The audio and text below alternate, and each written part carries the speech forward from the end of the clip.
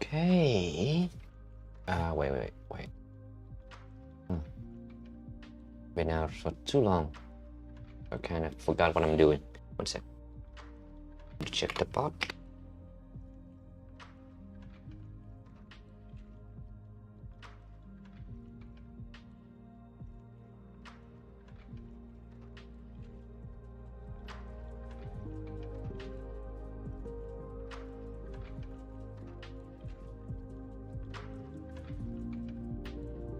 I wish there's like a way to test the audio without having to go live, basically. I know a way to like pipe the audio through a separate channel to my headphone, but I don't have to wait until I don't have to you know, go into the setting over there.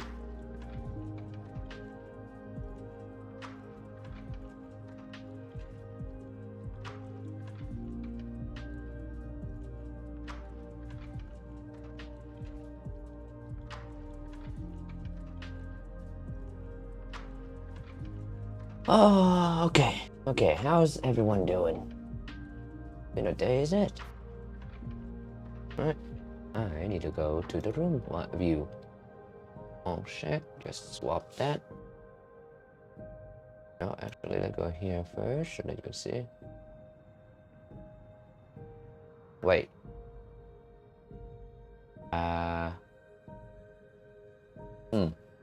What do I do? What do I want to do first? Right, let's show up my new capabilities first, just so that we don't get into anything new while we're still here. I am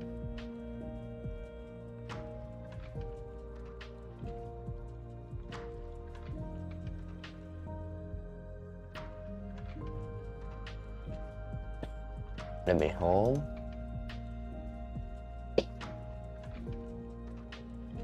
It's just home and Z-Tilt right now. Give it a moment.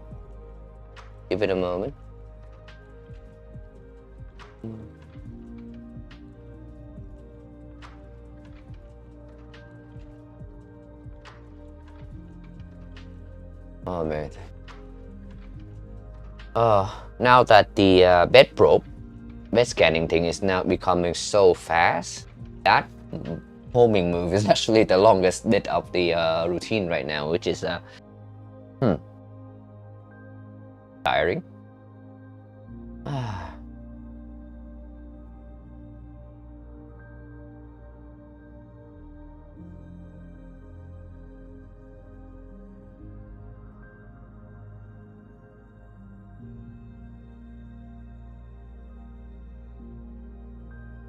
Move the camera closer a little bit so that you can see more. I've been printing the entirety of the week, basically. Just I got one thing that came out correctly. Everything else I just cancel halfway through. Wait, just on this line.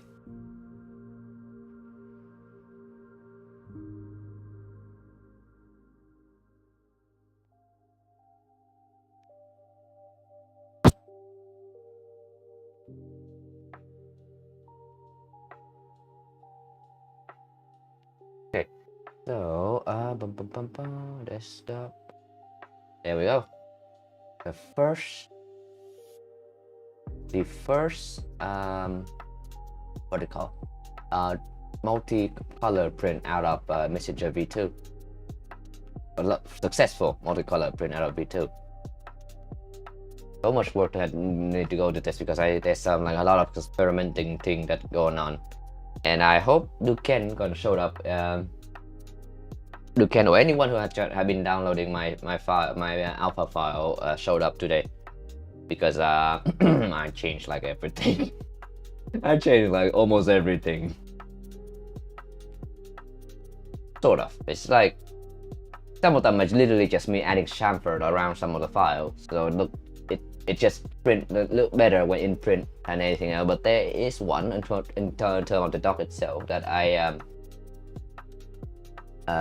in terms of the dock itself, where there's I actually changed like a critical tolerance thing, so make it so much more easier to deal with. And I'm gonna put this away now. All right, so we are on that one.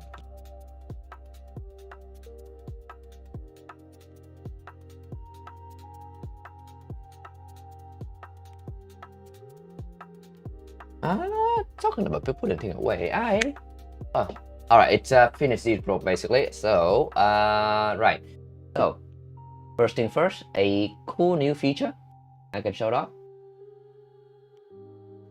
is the ability to do that. We have a nozzle brush now.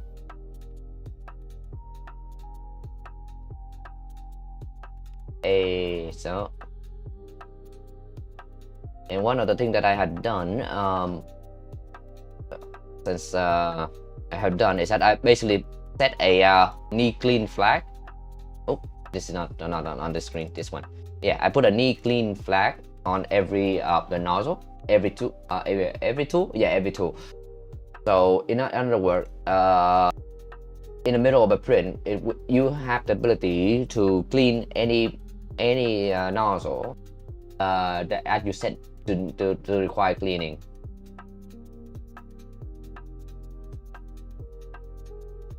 So all's good, all's good. So have a good look at that. What I definitely don't have a good look at that.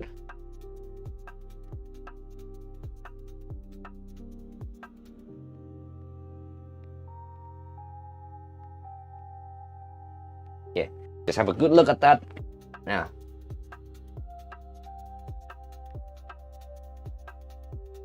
Oh my. Yeah, have a look at that. Yeah, see that? That's the nozzle brush. Well, yeah, have a good look at that. Why? Because I'm not using it. Yeah, that's a lot of so what? Oh, I just moved this here.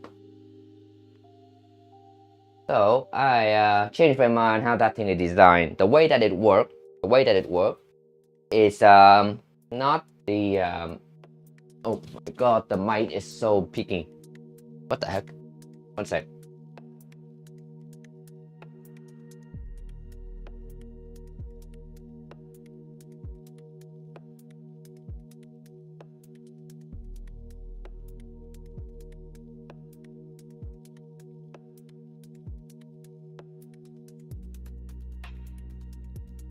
So why the mic peak so much?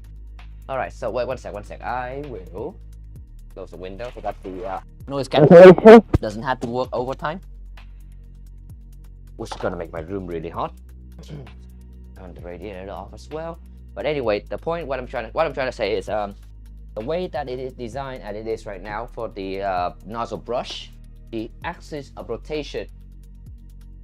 Oh my god, my bad. Yes. Yeah, I lost her. If I don't stream every day, my sense of what to do, like how to make sure that the mic doesn't go crazy, go dull, and yep, you're gonna. I hopefully I'm gonna keep doing this until I figure out this all out. Well, anyway, the old way for doing things. So this is the dock that is on that hold everything together. The swing arm rotate around that pin there, and it goes like that to push the brush in and out. And the problem with this design is that the axis rotation is like that, right? So if the brush is outside in that area, is fully deployed like that, and the bed go up, it's gonna hit it, and it's gonna bend the axis rotation. We can counter that, and I did counter that in the design as it is right now, but it's not ideal. The idea is not ideal. It make the little basket here. This is the basket for the waist. So small, too small, I would say. It's just like it. That's just it. It's just too small. So when I was printing this guy here, I make a lot of. I have a lot of fail print, not because of fail print. I actually experiment with a lot, And let me, oh my god, it's all buried now. And the key thing to check, what I was checking, is actually this guy. This thing here. This is the wipe tower of one of the print that failed. So you can see all this material over left here. Yeah, that is one of the key problem with one of the thing that you need not feature problem that you need to check when you're dealing with a tool changer. These are material that ooze out of the nozzle when it moves between the dot and the part and the printed and the wipe tower. Really, first and foremost, the wipe tower job is to catch them, but when there's so much of them like this, you can tell that some of these actually poke up at an angle, and that actually eventually it's gonna build up on top of each other, and eventually it's gonna overwhelm the wipe tower. So either the wipe tower gonna fail, as of this case, if you see all the lines start to separate there, because this wipe tower specifically got separated off the bed and just flew off, or it's gonna hit the tool head and it caused the skip the step on the stepper motor. So that's what happened with some other one that I have inside the bin I have over there.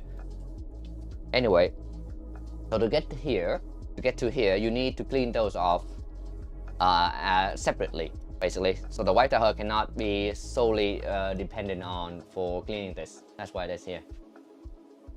So that's why I did the bucket is there.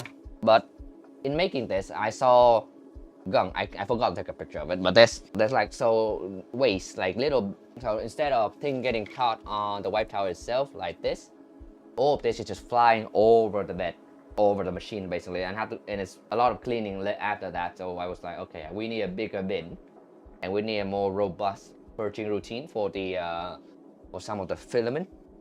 You don't have to use it for all filament, obviously, because this it kind of wasteful in terms of like filament amount of filament that you use. But it's good to have that kind of routine, have the option to do it. So what I'm doing now is trying to redesign the nozzle brush. I'll show you in CAD in a moment. But this one basically rotate in this axis instead of that one. That makes sense.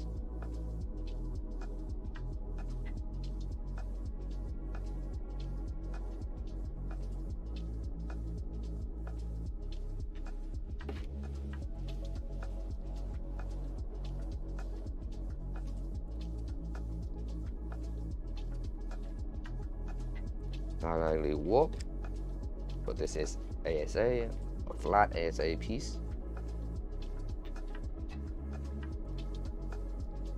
It warped very evenly, so a bit of trimming maybe work.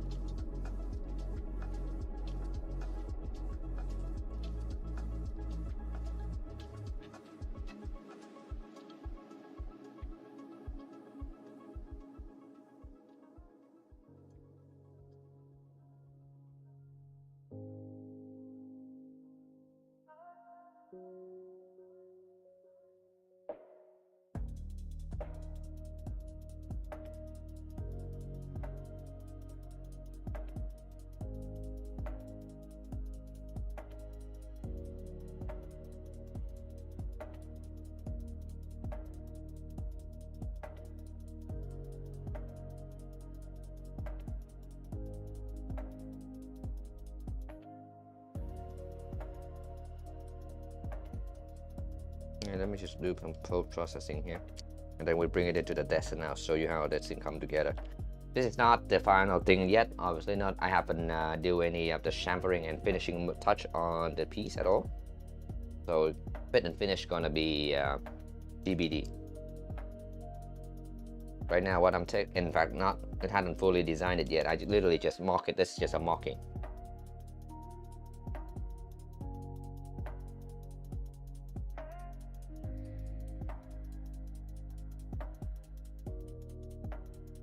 And this piece highlight was some of the things that I hate about 3D printing, like inconsistency of it. I don't know if you could see it, but yeah, there's a line right there between the transition between this flat bit on the bottom and this whole tower. So there's layer time different and temperature and all of that different. So it showed up as an inconsistent line across it. It's not, there's nothing wrong with it per se, as in like it's a print scar, you know. But boy, it just punched me in the face whenever I see it.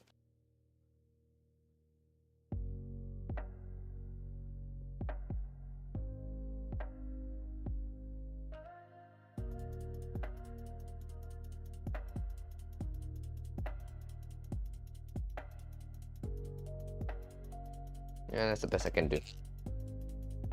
Alright, here's another piece. Here's one. Also need some trimming. This is this experiment that I'm gonna do in a bit. Yeah, once again, just an experiment. So I'm designing a over center mechanism for this. So it's gonna, if all work well, you can see a little snappy snap going on in a bit.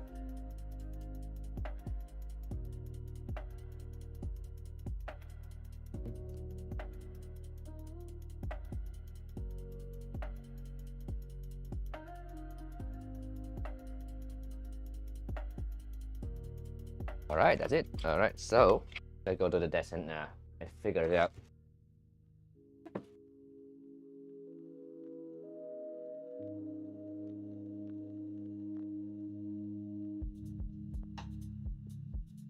Yeah, my camera can be like that. Oh.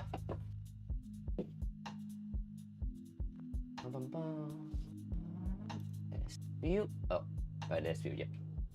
Alright, so go down there.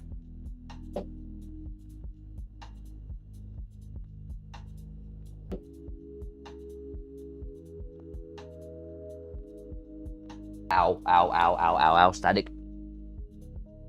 I got zapped.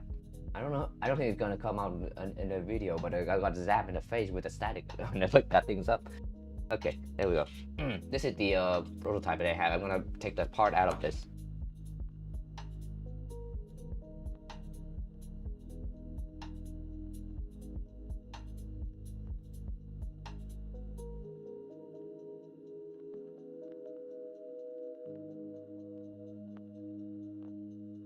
Not that.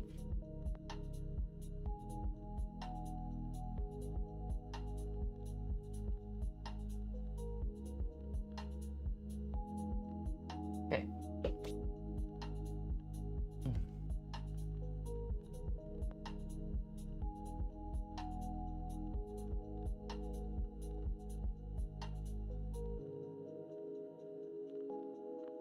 Now we have a spring.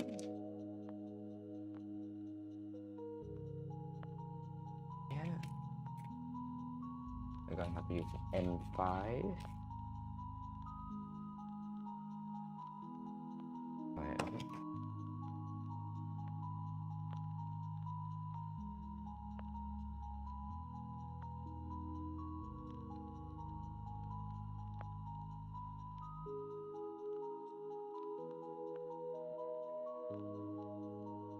Oh, and a washer, M5 washer. Oh.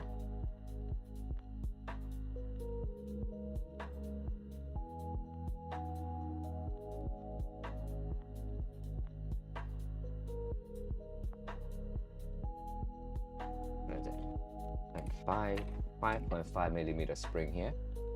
I'm gonna have to link the whole package. I was hoping that we can just get away with just one type of spring, but apparently not. So the dock used one type. That same this one used one a different type as well. Unfortunately, this one is compression. The other one is extension. So not something we. Unfortunately, we have to use two different types. Is it? Is it the old one? I'm gonna fruit that out. Yeah, I'm not gonna fruit that out. Yep.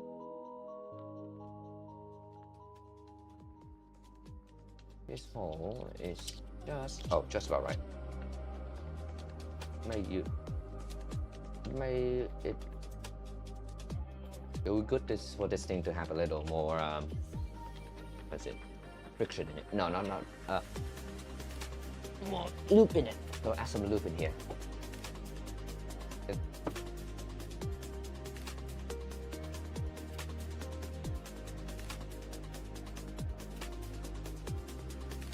I'd rather not run. I'd have to run off to wash my hand.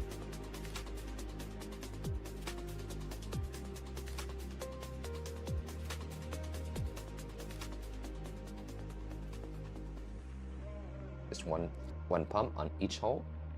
Not even.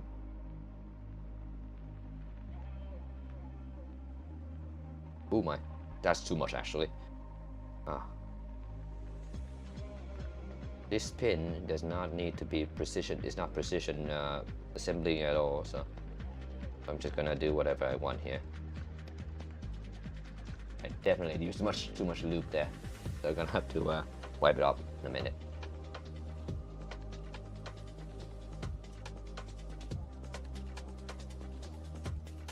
You see, that's too much lube. That's too much lube. I got that. So spread it around as much as I can, and then I gotta get rid of the rest.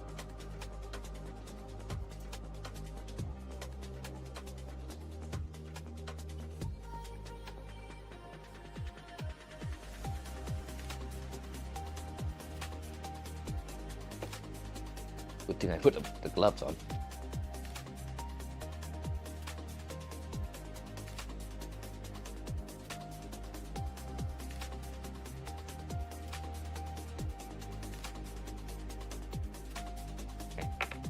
That.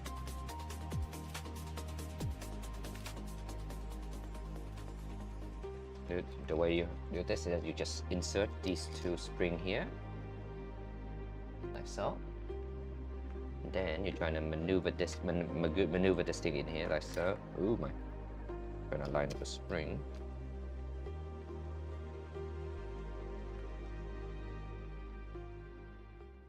Like that. And I'm gonna make sure that spring don't fly out with this rod here, going through the hole at the back.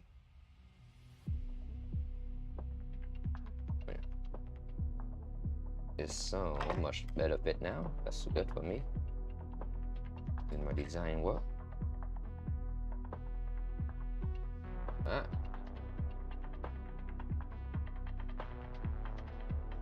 Yeah, just moving it to make sure that everything moves. Okay. As for this guy, with my M5 nut, the nut side here doesn't matter right now because it's just a test. This part needs to be a basket, basically. No, funnel, not a basket. Sorry, a funnel that will guide the whatever over extrusion or gunk down in the basket down below, which if I ever wanted to design that, or I can just put a box down there.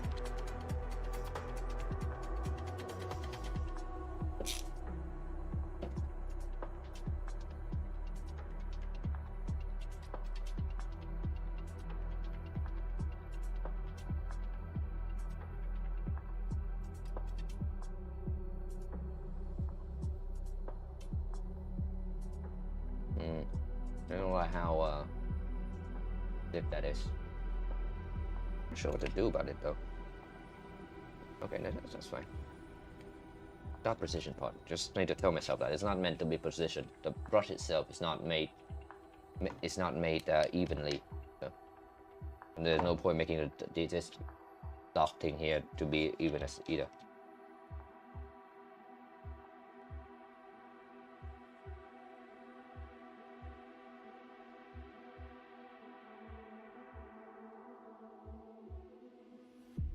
So there's a small M3 by 6 nut here. Let's go for the slidey thing.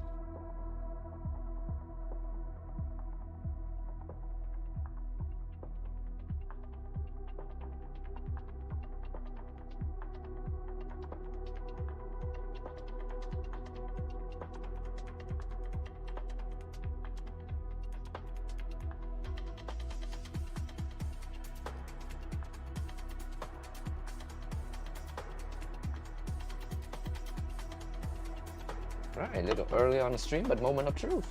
So this, basically you can see that this thing is now, this line here is pointing upward, and this would clear the bed if it in this position. But if I toggle this backward, oh, it go back down, but it doesn't go back up.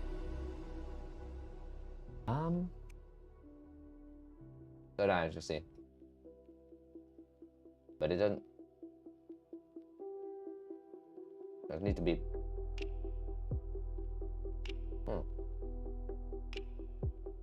For some reason, it doesn't go back up. So what that is telling me is that the moment of action is not proper on this design. So I'll show you in a sec. But I need to make the pin.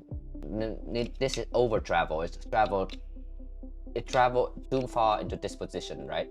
It traveled too far in this position. So the force alignment there. So you can see the force alignment with a spring. You can visualize it with a spring cell. So the force direction of it goes straight across the pin, the center of rotation.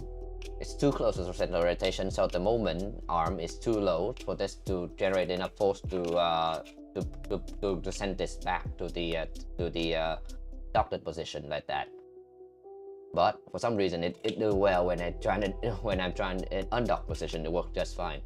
Anyway, strange phenomenon. Not gonna lie, it's very strange. I was expecting something else, but we can fix that. It's good now is the fact that this thing is now so smooth right now. Alright, so let me just test really quick. If I can, this is dock, right? Undock. So all I need to do is to make sure that the stopper at the gap at the very bottom there, is narrower, so that it doesn't stop as so close to the position where the spring car cross the center of rotation. Yeah, if I stop it close sooner, it will snap back. And yes, this is gonna be sitting so this way.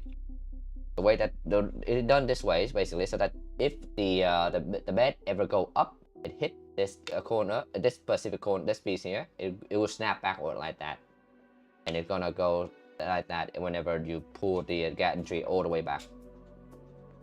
That makes sense. I like that.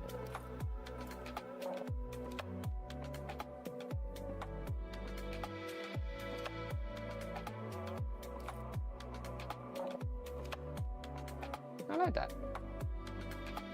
So I want to chop this right there, just to get rid of this corner.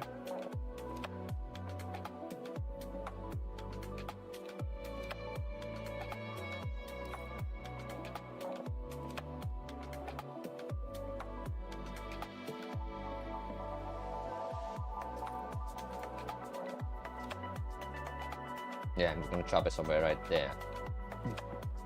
No, so I need a hole for the bolt to go through. So that hole there need to be where the the driver, X-driver can go through. But otherwise,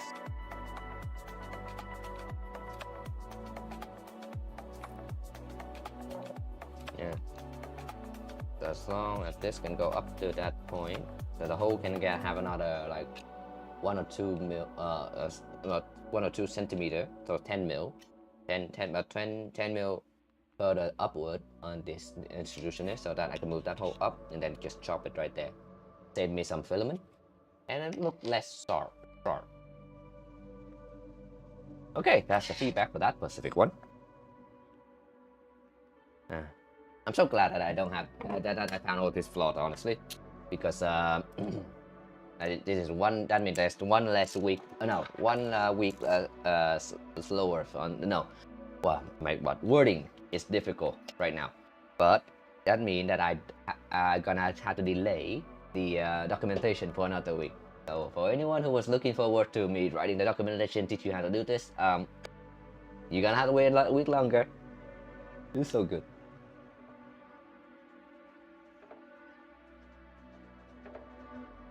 Alright, time to get zapped again.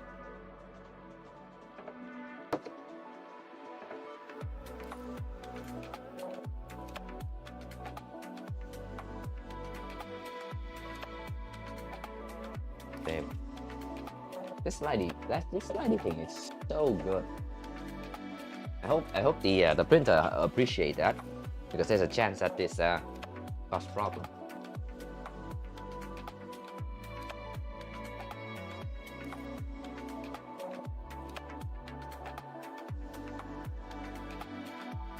fact, it's good enough that I have to make another copy of it.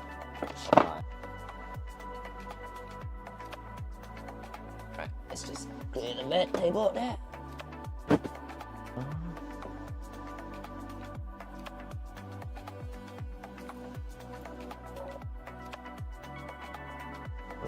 Put the keyboard out the view of the camera, so in case I type in my password and you guys not get to see any of it. Oh man. Wait, should I put on a print? Yeah. It doesn't really matter, but I can show you what's up with the so the progress thus far by just set it off the print. This is more for demo only, so it makes no difference for me. It made no difference for me, but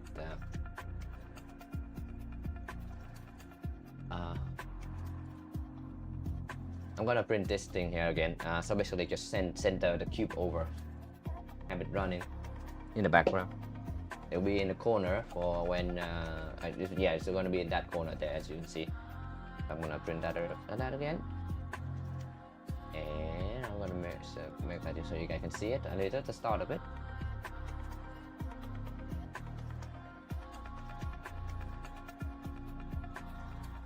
Let's have a look over that.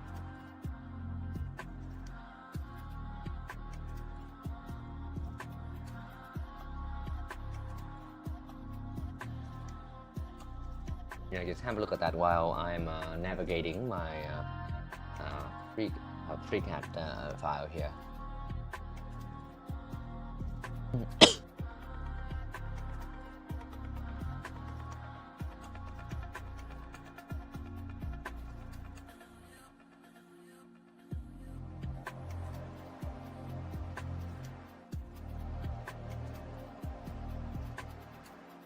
Hello, what is the name of this head? Oh, it's the A4T. It is the name of the two head. And the tool changer is a MissChanger. Yeah, just cut. It doesn't make me look any bolder than I already am looking.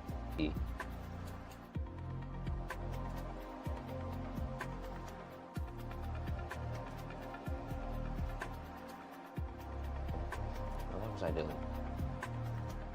Oh, oh shoot. Cosmic? Alright, Cosmic.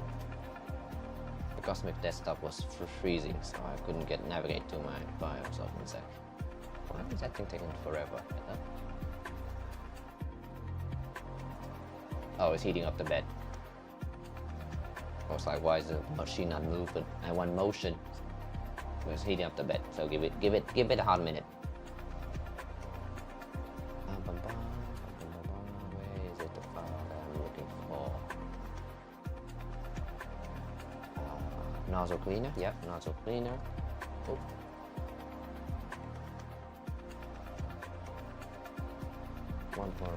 .0.1, I would say.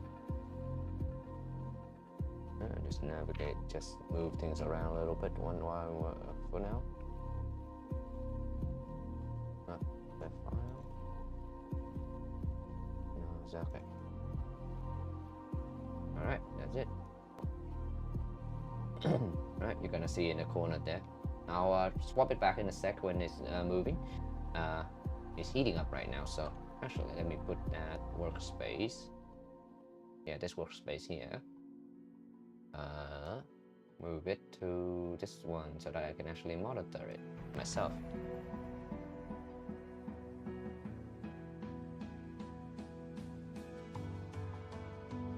$65.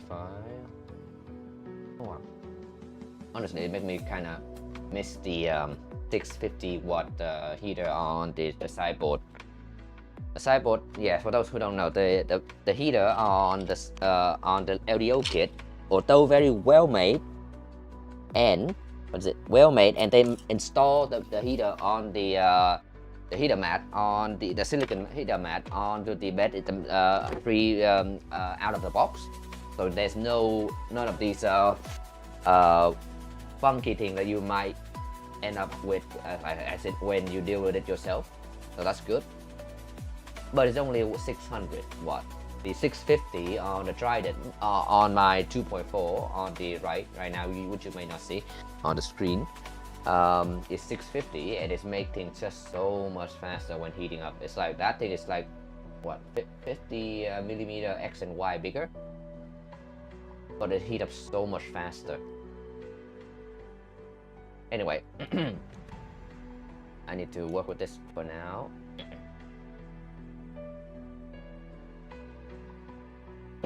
Oh, okay, so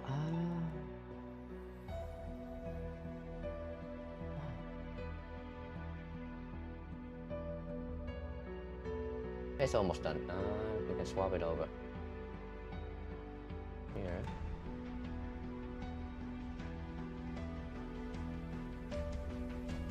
Oh, let's heat up the two head now, which is coming in one. Now. Ah, right. PID.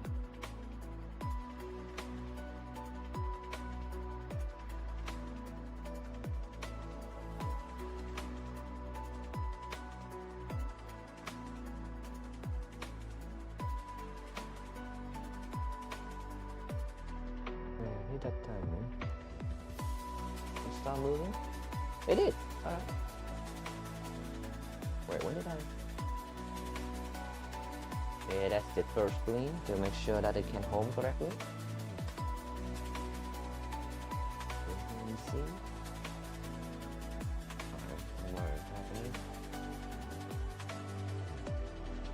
Yeah, while you guys looking at that, I'll I have something. I'll look at the thing underneath the like that.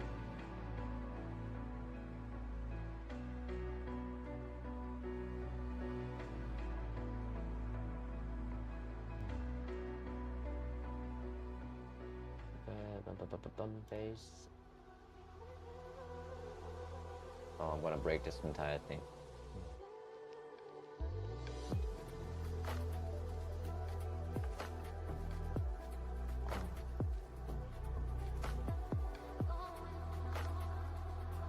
Oh no, I shouldn't do that yet. Yeah, let's just wait until the print start routine finish, and then I'll get back to the thing because, looking good. Yep. Thank you. Now what I'm saying, yeah. So what I'm about to do to the little prototype that I shown earlier, right here. What I'm gonna do to it is gonna break a lot of things. It's gonna break a lot of things. So I want to get it on camera, on stream. What I'm about to do, I'll make content out of it. So I'm just gonna wait until that print start finish, and then it already finished.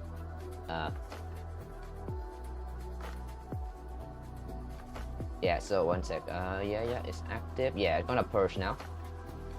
It's heating up for the right temperature to purge.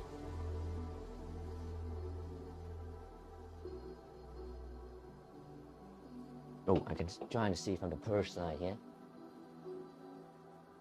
You get. Yes, and for those who are wondering, yeah, the purge line here is custom made for this one. I found that the prime line in Prusa slicer is just not good enough for me. It's not long enough so that it doesn't purge out all the material. And worst of all, the first thing they start printing immediately after the purge line is the wipe tower. So the base layer of the wipe tower always body for if you go with only the Prusa purge. So I wrote my own code to purge a long line at the corner there.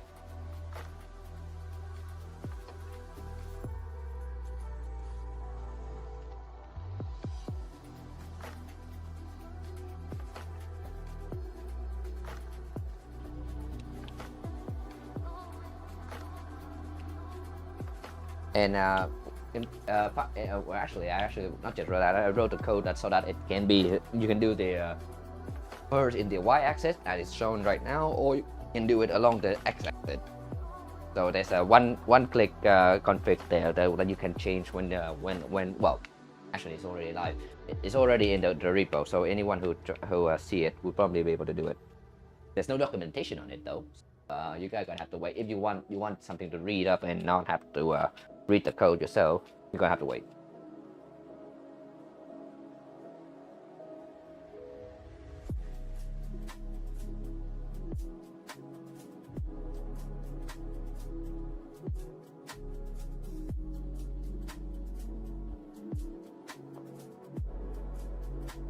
Alright, that's beautiful thing. Alright, that's it, that's enough, And gonna have to go back here now. So, what I need to do, I need to chop up that little triangle at the bottom there. Alright, so first and foremost, I need to check piston.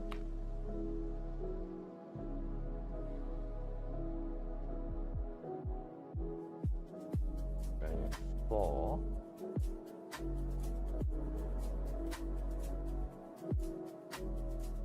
Running 4 going up.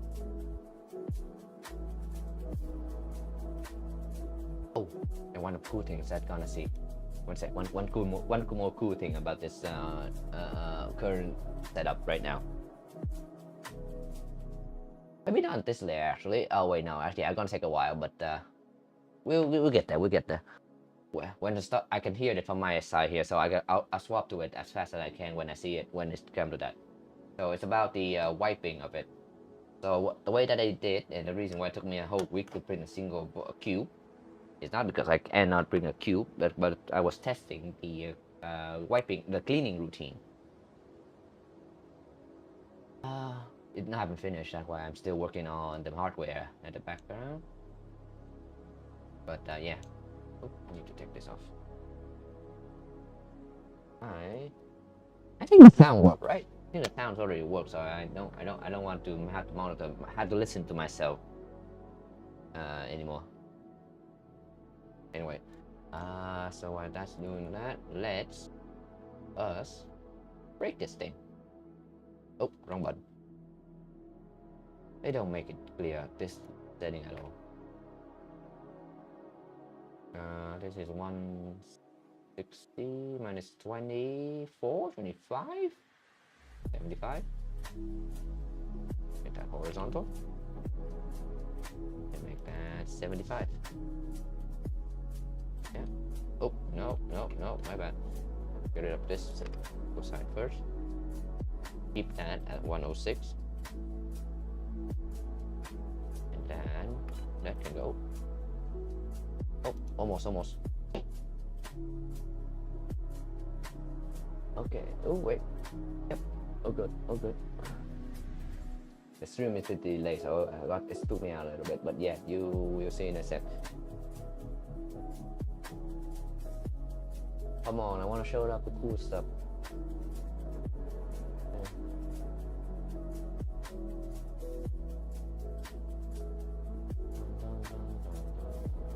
Yeah, still doing the first layer, I think. It'll take a little bit, not a minute. Oh. Also, I need to check if the first layer coming down correctly. Whoa. The A4T doesn't have that much clearance for me to see under the print as the still burner from what I can still see. Yeah, you can see until the fan starts spinning on the corner there. If the fan starts spinning, that means it's got to, oh, there you go. It's got to the next layer after it already finished the first layer. Now doing the second layer, and now that's when the fan came on.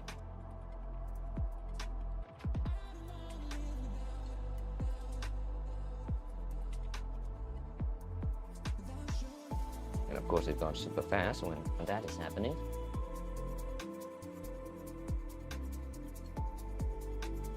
Oh wait. Wait for it, not yet.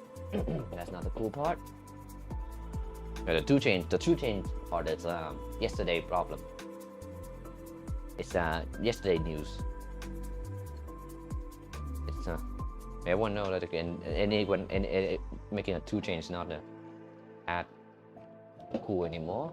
Like what you do with it.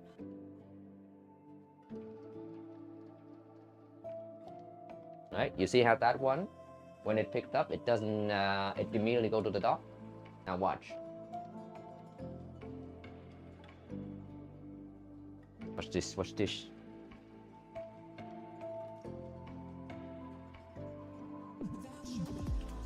a per tool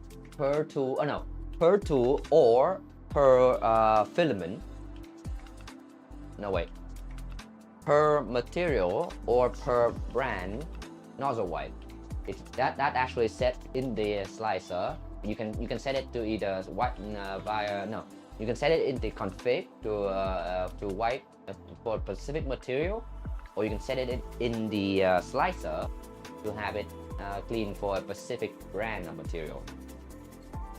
So yeah, that's the cool part that I've been working on, which is also why I need to do the dock cleaner, the cleaning dock now. Alright, that's it. That's all the cool bit. Obviously, it's very minor for those who don't care that much, but hey, it's cool. It's cool. Trust me, it's cool. 75. There you go. And now, yeah, because that you see, because now we chop off this triangle bit here. You not only do I create extra geometry for the thing to account for, and I deleted one of the key geometry that I used to rely on. That's why everything else will be below with a break. That's just how things work.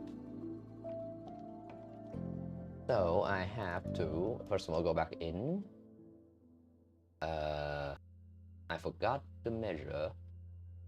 Let's make this 20.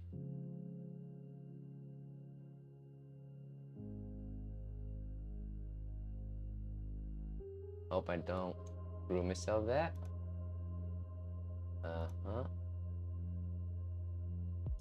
Yeah, let's just hide the other two first. Yeah, you see? That geometry no longer exists. Also, I need to put that over there. It's not 20. 30. It's 30. Not that close. So let's fix that first. 30. Close.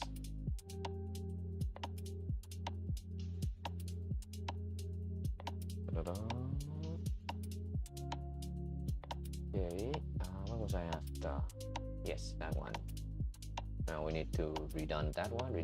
Why is it not meeting up with the line? Hello?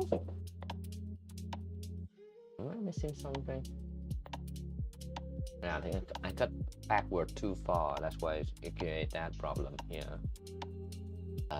The question is, do I want to play along with the new one, or do I want to rewrite it? But I'll deal with it when I get there. So let us hide this really quick. I want that line. But this is the trick for those who don't know, to make sure that to avoid FreeCAD breaking, and that is to reference the sketch instead of the physical 3D model. That way, it's less likely to break. The face. Yeah, so like you can see that it's up. Oh, you don't see that. Yeah, select face. Yeah, you barely see it. Oops, my bad.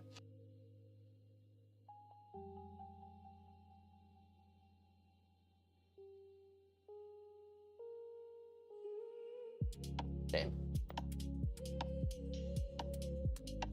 Okay, so I'm gonna select that face there as a face to cut to, and I make it 5 millimeters short, i.e. -5 offset. That would create the geometry that we're looking at. Alright. Now let's see if the other thing break or not. No, I didn't. Well, sort of. It sort of did. So you can see these no longer match up with the line, with the edge. So I might want. So it's technically hadn't broke yet, but I will fix it. Still have to fix it, unfortunately. Okay, get rid of that. Get rid of. Oh, maybe not that one. Okay, I do have to get another one. I'm saying. Get rid of that. And these are old reference line. We can't use them anymore, even though they haven't been marked at fail yet. And I basically sketch out the little trigger thing piece on here, so that's why it look a little messy. But like for a couple of holes, only a couple of holes. And unlike the other one, I cannot just reference the what do you call the sketch here because there's no sketch for these. So I just have to do that. Okay, like that. Like a C, press C for coincide. Like that. Like that. Like that. And now we're done. Okay, but the problem now is, first and foremost, this needs to go up. So 3.4 definitely not enough. Offset. So basically I'm using 3.4 as an offset between like the going through the center and not causing problem. But clearly it didn't work as you seen in the prototype. Where's it gone? Where's my digital? There we go. So this one here. So we go back just fine. So you can see it's collapsed in the right position, but it did not return to where it is. So this is the way it's supposed to be, but it didn't do it. So we need to increase this distance here to let's say first and foremost make sure that the size is correct. Okay, so first, yeah, because that right now that cut out, and that is the same diameter as this circle, which is not good. I need to get rid of 91 here, like that, so that I can go and increase this to 5, and this now should stay 3.4. Oops, not radius, diameter in mode. Yep, 3.4. Like that. I wonder if it got to the point that you can see yet. Not yet. Once the the print got up to some point, I'll come back in and point out what is wrong with it. It's not there yet. So also the slot. This is gonna break a lot of things. The fact that this is no longer touching this purple piece, this line, not touching this purple piece anymore, gonna break a lot of things. So a lot of things to fix. Also, yeah, basically everything else have to be, yeah, see, everything else kind of break because of that. So first, let's put that one back in. No, one last final check really. Final check. That's all, which is fine. That's all is fine. Close that. Now we go back in because now this thing is floating in mid-air, which is no go. Let me do what I did before. Grab that patch, that sketch. Yeah. First of all, get rid of that so that I can see what I'm looking at. Also, why this point here? Oh yeah, because wait, that made no sense. There's an art there, but I don't see any art. Let me just hide this. Yeah. Oh. Okay, so this point is incorrect.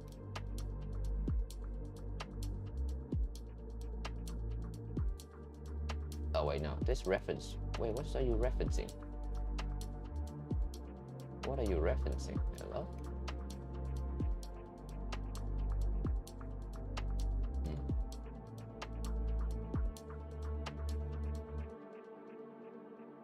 Yeah, there's some miscellaneous referencing going on, and I don't.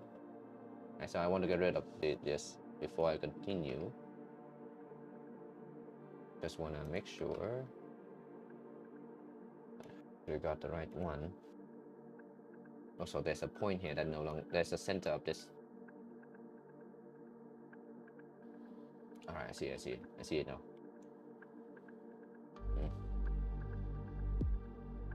First, let's take that, put it there, go inside. That, put it there. I don't know, what did you parallel that, okay. Fine. I want to grab that.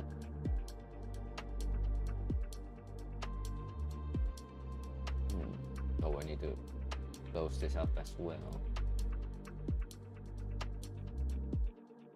What are you up to? Let me see if you guys can actually see it. No, not yet, not yet. Sort of. You can see the little white at the back there. You can see all the whites at the back of the around the part. There's a little white dots. That is the little. That's the little what's it? Oh no, not ooze. Didn't fly off when it hit the brush. Didn't get caught correctly. All right, back here. What am I doing with this? I can't keep it like this, can I? So because I need to finish this corner. And I'll just leave it at that. I'm gonna cut it right there. Get rid of that. Put this back a little bit. Okay, let's take that and that. Just mash them together.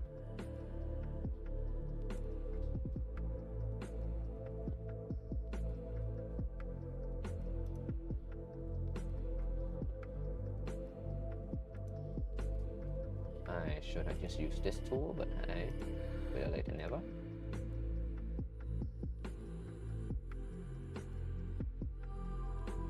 Don't want to continue there because there's already a line here, so I extend it. Grab these 2 points, make them together. 2 can come together. 2 are. How do we do this? Let's take that and put that there. Yeah, now everything gets made up. How are we doing this? I will make this go through that point. Oh no, yep. Wait. There we go. And this go horizontal, yep.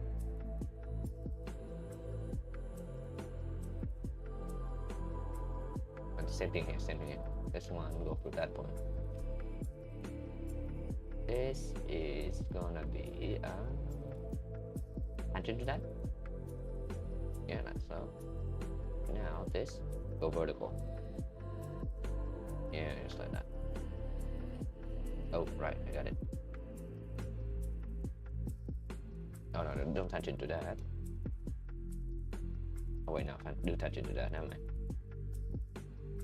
Got 2 tangent as well. Wait, what did I do? I did something. Oh, there we go. I was like, why is it not? Oh, let's do a tangent. So now we have select face. That. Okay, here we go. Put that the new notch that cut out. Oh, I noticed. One of the things that I noticed, let me just do this really quick. Just gonna, oh yeah, nope. So let's check the pocket really quick, just in case something broken here. I don't think anything is broken in here. I wonder why it should break, but it didn't break. So okay, I'll take that. Next is this one. This one clearly broken because the reference sketch no longer exists. It just stay there, which is an improvement from pre 1.0 FreeCAD. Because pre 1.0 that thing would have to create a massive mess that I need to deal with. All right. So to make this a midpoint, I'm going to make the symmetrical tools there. Edge as well. Yeah, this one don't have a sketch tool for me to reference because it's a extrusion profile. So connect up that. So that's like low. 6 mil. Connect those, and there we are. Now if I extrude that, yep, there we go. That's the little slot we have. So one thing that I'm a little bit iffy about. Oh no, not yet. No, we're not there yet. Never mind. What's this one? Oh, this is the hole for that. And right now, yep, just like that. There's this guy here. Let's no longer exist. So I don't want to hide right now. There's that line there. So I'll grab. Actually, I'm not gonna use that reference. I'm gonna use this as reference because I want it to be able to go there. Okay, close that. Not close that, my bad. Realign it. I swear to God, there's a button of some sort that allow me to just spin my way to this thing, but I forget what it is. That point, put it in the midpoint, make it horizontal. Now, here you go. What is it? Tangent. Yep, there we go. Make it simple. That hole is done. So now, pocket on it. Alright, yeah, this pocket because I use a face. Oh, hello, what's this? Why is this having trouble? Oh, right. Because I used the center point of that, which is not true. I need to use. Ah, darn it. It's gonna be cancel. Yeah, the drawing was wrong. So it's not that center point that matter. Oh, we do want that, but we don't want this. So I need to set it. How do I do this? Alright.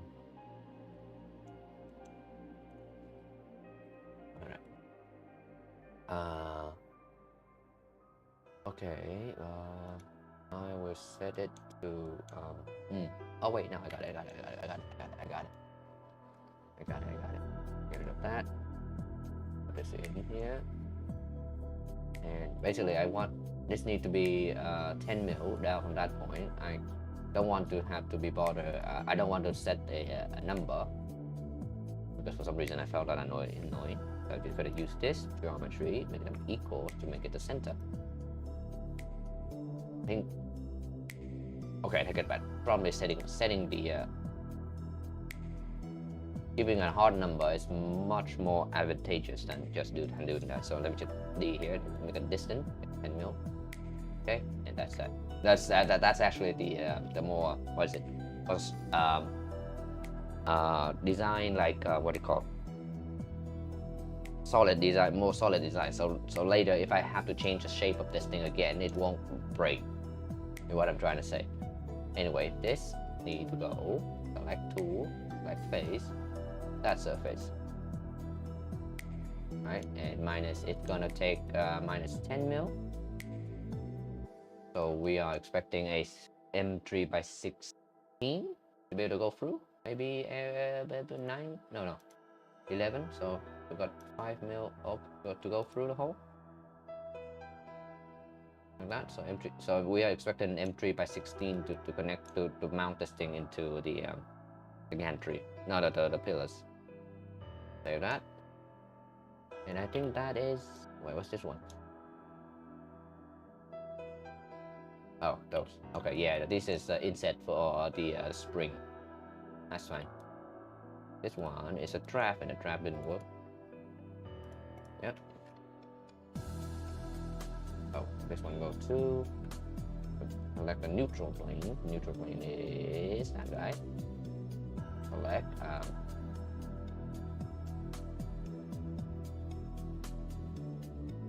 preview. Yep, that's what I want. Wait, I don't know why I have to 0.5 there, but so I'm gonna get rid of this. And it break. Alright. Add 1 point to the free cat box, please. Oh, okay. I hope that it's not a repeating theme for today. Oops, wrong to click one to inside. There we go. First of all, let's do that. Then I reopen the file. Oh wait, no, reopen FreeCAD because it should, because it didn't save much, so it should tell me to, yeah, there we go. Start recovery. Finish. Save it. Save it. So let's just check really quick. So what's this? Oh, right, cancel. I just checked that. Cancel. Okay, so I'll get rid of the draft for now. Yeah, let's get rid of the draft for now because there's another thing that I want to do which I forget what I was trying to do, so I need to figure out what I need to do. I forgot what I need to do. One sec. Oh yeah. Right. I was planning to where's that space? Surface? Yeah, that's surface. That's the right one. Yep. I want to make this plane on the top here not flat. Oop, base, yeah. I want to make this section in the middle here not flat, because if we do make it flat, the whole top layer of that Pacific plate gonna pull toward each other, and it create enough force to start create this. You guys don't see it. You guys don't see it at all, huh? Yeah, but it create a problem with the print. Basically, the contraction of the top layer, the flat top layer, will introduce warping to a material. ASA and ABS. No, actually every material do that. Even PETG, if you make it something big enough. So you need to break apart this top layer from a smooth surface to multiple layers, where it's up and down, so that just spread the load out on the layers. So with that in mind, first and foremost, we're gonna have that line and that line just to define the boundary of it. And for that also, before we continue, let me change the color of this because I can barely see what I'm doing. Alright, blue's good. Alright, back on that. So, for this thing, let me draw a little box here first. Nope, not that. Yep. This is just, why is it locked in? Okay, yeah, go. This is just, why is it? Okay, yeah. With that 20. This is just a clear out zone. So this is a, wait, do I care about this? No, I don't. Get rid of it. Alright, never mind. Now, yapping too much. Put my own good there. Just, I need some cool design. So, trying to think of some cool design. No, how do I design stuff? So let's just sketch thing out here. We don't want to hit that at all. No, we'll have to grab that.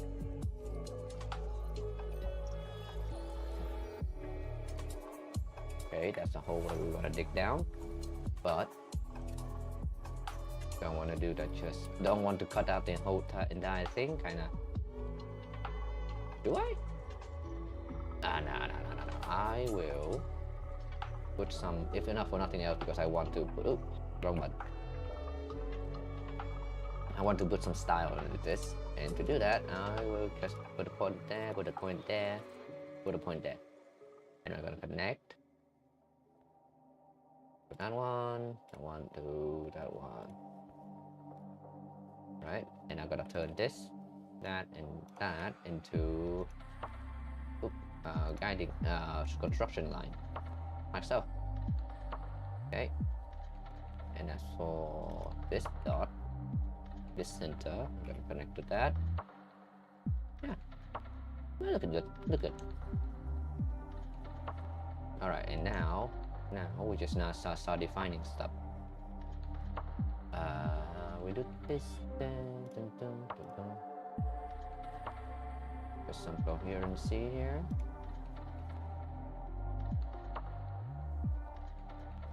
Get up a little coherence.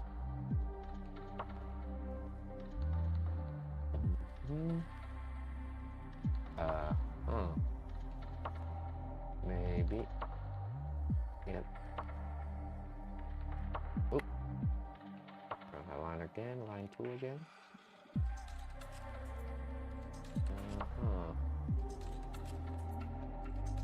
Okay. That and that make a C. So that they connect to each other. That one parallel to that one. And that That and that should be equal to each other. Yes, and it's all clear and all that. Oop, that one is a tangent. That one and that one. Oop.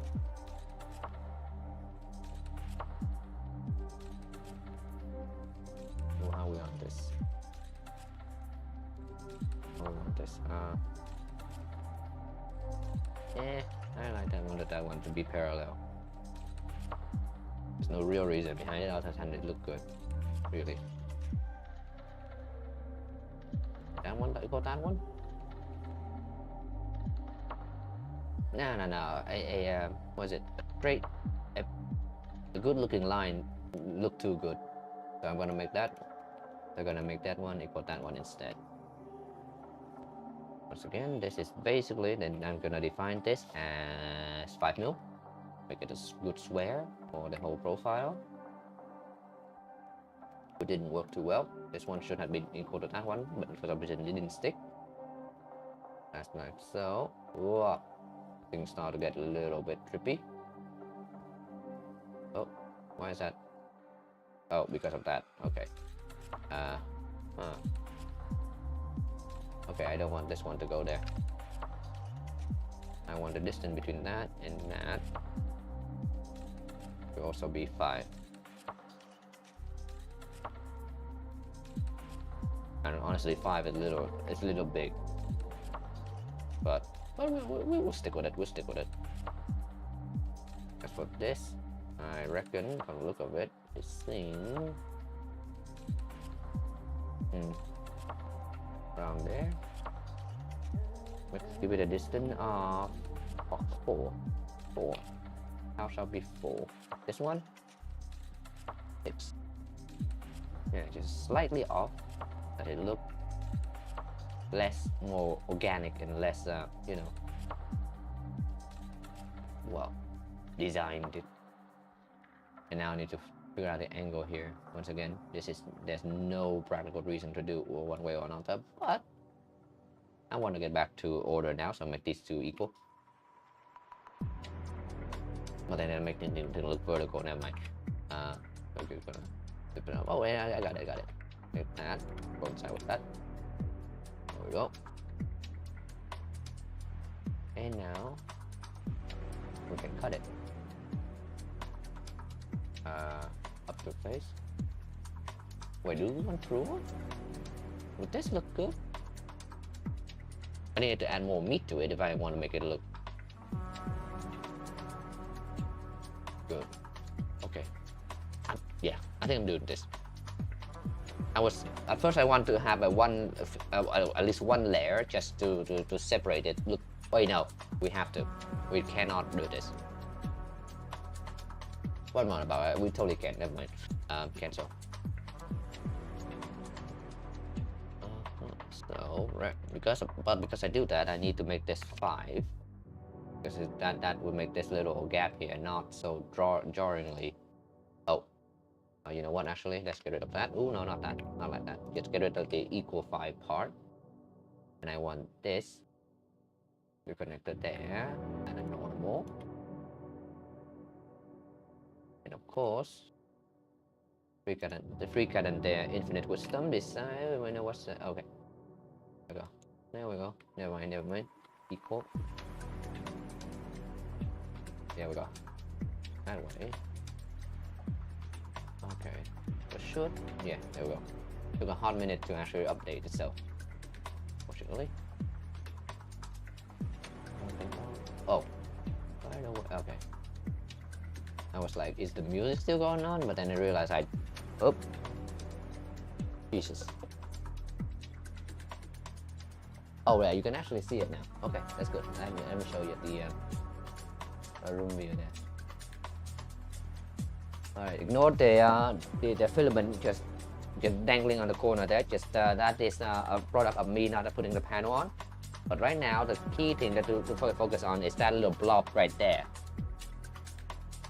That is functional, but it's not good, right? I need to account for that somehow and make it so that it falls into the basket. For one, and for two, this is PLA, so that blob for PETG gonna be worse, a lot worse. And if it's a material like ABS or what is it, PC or nylon, it will be horrible because those blobs will be as hot and will be at the melting point of the same plastic that it is catching on right now. So it will melt into and merge or otherwise deform the basket. So that needs to be accounted for.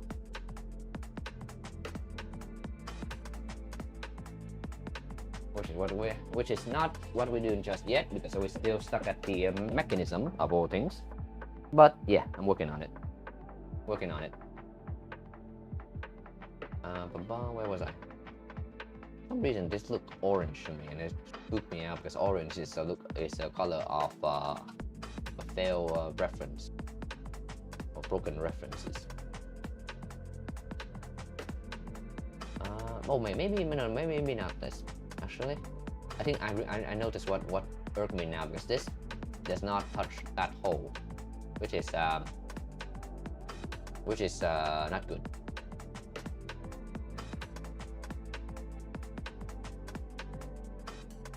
Now where was I looking? Okay, there was that something I'm looking for.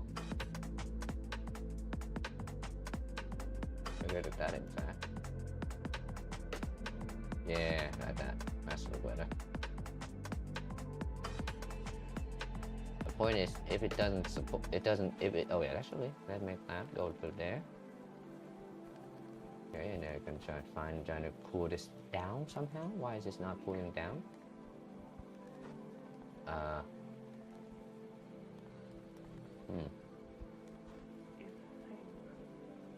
Why can I pull that one down?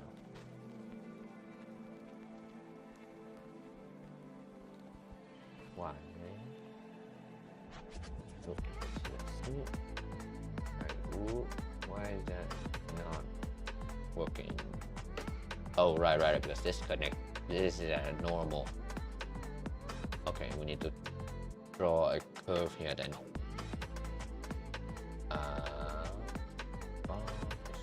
Point there, point there. Get rid of these two. Put a curve around. Oh, forgot transition.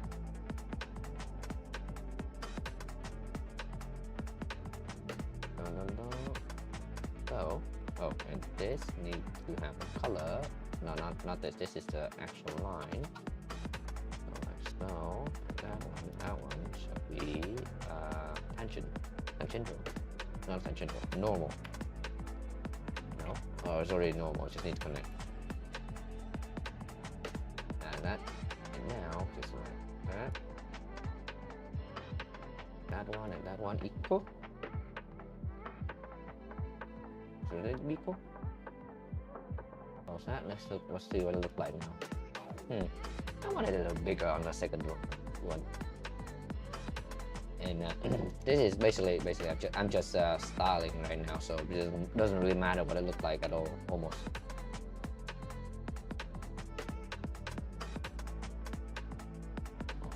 Okay, dimension. And make it 10. Round it up. Close. Okay. Yeah, looking good. And there we go. That is this piece. A little bit more style than before. Hopefully, it's gonna work well as well, because now there's no big surface that to pull itself apart. Hopefully, that's a good thing. Wait, save that, because now we need to fix. Oh wait, no, we need to add. Yeah. We need to add the draft here, with the neutral plane being that one, and the direction is the pull. Oh, actually, I remember. The pull angle is 30. It's behind the chat, so you can barely see this, but the result is undeniable. You can see the little angle there coming in. That way, it doesn't print a line in midair. Not much anyway. It is a cause of trouble for the print, really, because I can see the I think it showed up in the what is it? The slice later, but yeah, we deal with that later. That's a later minute problem. Okay, so that is it. Other hand, adding sharpen. Why this thing is not fully defined? Hello. Oh. What did I do? What did I just do? Oh god. Okay. I didn't do anything too problematic. Okay, that one's fine. 2 degrees. Oh, there we go. There we go. You know what? Get rid of that. You and you can go together. And I think that's it. 1 degree of freedom. Where is that 1 degree? Oh. Ah, forgot to make this a normal. Okay, N for normal. Yep, there we go. No more freedom. Oh yeah. And that's just that. And because I changed almost everything on this thing, the trigger, understandably, is not very happy with the thing that it's based on. Starting with that surface there, which is no, oh, it's over there. It doesn't even pick up where it's supposed to be anymore. Oh, wait. For the binding, I'm hide the old one here because the thing that we are selecting now is that phase. Okay, get rid of that. What's this one? All right, this one is fine. The rest of it is fine. Cannot be any. The only thing left of this is honestly just to clean out, just chamfer everything. But we'll not do it now. Not now. And as for this thing, oh right, need to check. Do the holes still line up? And the answer is no. Okay, so grab that really quick. Yep. You can see all the reference line here is completely broken. By deleting them all at once, hopefully. Yep. Because if you don't delete all at once, it would try to solve stuff with the broken one. So we have to do trying to delete all at once, if possible, because that would be the cleanest solution. Got there, and that's it. Everything else is sorted for some reason. Why is it sorted? Oh, that line didn't break for some reason. No, seriously, I don't know why it didn't break. But that didn't break. So that's work for me. Still haven't decided the shape of this thing yet. Dude had decided though is the fact that this thing now needs to go. Oh, not up to first, up to face. To face, up to that face. Huh? There we go. Yeah. So I make it short at the beginning just to make sure that I don't waste my time printing something that is not gonna work. But I'm reasonably confident in what I have made, so that's gonna be longer. Obviously, I still have not gone all the way yet and made a basket out of this. This is right now just a template to work out of. I haven't even figured out how to print this yet.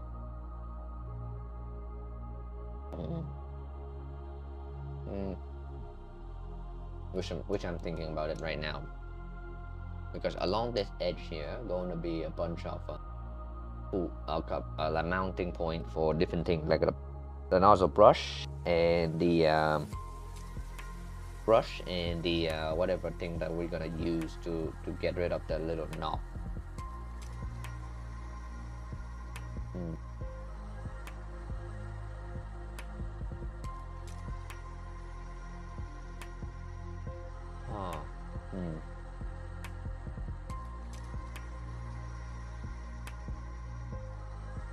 This is gonna be one of the more challenging thing to print. The way that it's designed it. Due to the way that it designed it.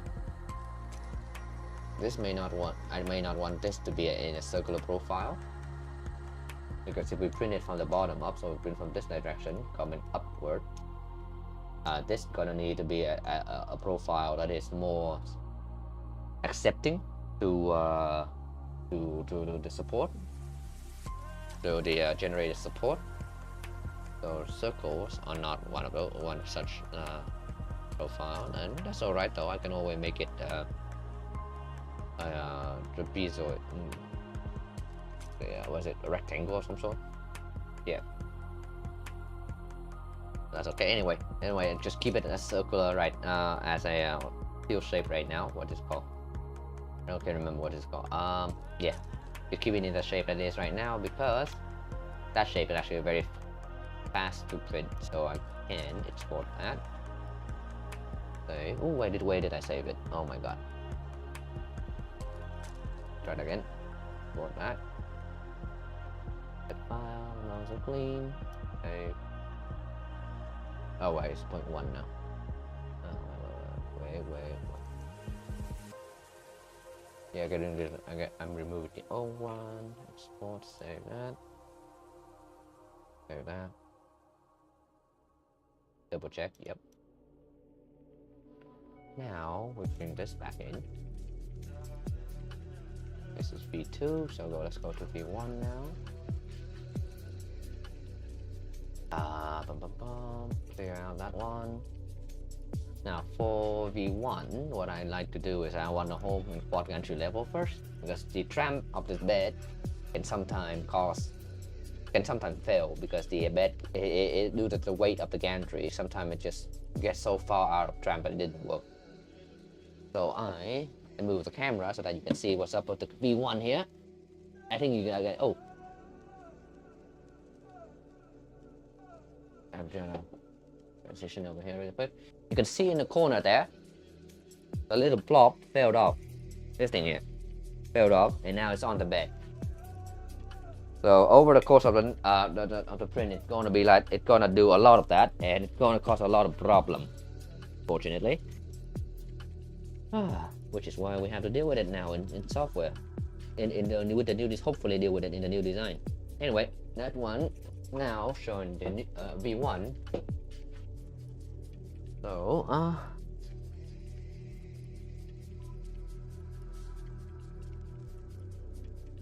do I care to continue the print on V2?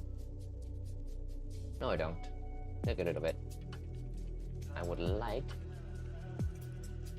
Oh, actually, pause print. And it's not very sexy. You need to have a good pause on the print. So I'm gonna pause this print now, and you see what it do. Pause and pause, resume, and now cancel. So I paused and I cancelled it, and that's all it did. Just turn off. It just moved the bed down and turn off everything. Kill the print, basically.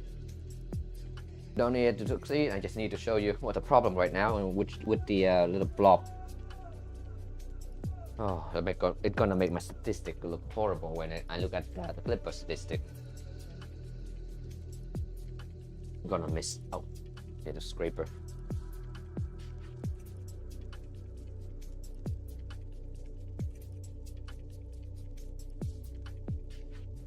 All that finished printing though is pretty good.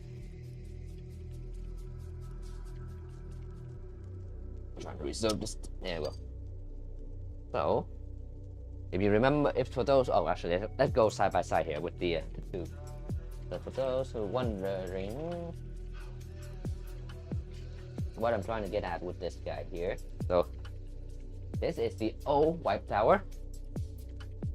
So you can see all the lumps that collected there. That is really bad, and so the stringing that collected there, which is fine.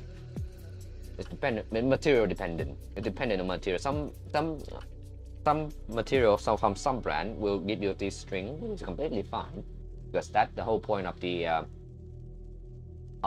wipe tower, is to collect them. So the fact that they are here, I mean that they are not on the part, which is good. These lumps, however, is not fine, because they are too obtuse. It's actually stick up at an angle. You can actually see it. Yeah. So if you stick up at an angle like that, it's gonna hit the tool head and it's gonna cause the motor to skip steps. And which is what either the motor skip step or this whole white towel got ripped out of the bed. As you can see, what is it? The little what do you call? The brim is not here anymore because of that. So this one is the new one with the nozzle clean and a little bit of other setting in the config, not a config, sorry, in the print setup on Prusa slicer, and you can tell there is no lumps and the string is barely forming right at the edge there, which is good. What we want. Now I just need to make this brush. Oh my, I just scratched my frame. Oh, and I just need to make this brush here a little more robust, because I foresee that these little lump collection here need to be collected more so on a material like PETG. So we cannot just leave it as it is, because as it is, the only thing that works right now is what do you call? The only thing we're gonna work with right now is POA and ASA. If you got something like nylon or something like that, it's gonna fail, or it's gonna make a mess. Same thing.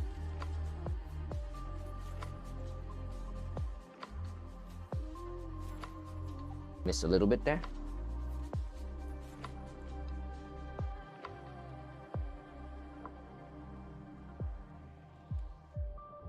All right.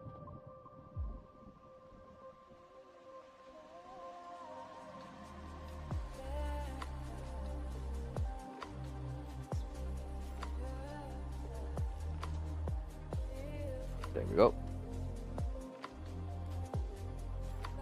This is a much better angle, isn't it? Okay, where am I? Have I, in fact, put it out? No, I am not. Alright. Alright, let's load up the new set now. Oop. Copy that. No, not copy that. Drag them over, no. Just laid it on my face here, like so. And that one also be laid on that face. Nice. 1.0. Get rid of the wipe tower. And we can organize that and slide that again. Okay. Alright, so I'll show you the thing that the immediate problem with it now. So where is it? Actual parameter. No, okay, maybe that. Oh wait, no. Okay.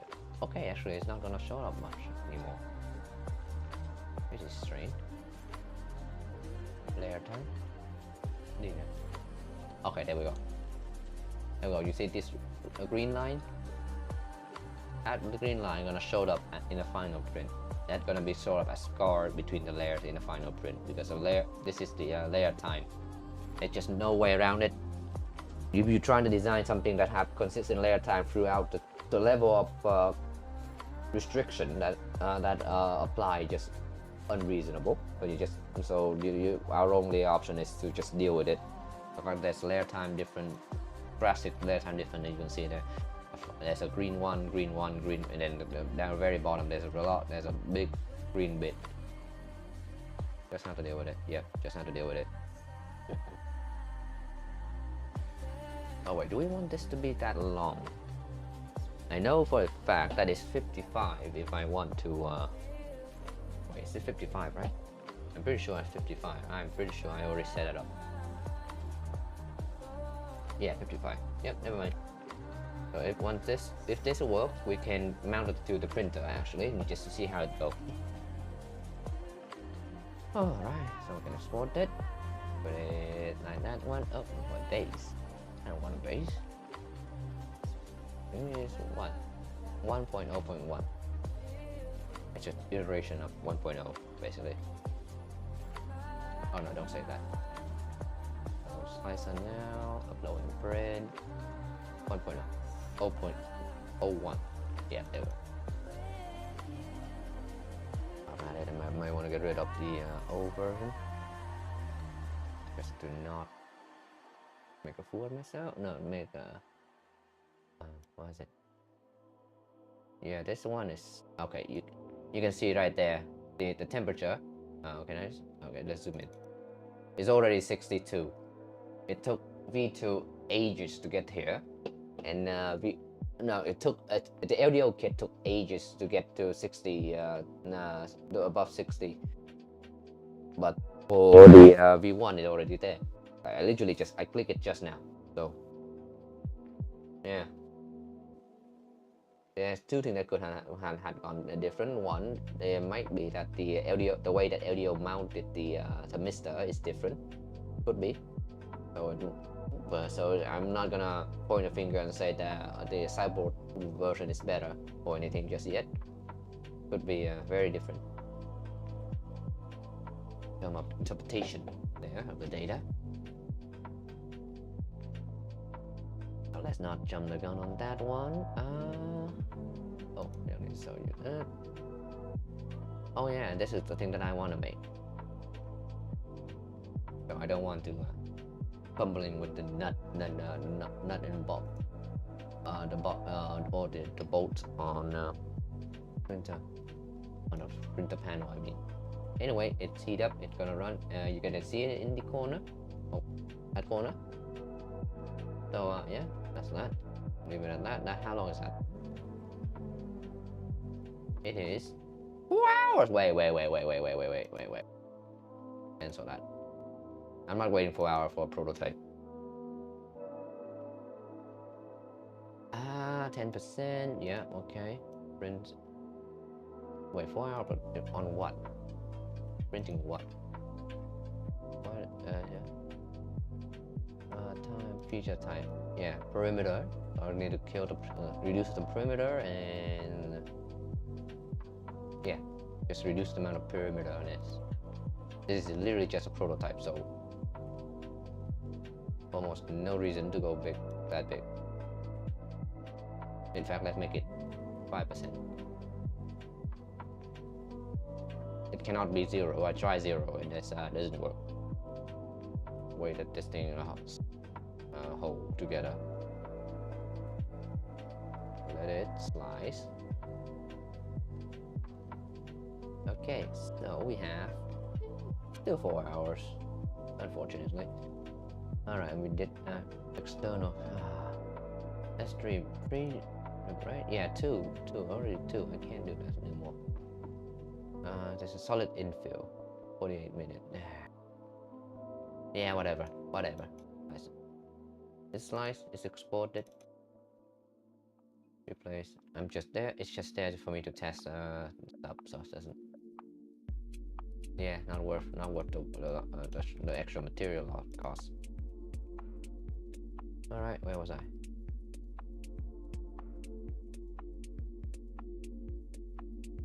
So I think I sent it to. I sent it to V2 for some reason. Oh my god! Yeah, delete that.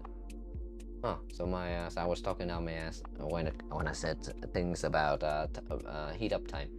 Okay, good to know. Good to know. Oh, so let's get rid of that. And go to upload and print. That guy. Why did I export it? I did, that's fine. And because I restarted it, it had the home in quad gantry. Oh.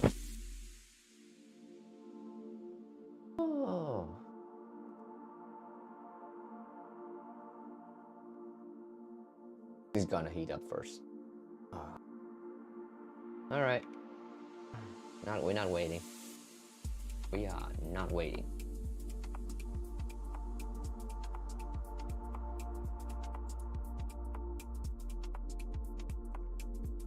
Do this. This is what we're expecting here. Oh, yeah. This is what we're expecting here. I don't think you can hear it, but the sound of it is so cool. Let me be quiet and you see if you can hear it. So, all right, let's turn off the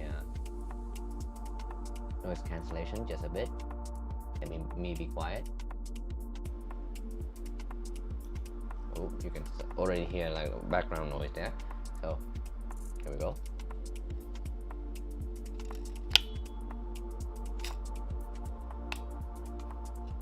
Oh, wait, did it just snap back? No, it didn't. It's snapping back. Okay, noise cancellation back on.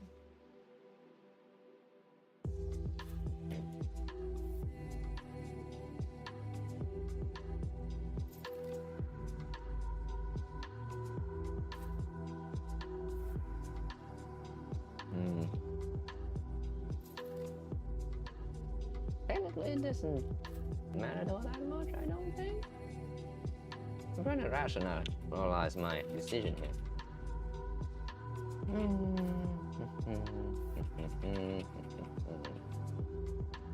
Alright.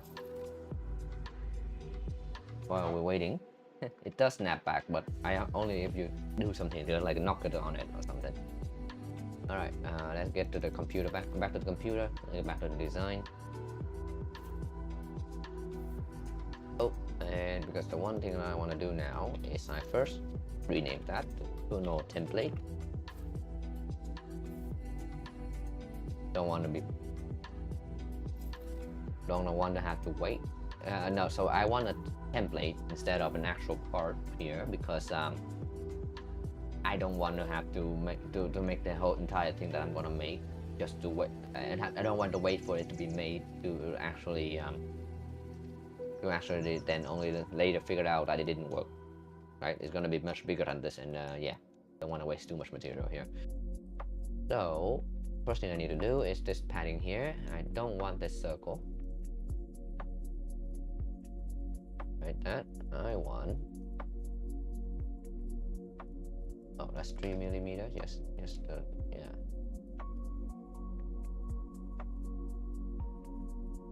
Yeah, actually, like I want that, but for the bottom, I want a flat bridge, flat horizontal bridge.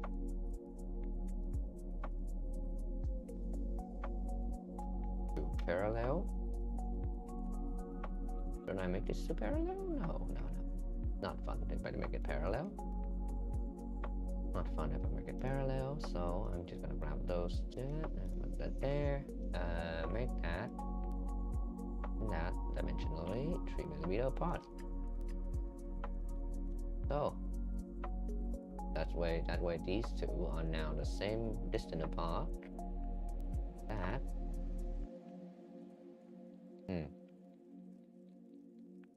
Tension.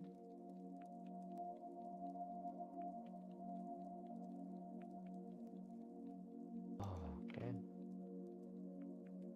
Close that. So now I can print. So now I can I can have this as a I can have give myself the option to print from this bottom up instead of laying on this flat face here. That's the whole point of that feature specifically. Next.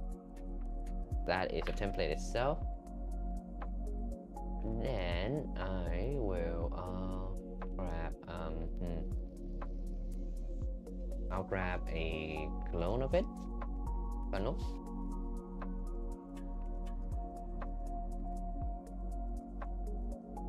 Or funnel.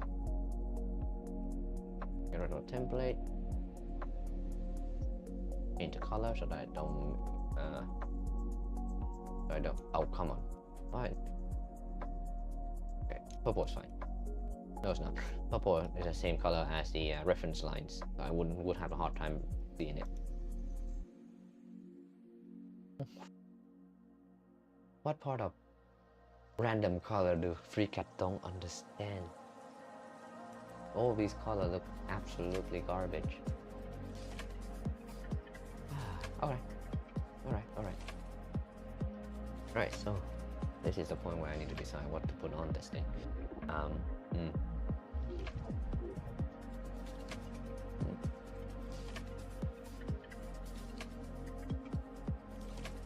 We may want a PTFE2 holder, like a little bridge, so that the filament, so the nozzle can come in and knock it off, knock off any of those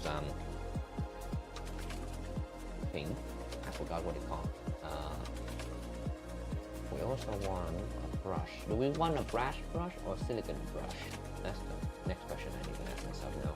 I do have some silicon brush that fit the what's it? The bamboo machines. And they're meant to go to the bamboo machines, but I do have some of those. I don't know about using them though, because the silicon brush are good in like catching stuff. No, good in terms of like to press against the nozzle to get silicon stuff. A silicon material is very good because it's soft and all that. It can press against the nozzle to you can press against the nozzle to what is it? Prevent to expose the copper nozzle, right? The very tip of the nozzle. Very good at doing that, but it's very bad at removing the material around it. So basically, with a silicon material of any sort, what you end up with is just like a blob on the nozzle itself, especially with the E3D Revo system, because there's a flat bit right after that bit, after that nozzle. So that's why I have been resisting the use of show you. I have it right here. The use of these. Alright, wait for it. Yeah, the use of these silicon brush here.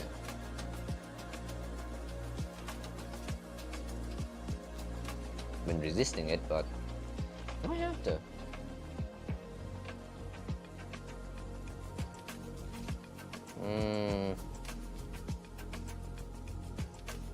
I mean, if I use this,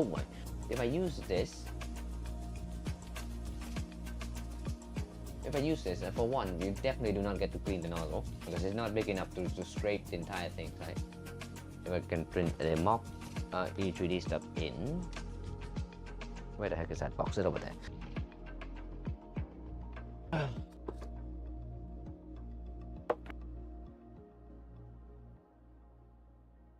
This brush is physically not wide enough to scrape the to scrape the entirety of the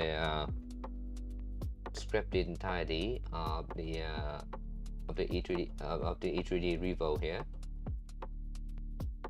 Or does it?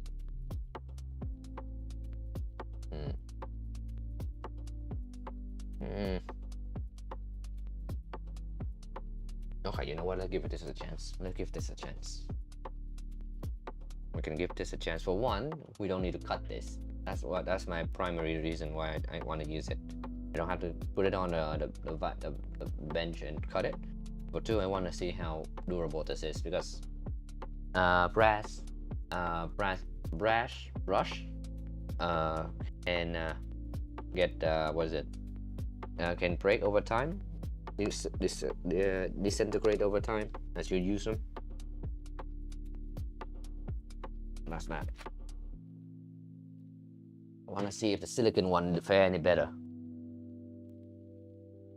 For two, I'll be right back, chat. Got something to do really quick. We'll be right back.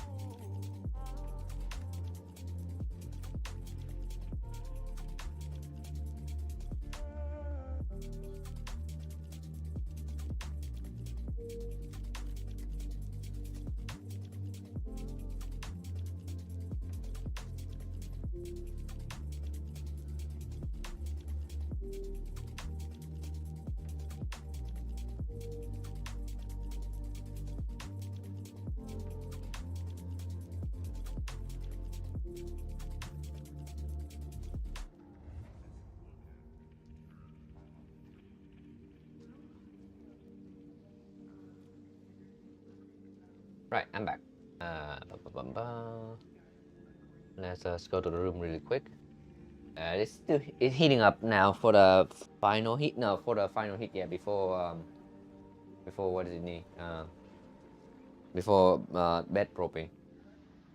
So what I'm gonna do now for this over here is that while that thing is running, is that I'm gonna take the old one part and just do. I want to go through and see with the prototype whether how that look on it, on the bed right now. How it look in the system when it's in the system right now.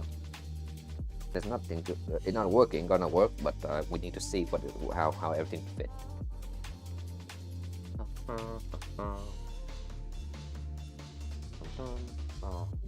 Just take that off.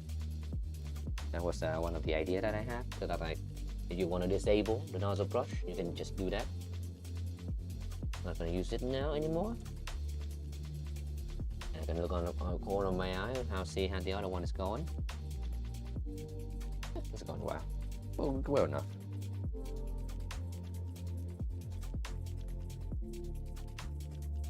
$16, right?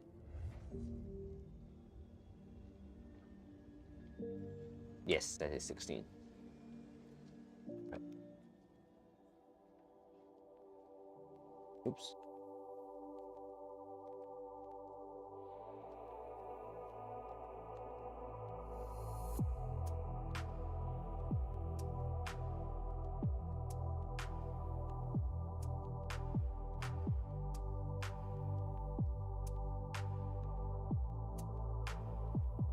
Something like that.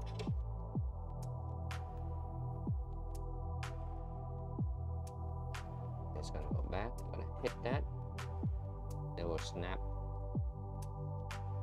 Wait. Yeah, it would be up by.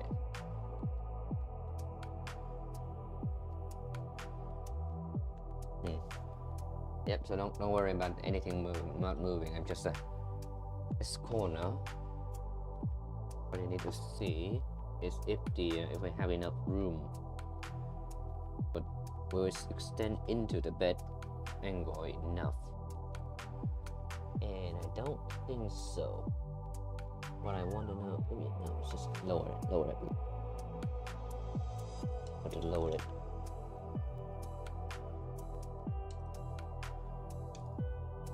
Well, did it work that time? Wait. Oh, so if you slam it, it actually worked. Okay, good to know. Good to know. No. The point that I'm trying to do this with this is I want to see if the nozzle, going to get covered by the area of this thing. So actually it will, but I can show you by that. Yeah, the nozzle is right. Oops. There. One, not touching it. Yeah, the nozzle right there. You see, if this thing is deployed, you can see there's like it's gonna hit. It's gonna be right there, isn't it? For where the knot of the brush is. So positionally, this thing is perfect. I think, probably. Maybe you can make it inward a little bit more. Yeah, it's good. It's good.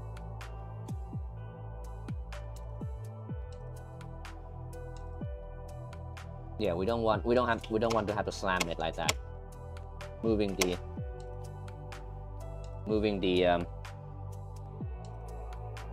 having to move the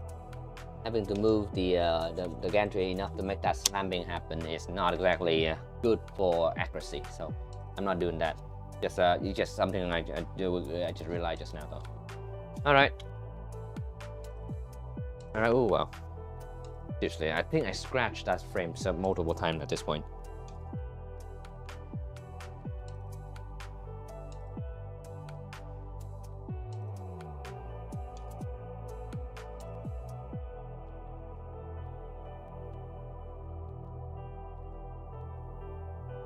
Hey. The tools away. Prototype away. Oh no, the key. I can use this. Oh. one of the cool thing that I can no longer in use. Oh wait, not this one.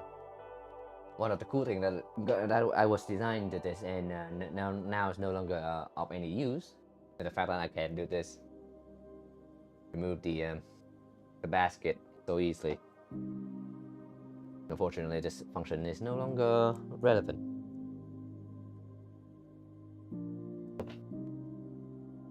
But I will take this because I need a brush. I need to measure the brush size.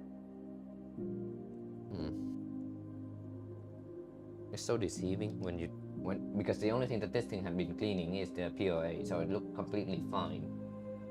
But I know for a fact that if I put PETG for it now, I'm gonna lump that over there on the corner, and I'm gonna break stuff. I'm gonna die really early dead for both the brush and the little catcher that I made for it.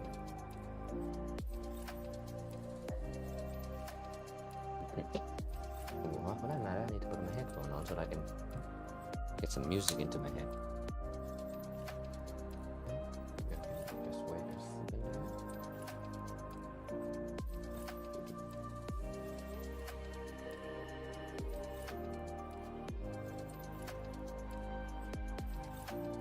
And pause it. Do that. Okay.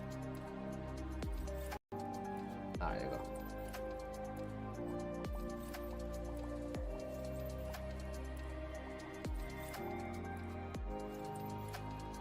Always don't have the picking by the okay, 24 is fine, 24 is fine. Alright, let's get back to the thing out. So anyway, we had a template, we now have take that template, clone it. Now what I'm going to build here on top of it is the platform for the brush. Surface, yep, random plane, okay. Right, down the plane because it looks ugly and yellow. Looks like piss, not gonna lie. We're gonna draw on it. But no, we need to grab that edge, and that edge. So, I'm gonna draw.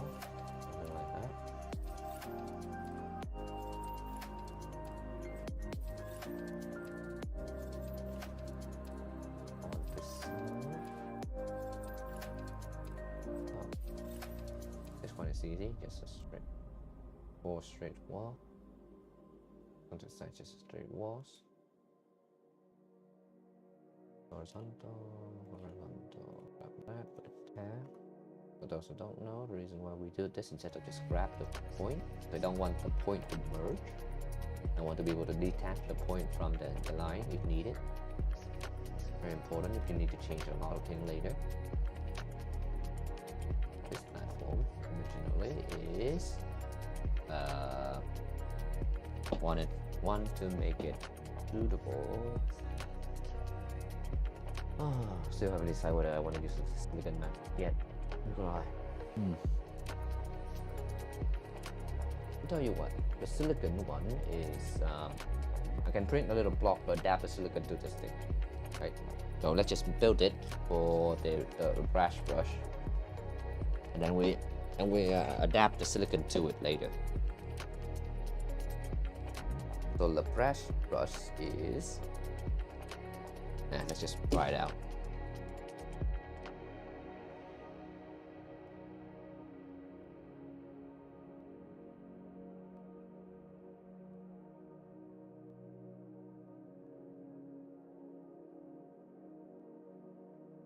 I guess VSB tape it on.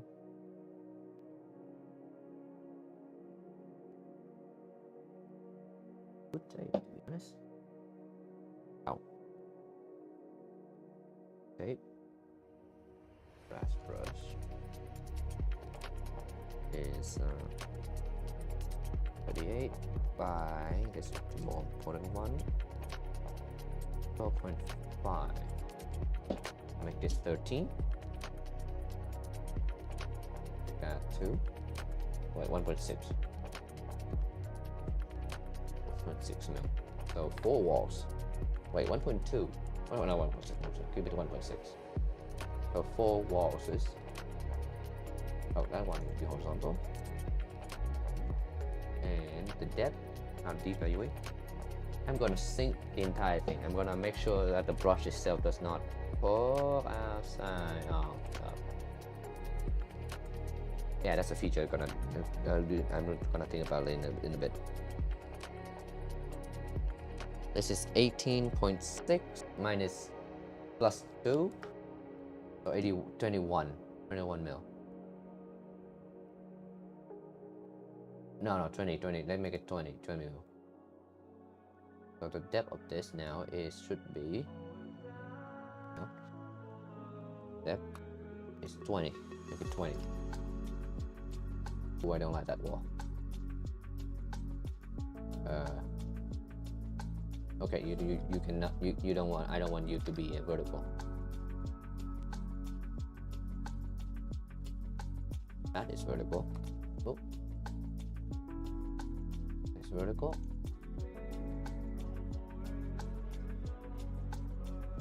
I want the distance between those two dimensionally is 20, like that.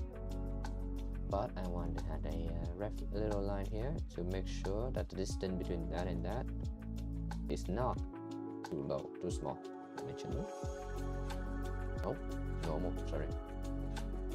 Let's make that 1.6. Oh no, not 0.6. Why is that happen?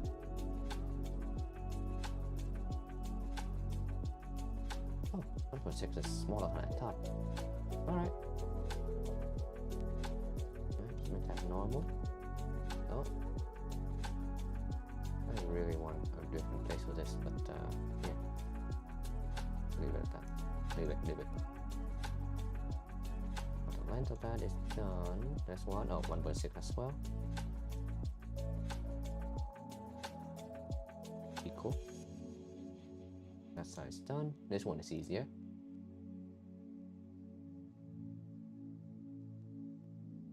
Connect those all together.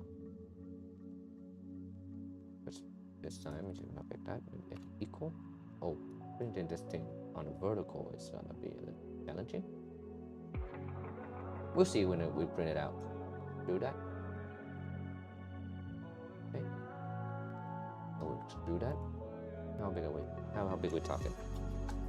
I'm gonna use this basket here as a reference. This one is 60 millimeter, and I want a little bit more, so let's make it 80.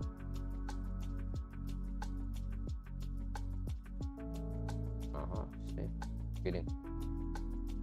getting a little unwieldy in terms of the size. I think we're good. I think we're in the way. I think we're good. We are good. Okay. That.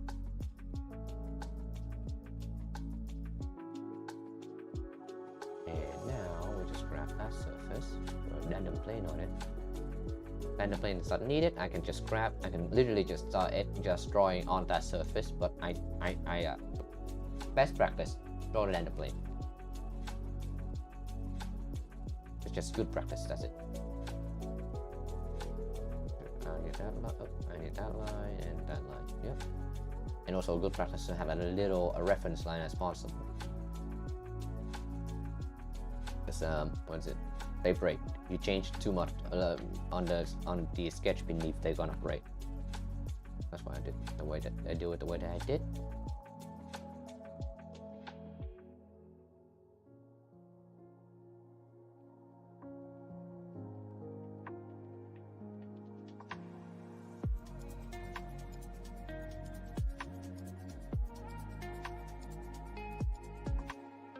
Alright, just draw it over like that.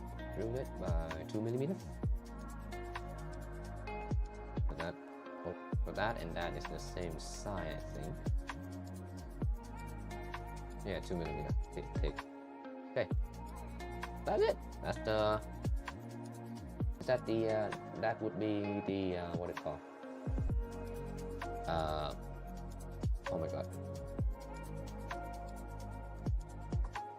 funnel, right? No. No.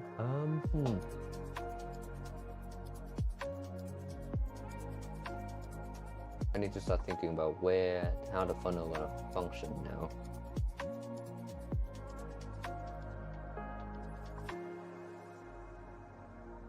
Because we need a receiver for the hot material coming through. And how do we receive hot molten plastic with a molded plastic with a mass plastic cone? We BSB tape some aluminum foil to it.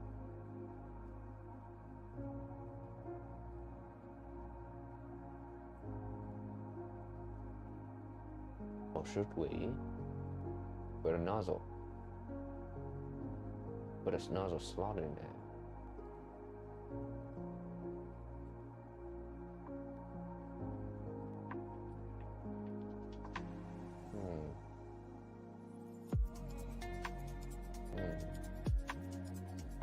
Hear me out. I think I could add a little slot in there, just like on the nozzle on the dock itself.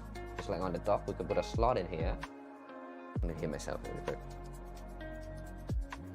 I can cut a slot to put a what is it? A piece of spring steel with some silicon wrapping, the same wrapping that I had on the nozzle plug on the printer. I can put it in there. Use that to knock anything off the tool, the nozzle. Can do that. Or easier, more simply, we can cut a notch in here so that we can recess the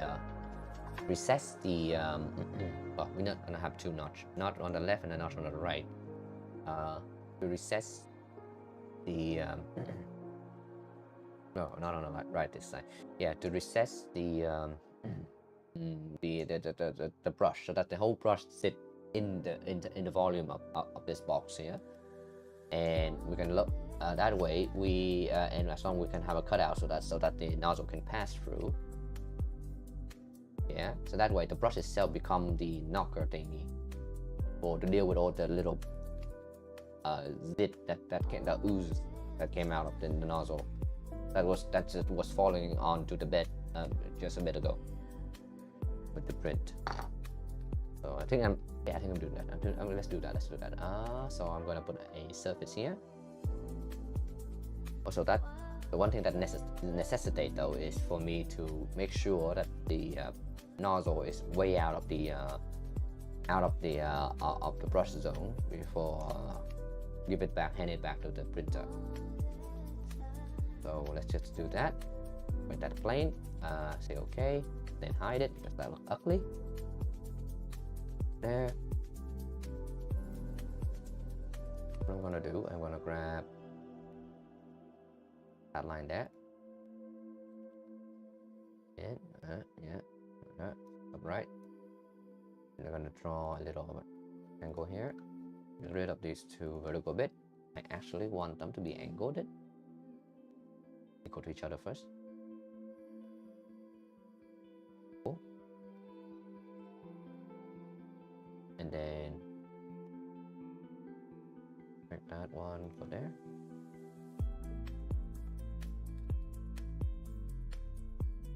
Okay, maybe not there. I want a little style here. Do we? No, we don't. Like that. So the depth is what matter here. Eventually they make it 5 mil. That way you can stay clear of the little ooze so that the ooze don't get caught onto this lid. And also the width. The width is always important.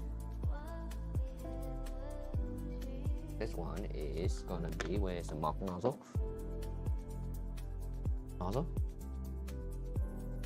10 mil at least 10. So make it 15. So that we don't, so later we don't, oh, okay, maybe make it 12, make it 12. Make it 12, because it was looking good, it looked good. This, angle here should be 30. That is the best angle so that I don't have any problem with overhang and all of that. And that's the angle to have if you don't want it to deal with overhang. No, artifact from overhang. So it just look good basically. Oh, it's kind of deep in here there, huh? We'll see on the print. Okay, so we just cut that.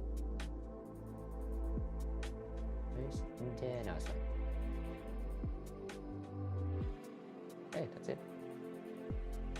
That's the whole basket. We'll print it from this bottom here.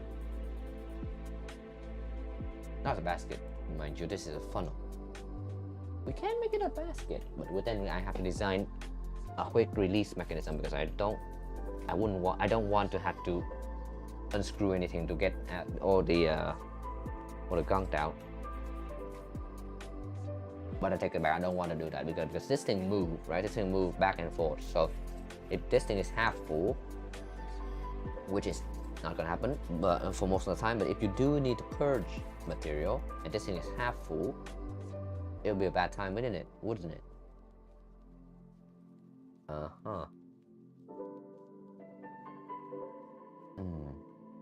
Wait, does VSB tape stick on? Nope, silicon mat. The answer is no. Okay. Yeah, I have a piece of silicon here, and a silicon mat here, and a bit of VSB tape, and they don't stick, unfortunately. So you cannot VSB silicon to any of this area. What I want right now is no, I don't actually. Trying to work the extruder is not a good idea. Not a good idea. Purge. I'm thinking about purging into this box right now. That's what I'm thinking, right? I'm trying to. Part of the problem is with part of the reason why we need the white tower is because we need to give the materials the two-head place to purge the bad filament that been cooking in the nozzle for too long. And the reason why we need this box here that we're designing is because sometimes the white tower just get overwhelmed by how much bad material there is. So I'm thinking about maybe we want to purge some material into this box for one. If not for the two chain, maybe for the filament chain if we ever want to add that. And how would we be able to account for that in this design right now? Because if it go in here and it's gonna purge into this flat plane here, and it's gonna set there like a ball of material just right there, which is not ideal.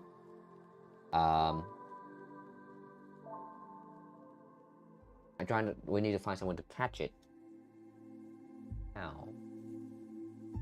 What would be the best way to catch a ball of molten plastic?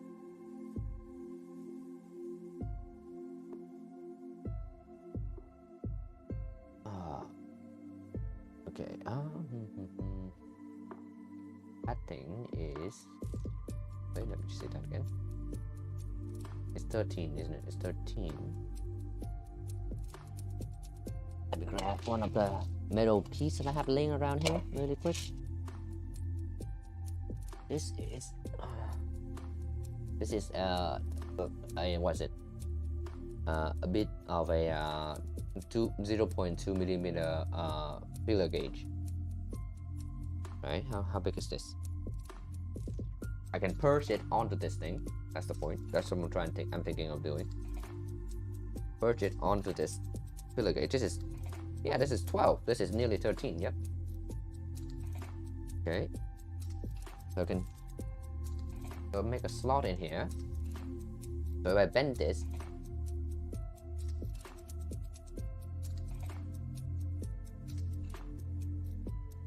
at an angle,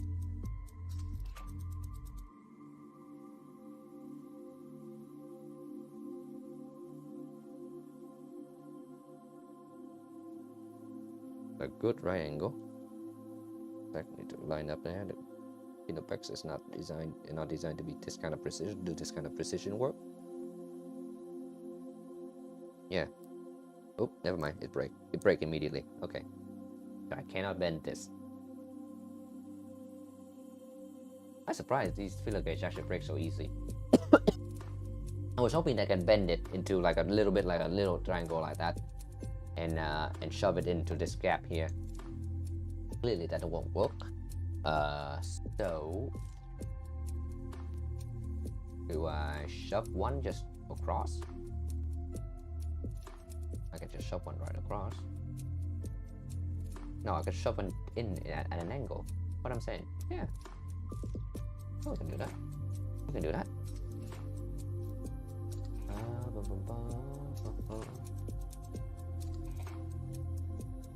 Oh, if I grab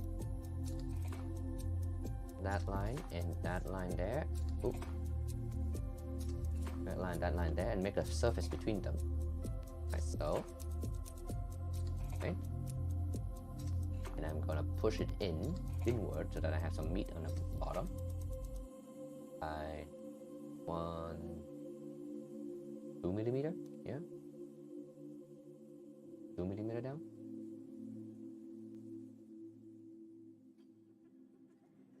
I'm trying to think if there's something that may have gone wrong with this if I do that. I don't think there's anything that could have gone wrong, I don't think.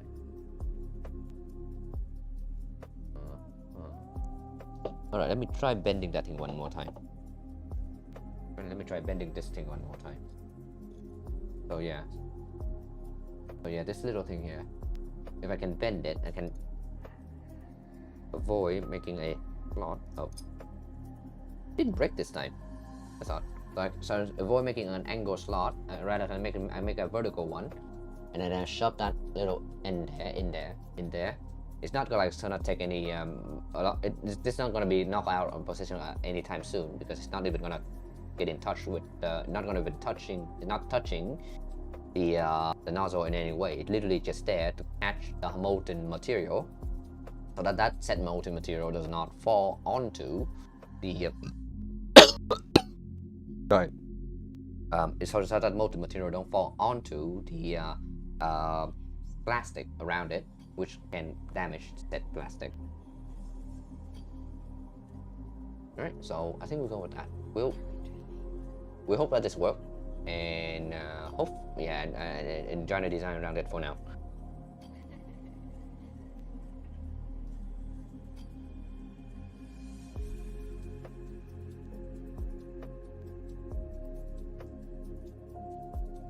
Also, note to self, you can use one of these pliers to break those filler gauge so well.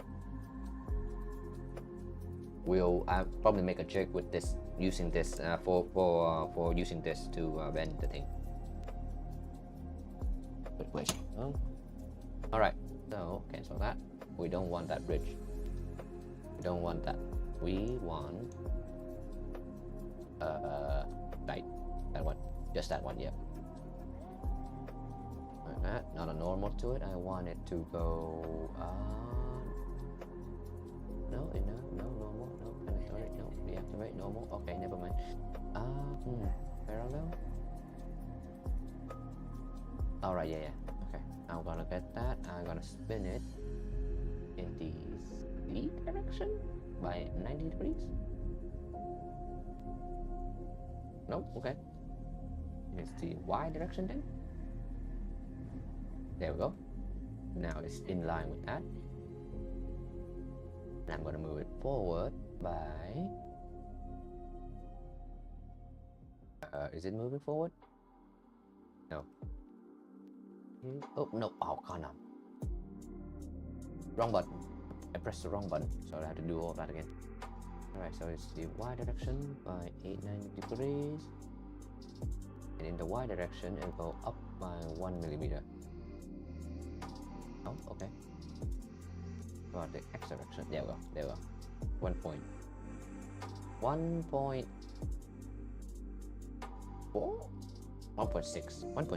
Yeah, 1.6. So 4 lines. 4 walls. I mean, 4 walls. But usually, it's usually no. I think. Okay. So, like that. So I can draw on it. Give me a cutaway, please. Oh, wait, first, before I cut away, I need to grab that edge there. Oh, wait. Best practice, best practice. Grab the sketch, not the feature. Alright, put it back. Now I cut away so that I can actually see what I'm doing. Oh, I cannot not select that. I need to select that edge there. Wait, is that edge there? No, yeah, that's good. Okay. I was hoping that I don't need it, and I don't need it. Okay, we need to change the color of this thing. I can barely see the lines. Oh. Green this. It's gonna hit me in the face again just when the whole thing is defined. But for now, we can ignore it. Draw a little box here. That line go there. One go there. The depth doesn't matter. Just make it 10, 15. 15 is fine. 15 is fine. Yeah, 15 is fine. It's looking good already. So I just have that. So let's go into this line here. Hopefully. Oh wait, why is that? Why is it going red? There we go. Yeah, you see how the line turned green and now it's blended into the background. Yeah, the randomized color function of the FreeCAD sucks. The randomized color of FreeCAD sucks. Anyway, so I cut it in the different direction, reverse, and for 0.5 millimeter, 0.4, 4.5.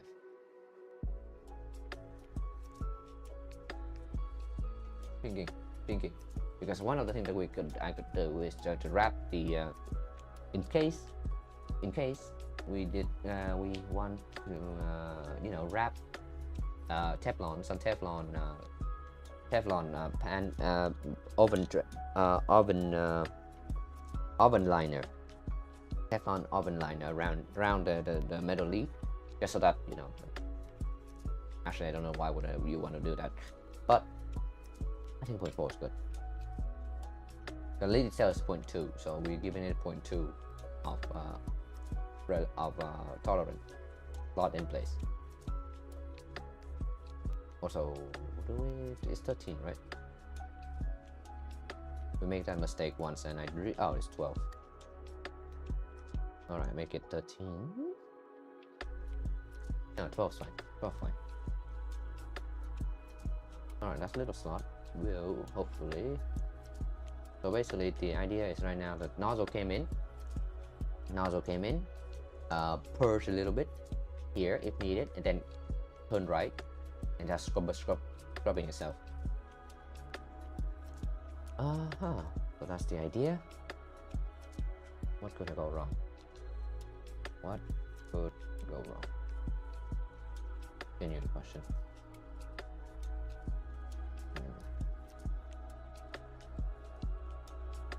It may not be able to hit all the corner. It may not be able to hit every corner of the basket. Yeah, right now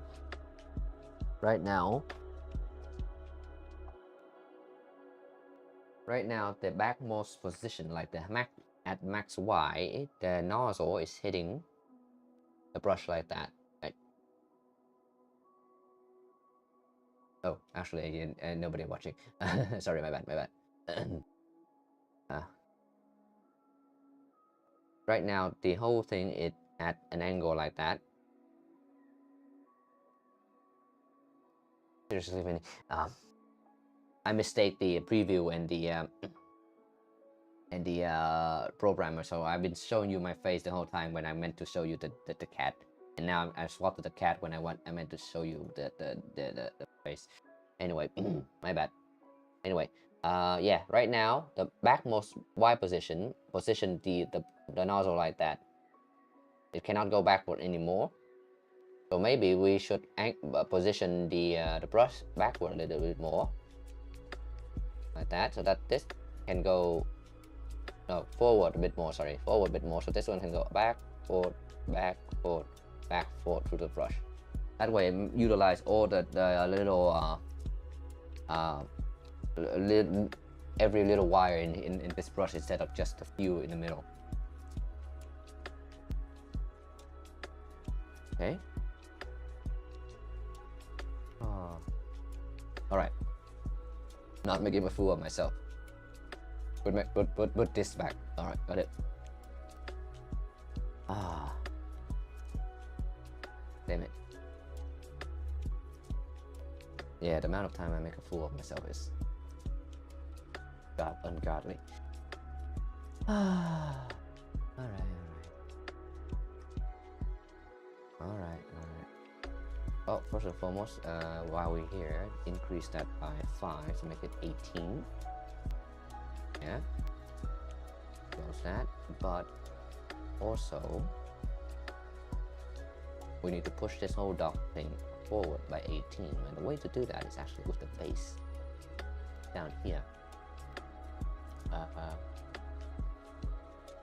Because this hub at the front can be 5 millimeter deeper. Sketch. Not that close.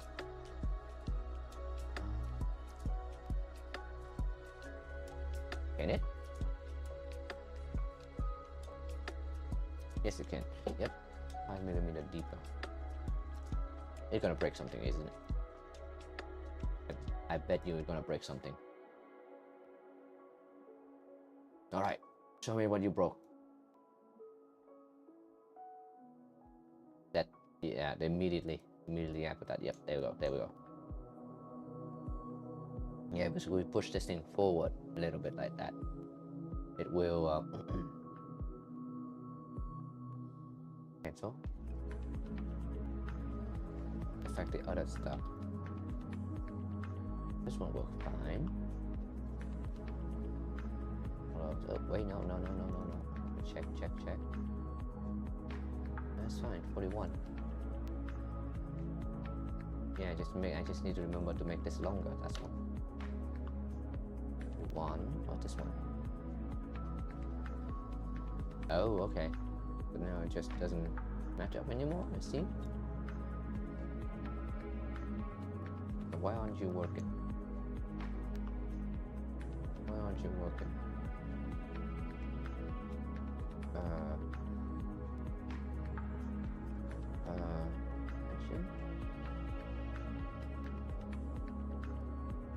Oh, there we go. Okay, so snap a little. Oh my, what? That. I try not to have to break this thing. Oh, this tangent can go. Something here. Where's there something? Why is that there? Oh, seriously, why is that there? Oh, I get it now. It was like this. For some reason this is not moving forward. Why is it not moving forward? Oh, there's a tangent there that may not meant to be there. There we go. Yeah, it was a problem. Yeah, but it's okay. There we go. That's what I'm looking for.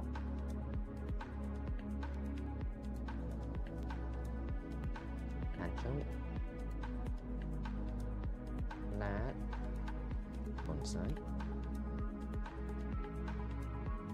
This one is parallel with the other ones. Another. Oh, okay, no, just tangent that. Okay, what next? Oh, yeah, because this now. Originally. 3.2 is fine. 3.2 is fine. It's not. We missed some material. There we go. Fix that. now we need to go to this one and make the thing. Where gone? Extrude that, yep. 41. Wait, 41 plus 5 is 45. Right? Right? Not the 41 plus thingy, but rather the pocket. Let me go check. Not that. Yeah, 41 plus 5 here. Okay, 41 plus 5 it is.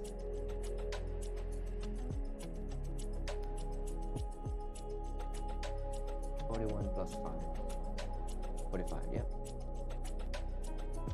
Save that.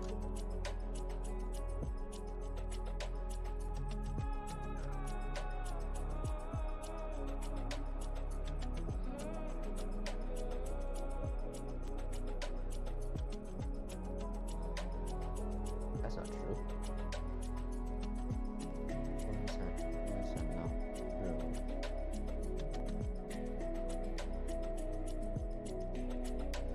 Yeah, that's 40, yes. It should be 41. Yeah, that's 45. Just shoot it by 45, that's true. And that must be the pocket that fell. Yeah, that must be the pocket that fell. This is wasn't. Oh, 46. 41 plus 5 is 36. Oh my god, the math is wrong. God damn it. Oh.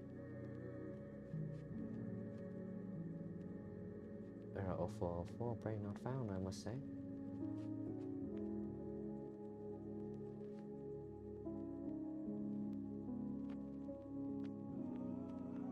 I think if there's something, anything we want to do with it.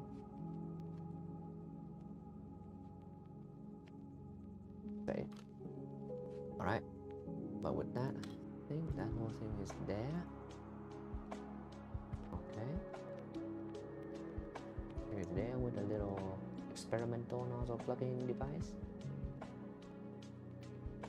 All should work. Right. Let's brush. Oh, one more thing. With the funnel template.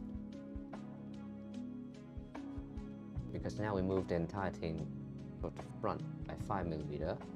But the reason why I have to deal with this now because I use that edge as a reference point, so I need to grab that. Oh. I need to make that 5mm.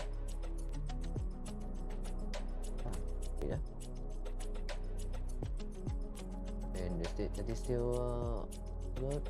Yep, they're still good. They may have been broken, but for now they work.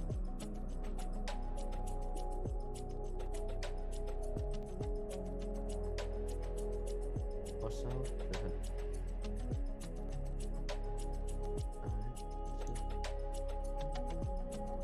I think if anything I may have missed. I don't think so. I give myself a lot of room here, so I'm reasonably comfortable. I'm happy right now. Right. The only question now is will it hold? Will it work? Oh. Okay, and how the heck can we? Let's actually explore this.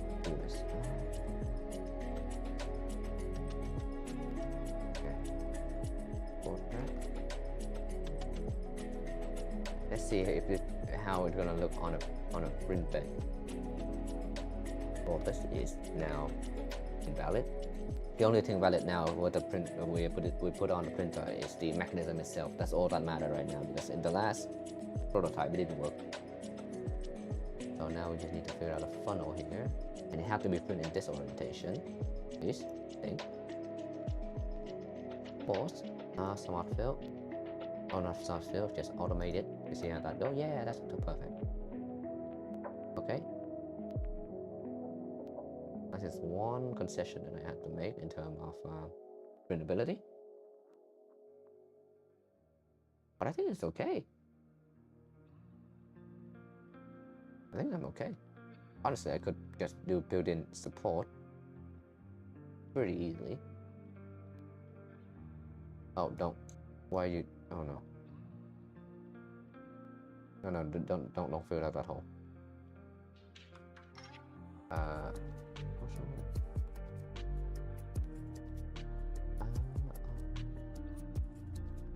Okay, never mind. We will have to paint it on ourselves.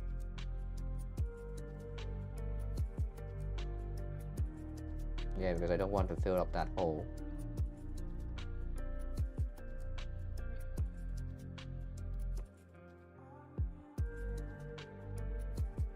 Let's just put some art and grab here. Extend.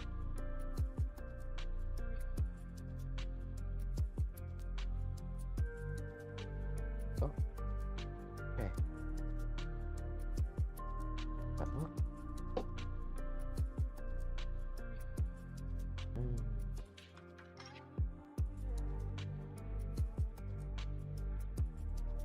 Do you want to fill up that hole? Wouldn't be too difficult.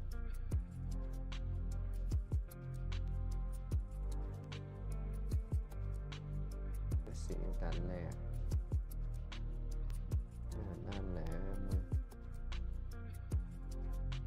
And the reason why I don't do the teardrop here because I naturally do want that little problem. No, not problem. That little droop at the very top because that is what's gonna catch on the screw as I tighten it in. So I actually want the thing that I'm concerning right now is, do I want to just close up this hole? I mean, it's felt more complete if I do that. But does it matter?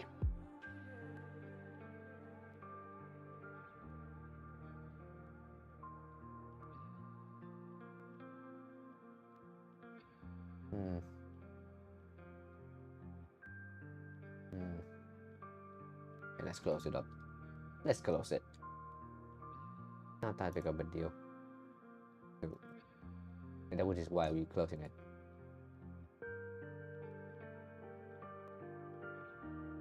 Oh, cancel. I already had the random play. Oh, what the heck is this? Oh, this thing is broken.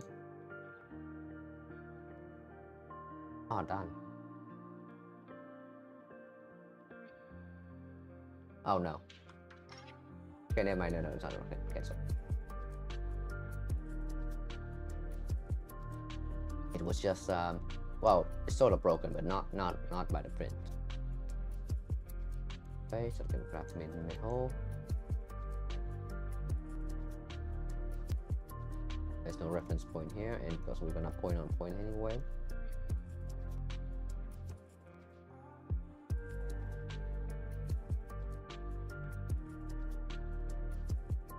Do that.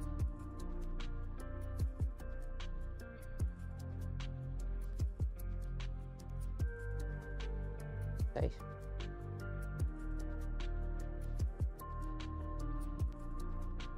Okay. If this works, it's gonna be pretty cool. Which was speaking of which, how long has the print been gone? How much longer do I have to wait? Oh, 7 p.m. So it's like 3 hours away. Oh, damn, taking forever. Forever. Oh damn, I have to work on documentation now. Oh, I have to work on the documentation now. Oh, I was hoping that I could use this as an excuse to not do it today, but no, there is no other excuse. I literally cannot think of any other reason why any other thing I could do other than working on the documentation. Alright, let me go launch that one.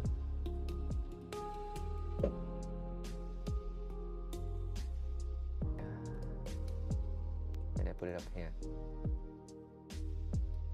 Get that.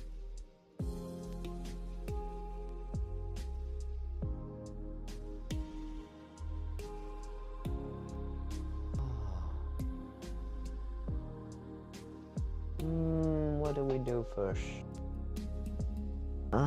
This is the worst part of a project.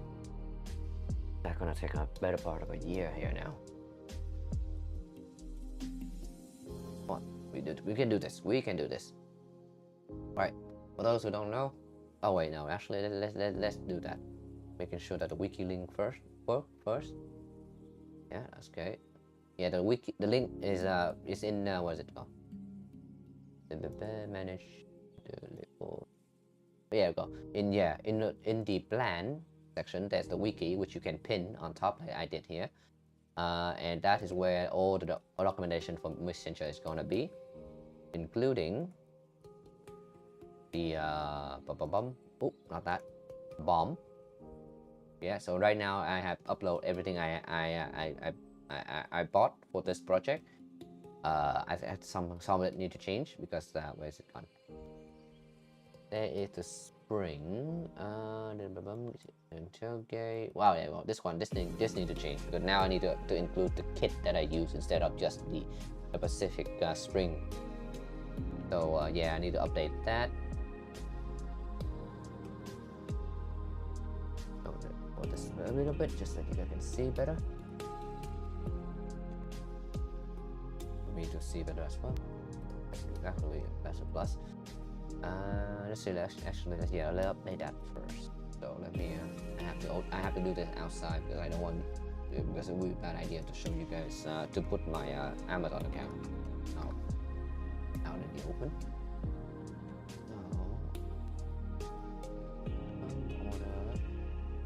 Oh yeah, speaking of Amazon, I got scammed. I got scammed by one of the recent Amazon order that I made.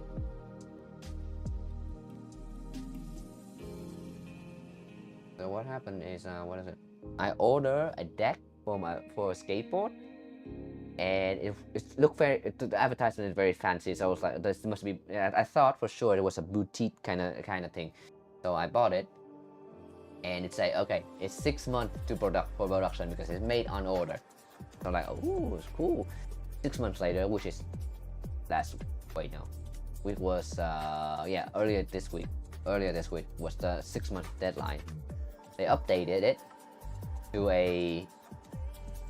another 6 months. So in other words, like early, like Monday or Tuesday, they just put it on the Amazon order device that says, hey, this is gonna be coming on July 2026 now instead of January. So I was like, you guys are scamming me, and so I tried to get a refund from Amazon, and insidiously, apparently they changed the price of the product down to from 60 pounds to like 11 pounds. But they reduced the price on our at some point, so now I only get like 11 pounds left instead of the 60 pounds that I paid them. So now I lost a bunch of money because of it. The order is so old now because it's been like 6 months that I can't even find it anymore in my Amazon listing.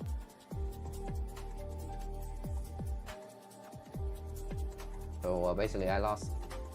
Amazon just gave me a dud, not a dud. I got scammed by an Amazon seller. There was a time, I swear to God, there was a time where Amazon actually good. Now it's just like a hotbed of scammers.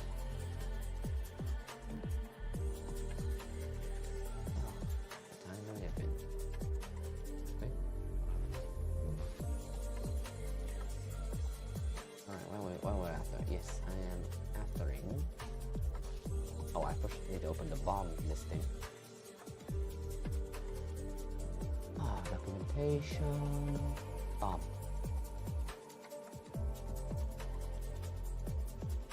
Alright, don't know. What?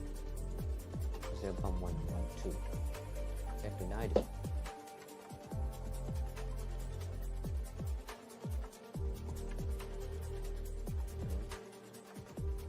I don't know what I did 2.1 and 2.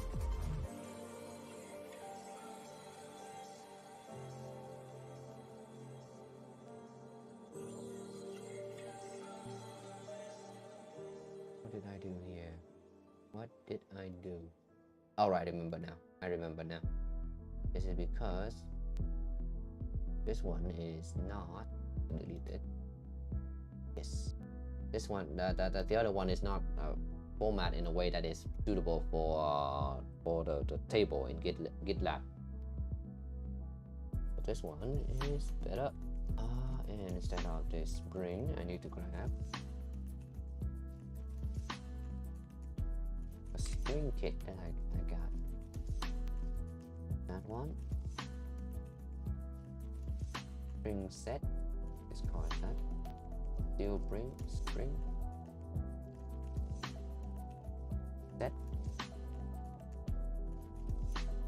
Oh man, I was looking forward to that board. The annoying thing is I don't need the money, really. I want the product. Because I don't care if I don't have my money back. 50 quid is quite a lot of money, but not that much. Spring steel set. But I want the thing because I was planning to use it for a project. And now that happened, and I don't want to even do it project anymore. You see? Not that it's gonna be done this year. That. Okay. Copy. So, oh my. Edit that. Paste it all in there. Whoa. I'm thinking maybe. Do we want an opening here or nah? Oh no, we definitely don't want to do this. Edit. Yeah, we definitely don't want to do this.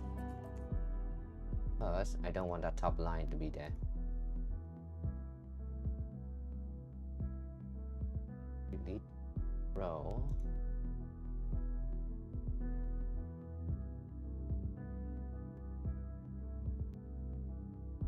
Honestly, let's get rid of this one as well.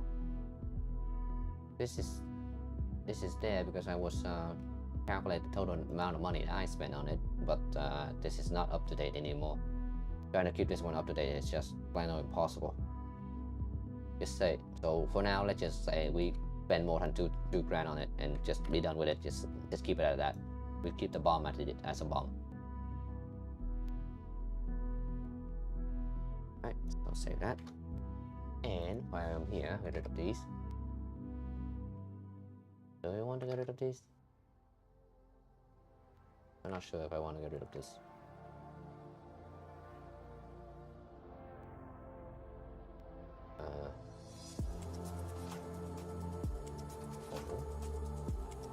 Take this bowl.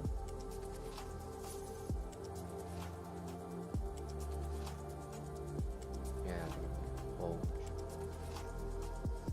This is one of the time when you got this new thing that maybe black mode is not that bad. Because I'll show you.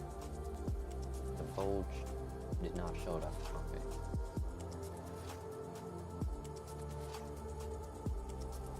Bulge. Oh, I'm gonna miss something for sure.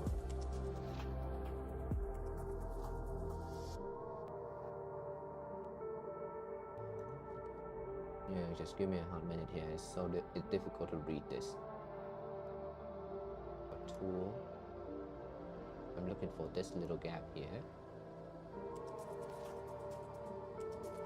Alright, there we go. Let me do it. Which didn't work. Yeah, it didn't work at all. Okay, because I choose the wrong thing.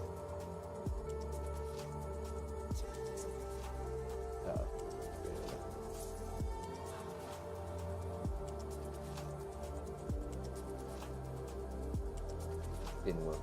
It didn't work. Why did it not work?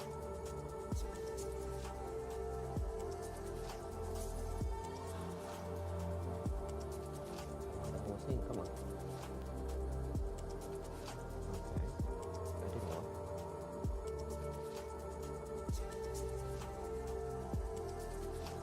That didn't work either. Boy, it's better than the other one. Not that much better.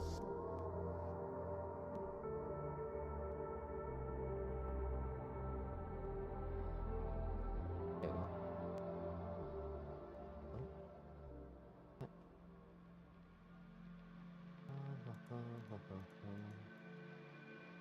One of these days.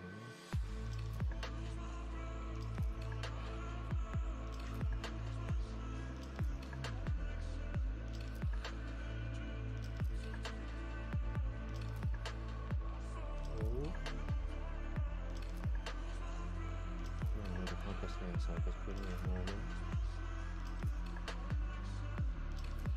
Alright, that's it. Preview. Component, yeah. And you can barely see it, honestly. That's the bulge on this, unfortunately.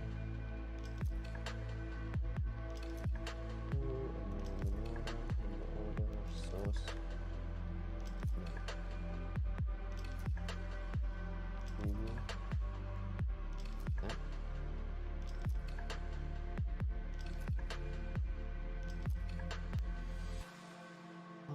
I wish they give me a button or something to swap to light mode. Because right now, if you swap this to light mode, it's gonna light up like a Christmas tree. Let me try that really quick. I open the setting tab on this end here. Turn everything to light mode. So flashbang. Yeah, you can see this thing light up very clearly. Which one is in bold? The header here, so it's all easy to read, but it is so not when you're trying to do it in dark mode. Alright, automatic, back to automatic. Okay, let's go through this. Okay. MissChanger V2 is a tool-changer based on the popular Voron Trident. This project is a sequel to the original MissChanger. That line should be at the end. Yeah. Yeah, that line.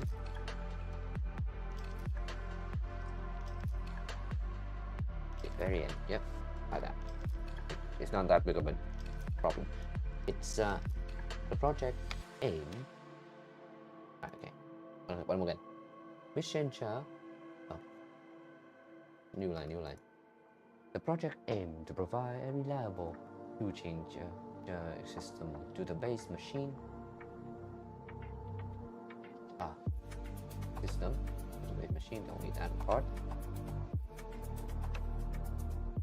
While retaining compatibility with a wide range of extruder, hot end, and bed probe.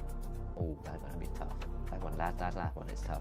May not want to keep that long term. Anyway, this compatibility is achieved by using existing hot end system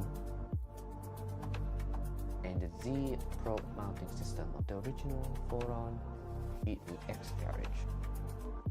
MCV2 compatibility lists include any extruder and hot end that's compatible with the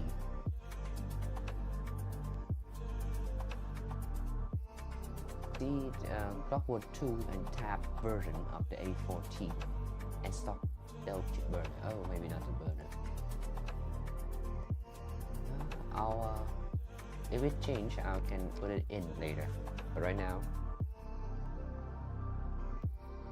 it's difficult because technically I can just get the dock from V1, put it on V2, and it will work just fine, right? That's the easy part. The part for me is does it entail anything that I need to consider?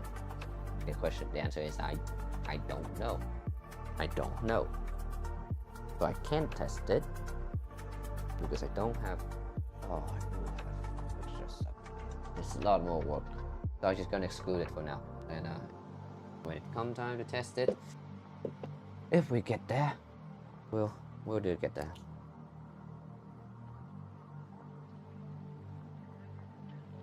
Let me just scratch this out really quick. Rethink the nozzle brush. That's what we did just now with the design.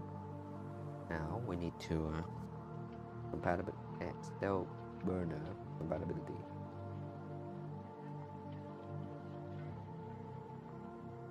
Oh, there's one big thing that might determine the compatibility with the stale burner, and that is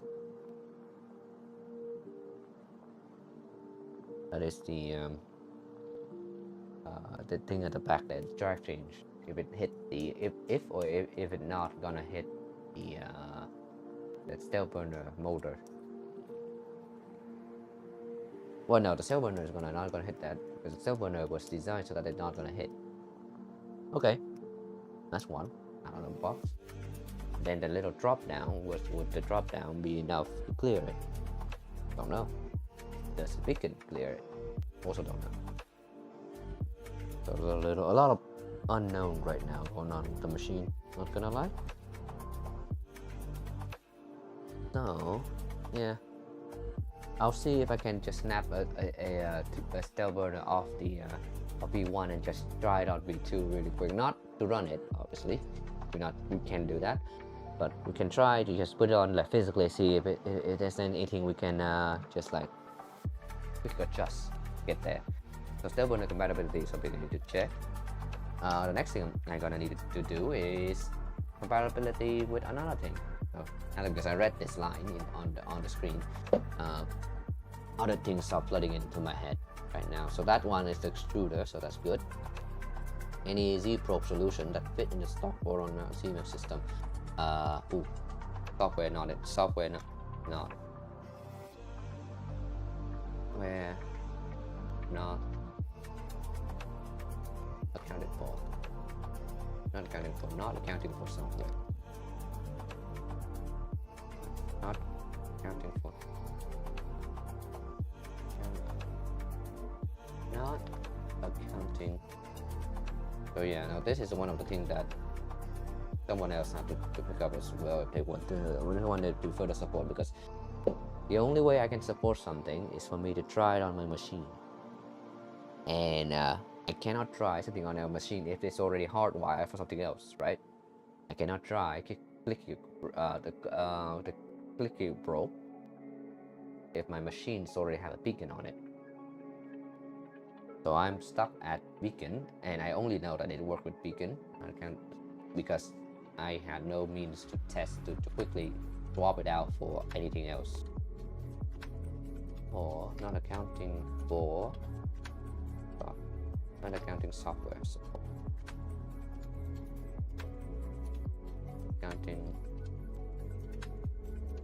software support. Not accounting software.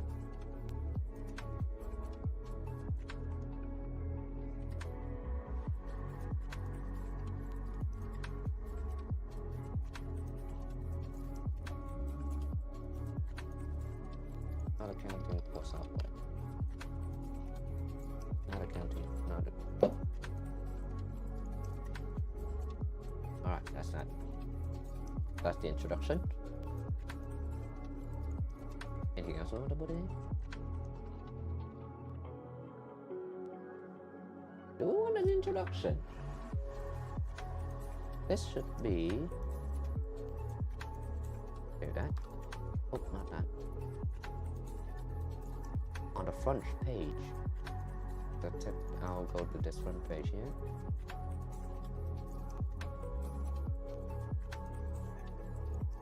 Oh yeah, you see it's already there.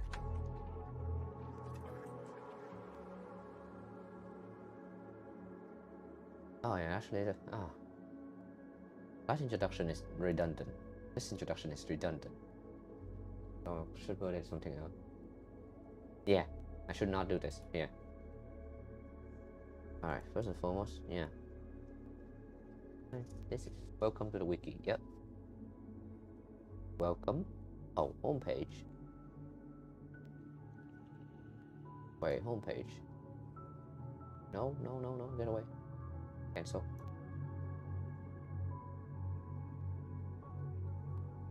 Oh boy. So that introduction is redundant. Why do I put it in number 1 then? Changelog?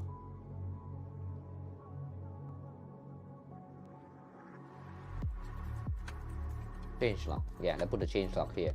Because right now the changelog is there. Which is fine. But there's one more place where thing need to go, and I actually don't remember to do it. I don't remember to do it. So this might be better off being a changelog instead of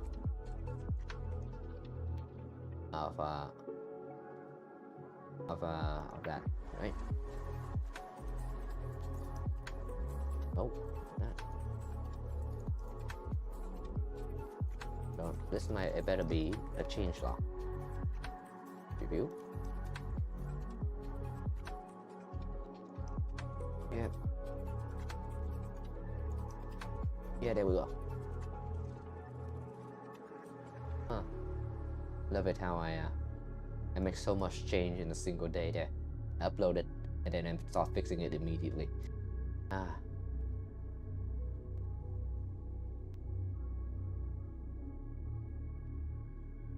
Alright, so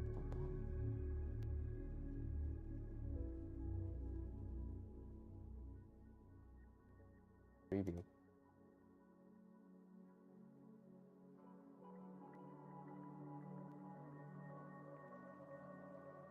Alright, there's 2 dash line there. Okay, that's good. So now 1 is a changelog, not a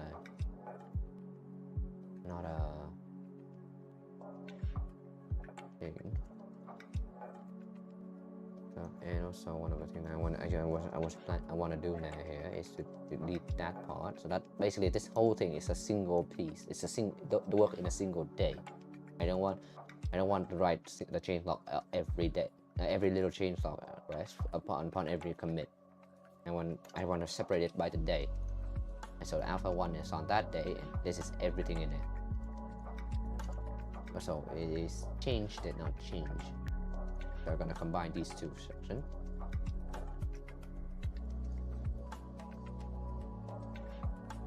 That.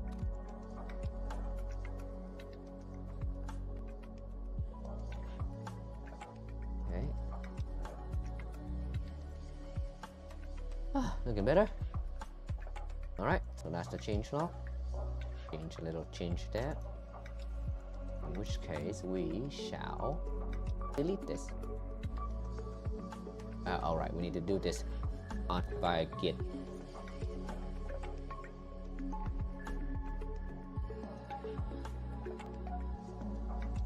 Actually we can delete this one too. Save it first. Save it.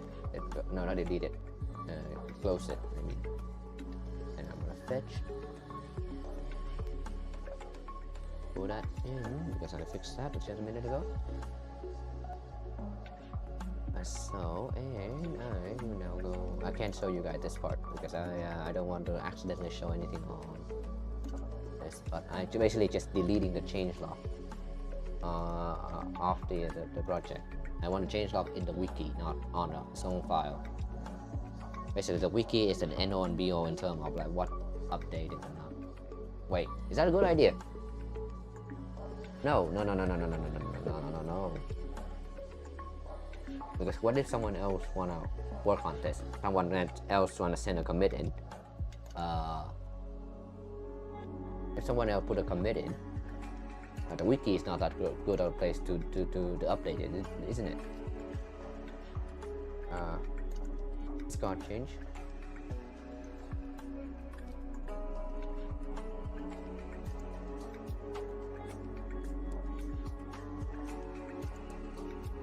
Okay.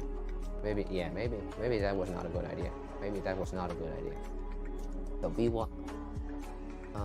So for example, let me grab myself back up GitLab here. Back up GitLab instant. Oh, I cannot do that with this browser. I cannot do that on the same browser. Okay, I'm gonna grab low back to the corner. Oh, not that. Not that. Come on. Then of course you do that. Oh, God damn you. Okay.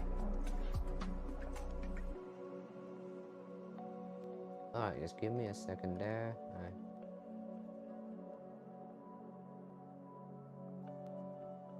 Go.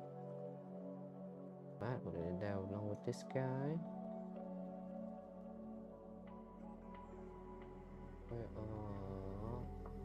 Yeah, a little messed up there on my desktop. I think I did that. Yeah, I'm gonna log into GitLab on my other browser here, so that I can test it out. Something. Oh, come on. Yeah.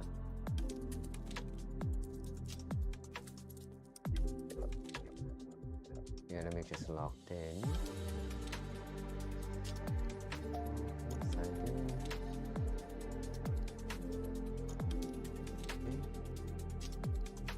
Share.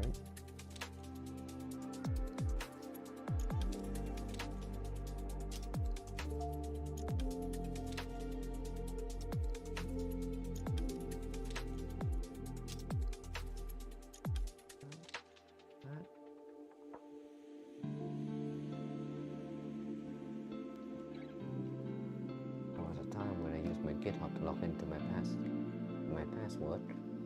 Right, so there we are. So that's the second backup one. Grab that really quick. Go here. Oh, go here. Okay, so if I like pretending myself, morning. Oh, hi, X-America, how you doing? Alright, so I'm pretending that I am a what is it? What do you call a enthusiast? Like a community member who seeks to add to this changelog. Was like, hey, there's something wrong here. You misspelled something, right? Machine is for human, not machines. Okay. Yeah, so if someone want to add something here, they have to go here and go like add a comment and say like, hey, something is wrong there, instead of just edit this straight up and something like that, right? On the other hand, if they are editing the like if they update something in the config, for example, they can't just go into the changelog and state it as such. They have to no. So if they want to state it as such, they just go in here, edit it, and then committed it as a commit, right? So that's for them, that would be easy. So that's what this changelog needs to stay, because that is how a contributor can contribute to this project. The wiki though, so therefore the wiki, the first page here, cannot be changelog. The changelog cannot be in the wiki.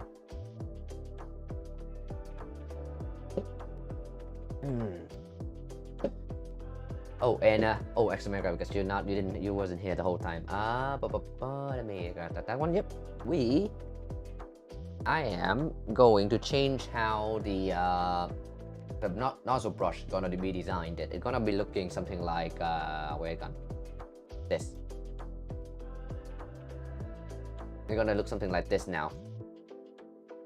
It's new things. So basically the idea is that to change the axis rotation from upside like that, which the bed can go up, hit it at the corner there and break it. Now it's gonna pivot like that instead, and I'm gonna have some fancy mechanism in there, so that's gonna snap in and out. So that's the idea. And yeah, also I make this whole thing bigger now, so that it catch more of the gunk that's gonna go flying whenever it stop brushing stuff. That's that. That's what the whole stream does for. Yeah, that's about it. And now, because I ran out of thing to do while waiting for the prototype to be printed, yeah, I had to do the documentation, which is flashbanging me right now. So 1 sec. Yeah, well, that's better. And one of the things that I realized is that introduction in the wiki is unneeded. So I thought I could turn it into a changelog, but now that I look at it again, I go, oh, like that's not good either. But the changelog shouldn't be in here. So I'm a bit stuck on what to put on the 1.0 here. Let's go to the home page here. Oh, one thing I need to do here as well before I go back to 1. Okay.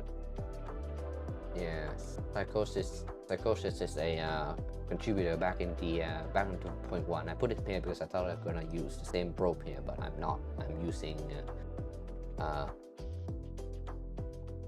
remind me of the Ferris wheel bucket. Yeah, actually it's almost the same, honestly.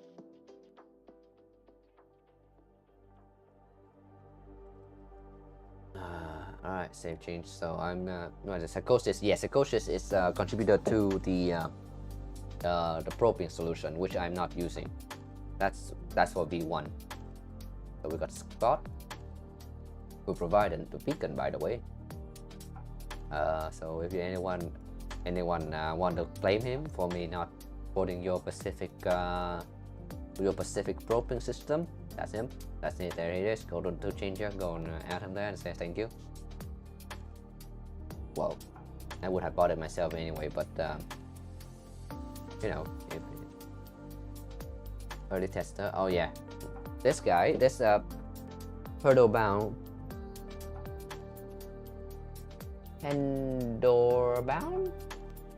Pendorbound is the one who ultimately helped figure out the fact that I don't need a top bar. So the old variation of the dock have 2 bars, 1 top, 1 bottom. It makes things very rigid when you hold it in your hand, but you don't need it for 1, and for 2, it's actually interfere with the top corner of the top extrusion of the Trident. So I got rid of it, and he's the one who figured it out and tested it. So I put him here, and the same dock is the same dock is being used here. So the same bar end on both sides are used here as well. So in the new view version, so I'm putting here down as well. Oh wait, I swear to God, there's another person, and I don't remember who that is. Oh wait, I do know who that is. I just need to go to V1 for this. Documentation sucks. I hate documentation. Oh, it's a pain in my existence. Yeah, right here. It's another person, a very important person, in fact. Where it gone? Oh, Ricky. Oh yeah, ridiculous. Yeah, there we go. There he is. There he is. There we go. Grab his name there. I gotta become alive. Gotta go pick up orbital and at the print shop, so I'll be in and out. Yeah. Honestly, I am well, depends. I'm going to try to support the orbital as well. Early orbital 2.0. So the roto vitamin that I'm using right now, it's a good bit. It worked fine. It worked fine, but fine is not good enough for something that expensive. It's 50 quid. It's more expensive than the Nebula from Big Tree Tech at 460. 460. 45 pound. It's more expensive than the Obito from LDO at 40 pound. So at 50 pound for that kit, it is not serving what I wanted to do. It is being fine. It's not good enough. Working fine is not good enough. It need to stand out, and it is not. The build experience is not what I'd say like premium. If anything, it's kind of lackluster. And the functionality.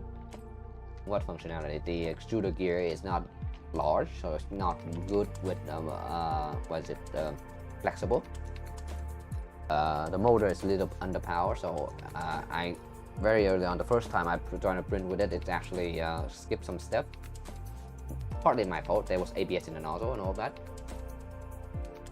Oh yeah, I noticed that. Actually, I don't think you were in the UK, but yes, right now in the UK they also so there's a big discount on the 2.0 as well. I want it, but for me this month at least, I can't do that because there is some. I may or may not go on Lunar New Year holiday, like a whole month off on February. So all my savings is gone towards that right now. If the holiday not going forward, then I'll spend it on an orbital. But for now, the whole thing had to wait until I have finished that before I bought that thing, and yeah. So that's for me in terms of But yes. Anyway, the roto vitamin is a good option, but I need to start supporting at least one other extruder system. Is what I have come to the conclusion that I came to. Oh, well, and one thing that the orbital have, that the orbital, I don't know what the 2.0 have it, but the orbital 2.5 have a metal feed into that at the end of the nozzle, so it can go very close to where the gear is, so that it catch the filament better. The what is it? The vitamin doesn't have that, which is not good. Anyway, let me put him here with this guy. This lad help with the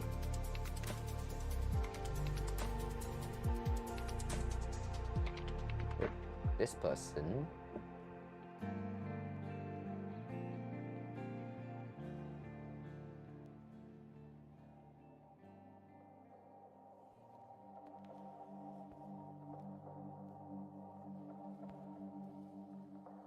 This person is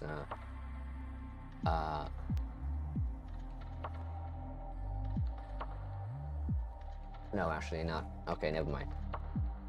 Because the no, because that person there was the one who figured out how to deal with the Z offset in V1. I was going to put him here, but then I realized I didn't. I have a completely different system on V2. So okay, never mind. Never mind. Never mind. Okay, that's good. Oh, if only. Also, why is everyone? No, why is everyone avoid trying to contribute directly through GitHub or GitLab? Right? If they had just do it that way, the system gonna pick up and credit them as such. Yet here we are with me trying to remember everyone who helped me and note them down. Anyway, okay, where was I? All right, yeah, we were figuring out what to do with the change lock. The change lock. Oh, what the hell? Where am I gonna put it here? Before you start, home page. There's a home page. Before you start, change log. No, so the change log is. No, because I don't want to delete it because I've already named it 1.0. If I deleted this, I need to rename everything after that to match it. I'm deleting it. Don't have.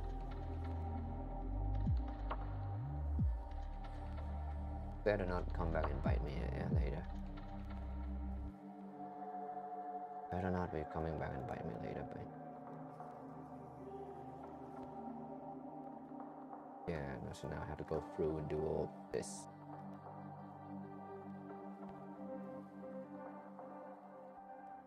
Oh, okay, going down to okay. Introduction, hardware assembly, edit. This one is fine, really.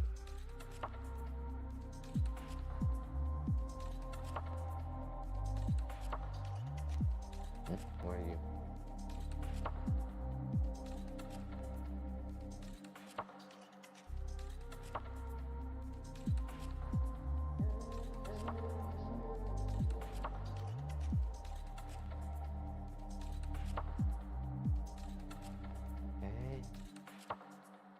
Oh, hello. I did that.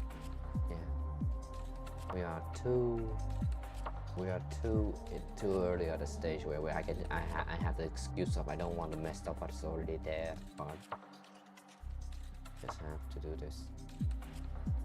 Just have to go around and update everything. You see? So you may see. Not finished here. Oh. Okay. Operation and management. Yeah. Oh, four. So I have to stop this.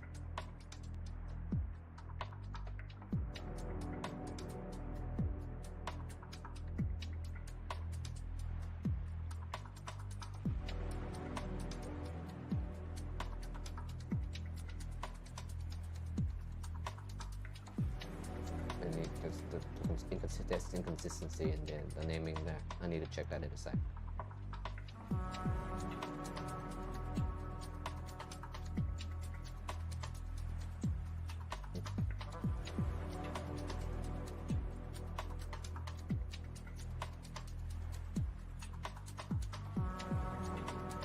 The rest of them don't have any dates, so that's all good. And let's see. Oh, I know I don't see it. Oh yeah, you see the problem there. See? Naming is not consistent. Wait, why did I? Put a dot. Put a dot there, not dot there.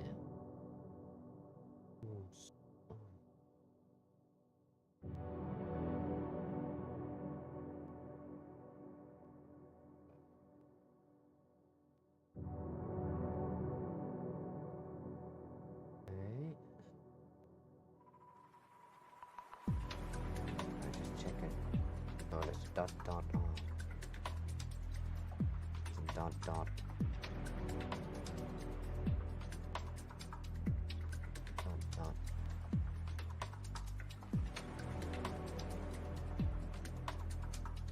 Okay.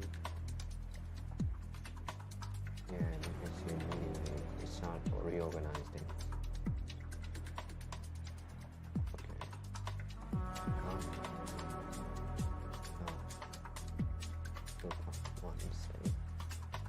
Now we should reorganize correctly.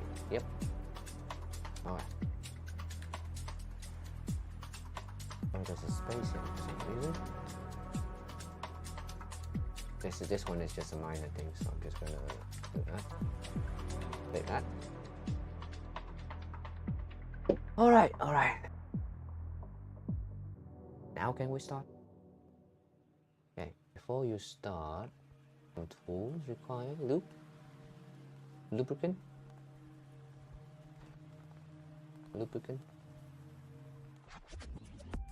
What lube do I use? I have no clue what lube I use.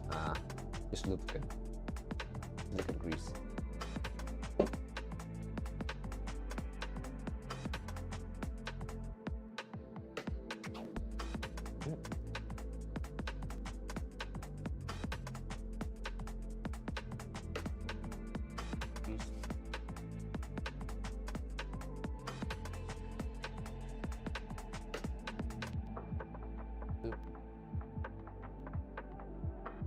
Lubricant. How do I spell?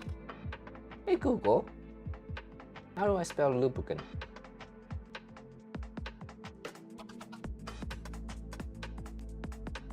Now that I don't use it very often.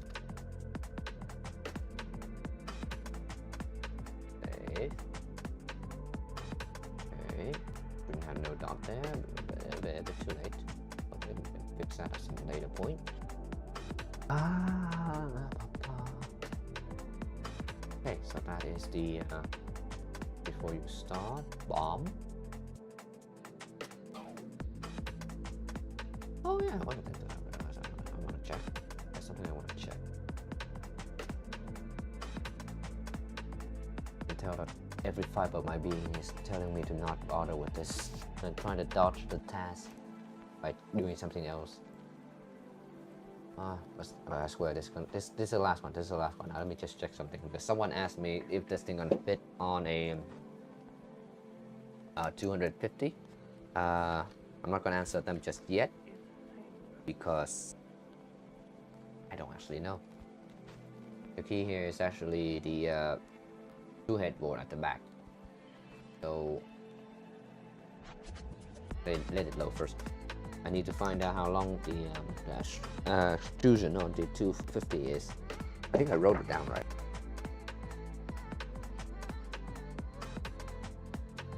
What did I?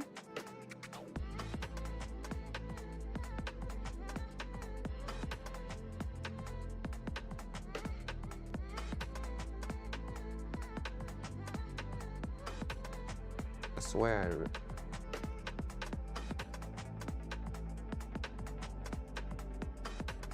Oh, it's there, but I'm not there. Okay. I just need to figure out how long this is. Not there.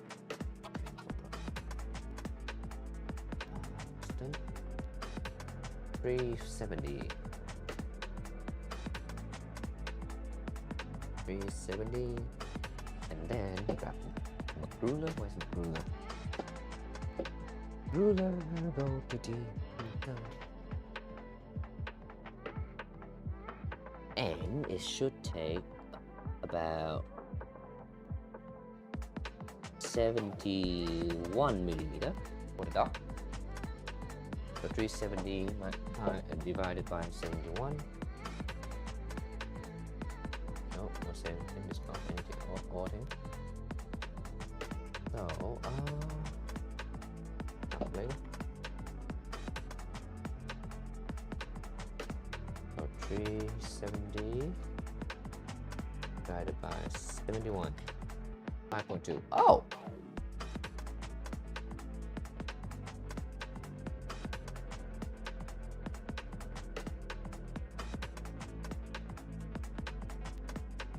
I gotta be crazy, right?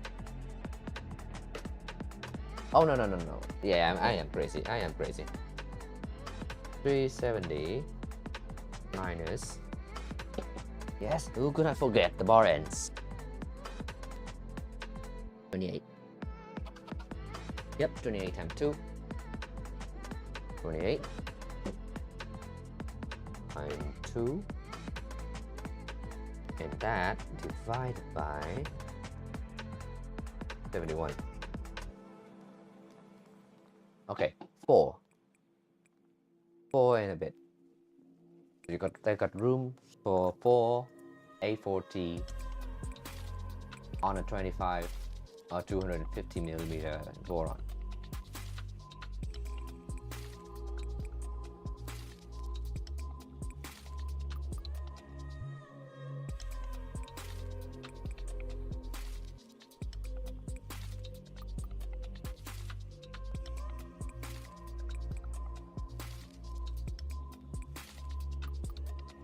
You got room for 4. Alright, oh wow, that's actually a lot. I thought you had 4 for the third. Oh wait, what? I thought you would have 4 for the 30 mil, but that's actually quite a lot. 420. I'm pretty sure I've done all this math before, but I cannot remember what I did. How much the number is. Yeah, you got to spot on 5. If I bother go there. On the one that I have right there. On the 300. Yeah, respectable. No, I'm not putting 2 head on my machine, personally. Too much work. Not enough. Payback. It looked cool though to have 2 head just packing there, but on some room to maneuver. Also because I'm gonna put random stuff on it, so I'm not gonna take it. Won't have enough room.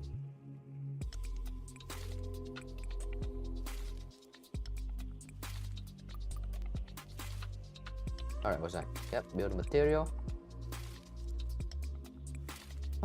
The bomb we literally just updated a minute ago. Hopefully all is good. remember? Oh wait, no. I need to write it down somewhere. This is per tool.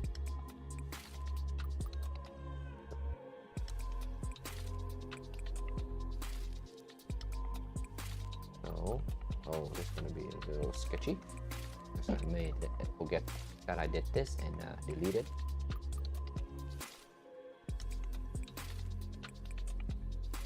Okay.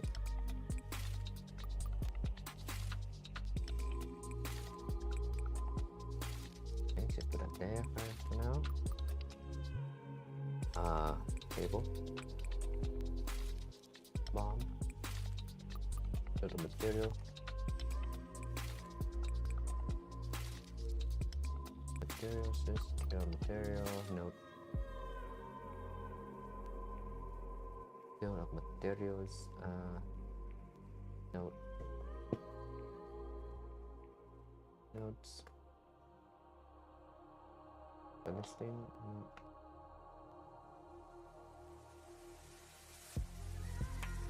Item mark in section.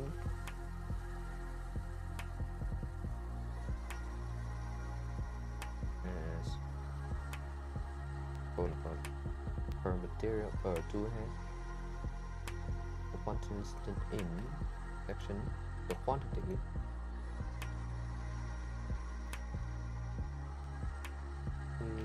The quantity listed in section that are marked in section that are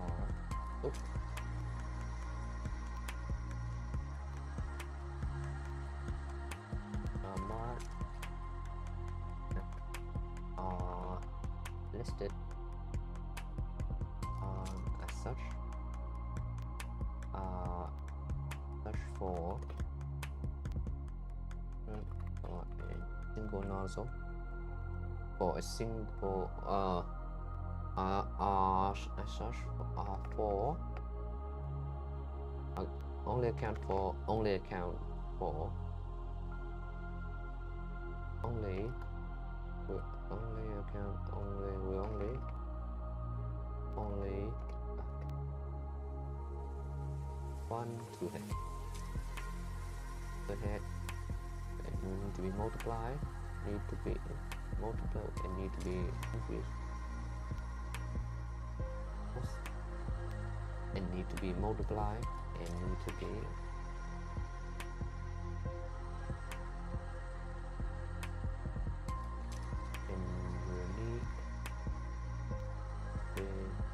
multiply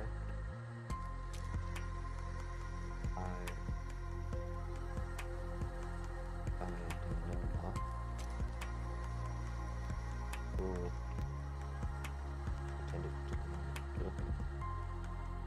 intended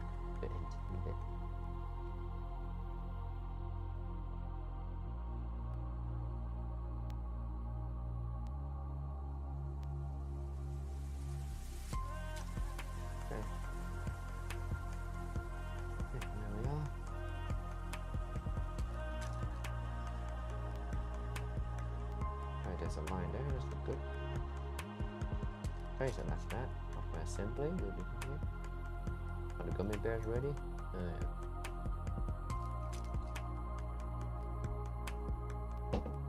Alright, reference. Oh wow, how much? For reference Y, as mentioned in section 2, existing till working. Section 1, nice to see that it worked, but I need you to go to section 1. 2, 1. Oh wow, it's updated. The link got updated, which is cool. 1. Before starting the documentation for the various part of mission. For the various part of NCB2 are fragmented in respect of the developer work, and to account for potential change in the future. This manual will avoid quoting the original sources where possible. Instead, it will tell you which steps in what manual you follow when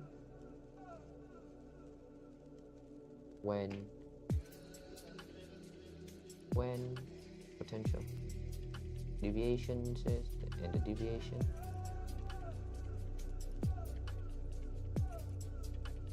Yeah, when and what you follow when and the and what deviation and what deviation is expected, which is expected, and the relevant part. This one should not be an N. Relevant mark to follow with when with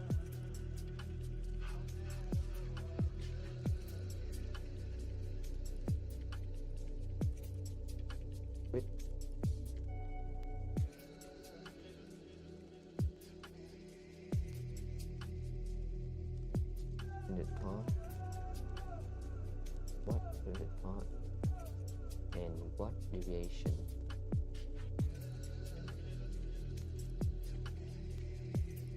At which step in what manual, when, what printed part, what deviation. Okay, for the printed part, the name alternates as following the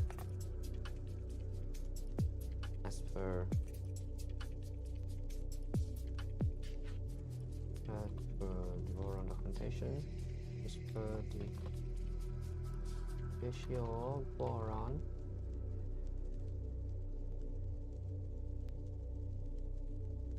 as per the official Voron documentation. By the way, is there anyone streaming right now? I'm getting a little lonely. I'm not gonna lie. So that's why I want to hear someone talking on a stream of some sort. Oh, I got some, but it's all like VTubers singing, so I can't share that with you guys, unfortunately. Even I am not shameless enough to share that.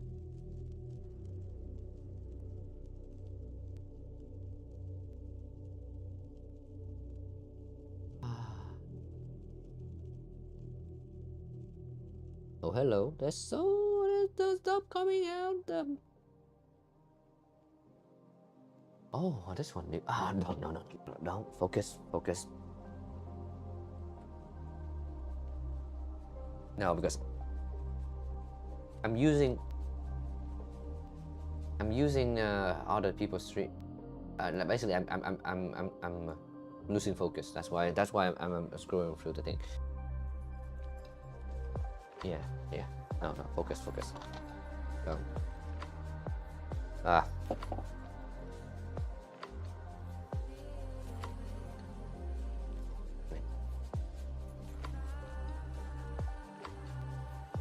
Yeah, in case you're wondering, yes, I couldn't be bothered doing this right now. Need to focus. Okay. Simply to the silver and the table below.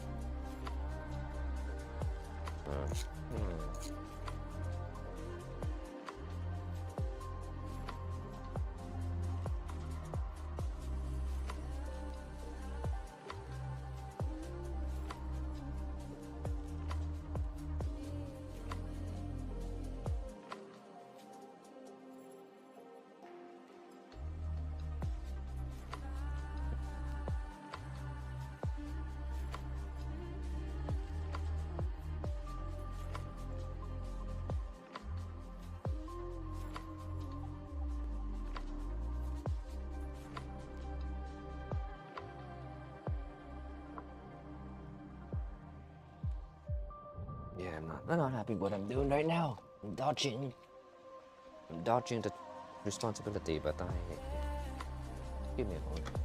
Give me a moment. All right, we're back. Gotta focus, Vinny. Gotta focus. Also, GitLab got this stupid bug where they keep adding space on the top of your document like that. All right. More specific. All right. So there. So the printed part name notation as for the Voron documentation. Yeah. Opacity. I actually don't even remember to do that myself. Name any of this myself. Oh no. Actually, for the printed part, the Voron documentation, the name and for annotation for the Voron official part, the official Voron part, for the notation of the official Voron part. I know that there's 2D there. As follow, yeah. More specifically, more the documentation referred. Oh, no, not more specifically. The documentation that are referenced for the that will be referenced. The documentations that are referenced for the reference machine. It will below. It is recommended that you have below. Is this a bit too on the nose? Maybe it's a bit too on the nose. Like, it's telling you to just open the file on the computer. Like that. It's too on the nose, isn't it? Too on the nose.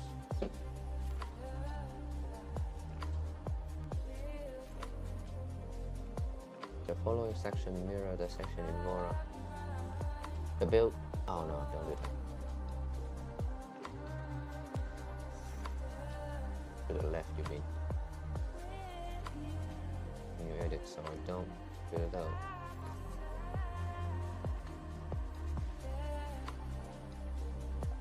The wiki can be navigate.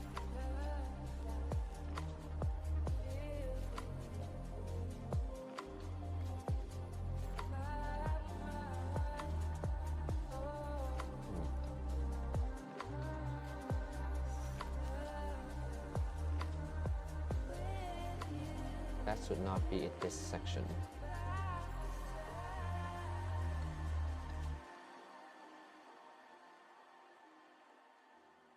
And I can delete that now.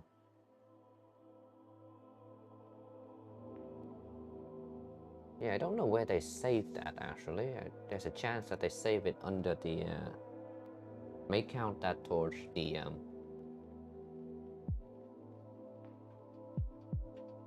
they may count that towards the amount of storage that I use, like the picture themselves, maybe count towards the thing that I use, but I don't know where they save it. I can't just access the folder and delete it. So, guess we'll find out eventually, if it ever goes too far.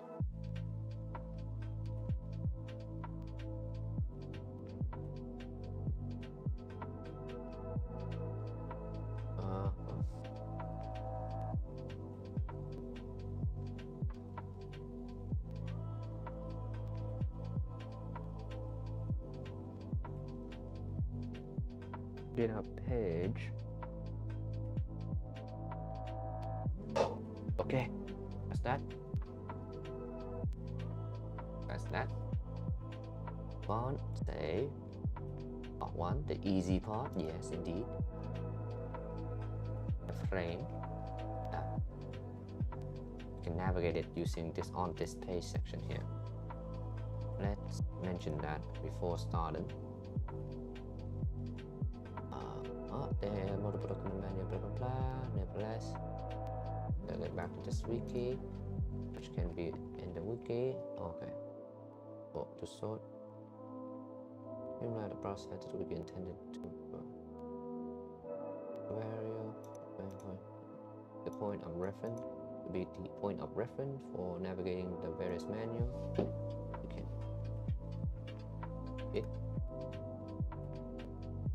It will tell you the steps to follow, which menu when the matter with PK. You can use and it can be navigated when to get back. Can be navigated. You can navigate. You can navigate.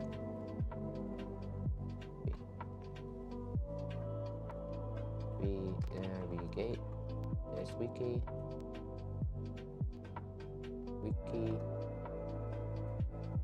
using the sidebar function.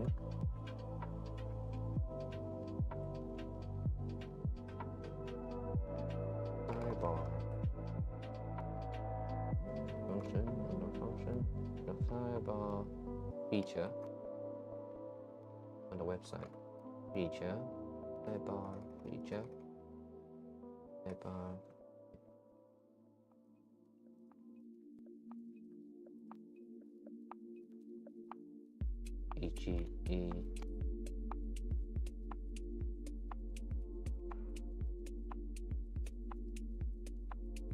feature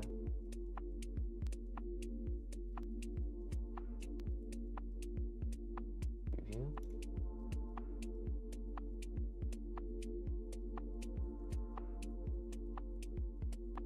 See the screenshot below.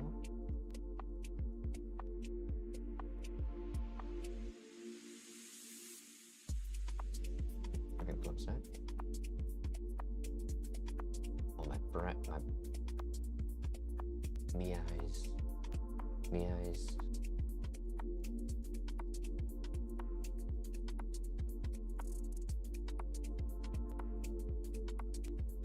Screenshot of this.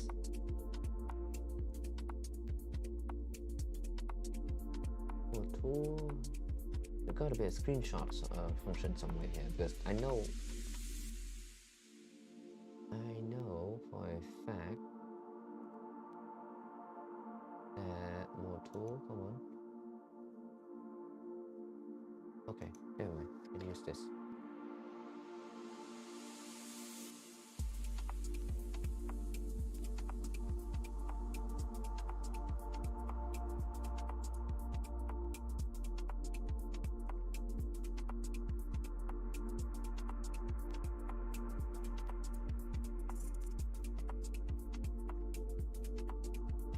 I want to do this specifically because I know that sometimes they don't actually give you this.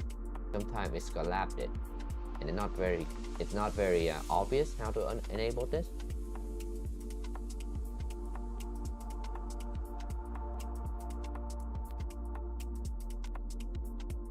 Not very obvious how to enable this, so.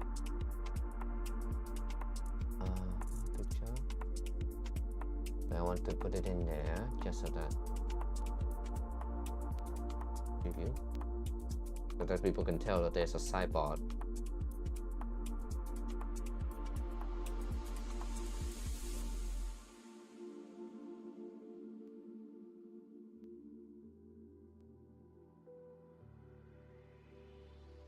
Okay. There's now. So where is it? So if you accidentally click that, you need to click this here, this button here, to enable the sidebar, which is neat and all, but it legit took me like an entire month of not knowing how to do that before I figured out that can be done like that. I thought for sure it is sort of a function of the sizing of the window, of the window. So I just like pulling the side right there. You take that and go like for like a month, and it was like, where's my sidebar? I can't navigate this. So that's why I want to put that screenshot there, just to make sure that everyone understands there is this exists. I'm not sure how that's gonna help you figure out there's a button here, but if they just have to direct people towards toward the what do you call, toward the like the Discord or something. So hopefully then to eventually figure it out. Anyway, that's that. Back to this. Okay, so this is the part we just done. Build frame. Okay. All right, let's open that one. I now need to check that. Oh wait, how long is it? Oh, it's like 50 minutes. Wait, less than an hour. Anyway, this one now go down here because I'm working on it. Down here, we open the folder, the assembly manual. Oh no, not that one.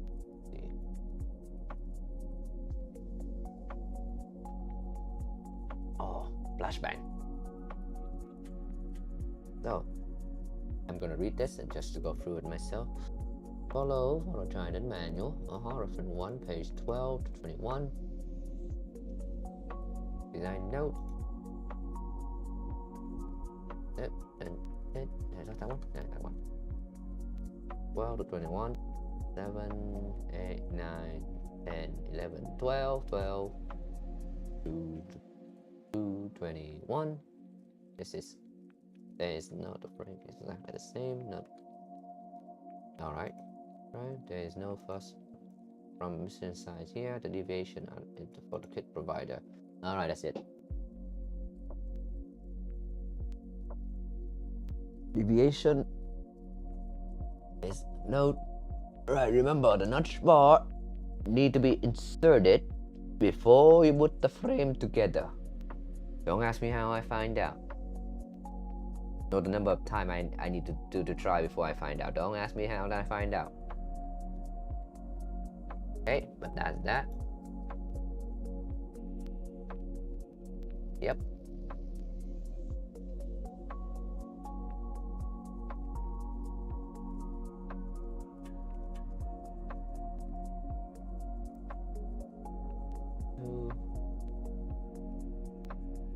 Oh boy, why is this? Alright, yeah, because this is zoom in too much. I'm gonna have to unzoom for you guys. You gotta deal with it. Yeah, you guys just deal with it. I need to see what I'm doing. So from important points is important points is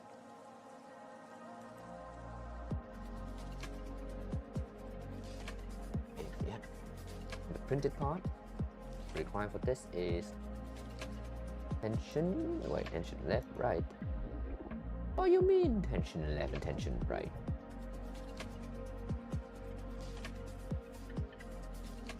A tension left, accent tension left.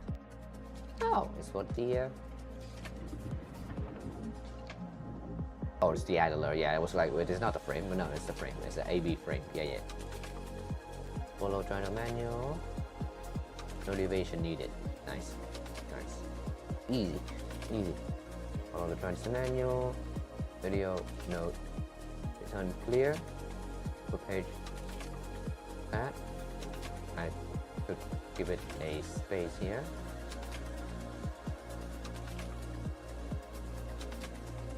Paste it. It should be on a new line here. Review. Yeah, it should say. Wait, can I not? I don't think that's gonna work, but yeah. If I don't have a second space, it's just take a new line. It's not gonna break into a new line.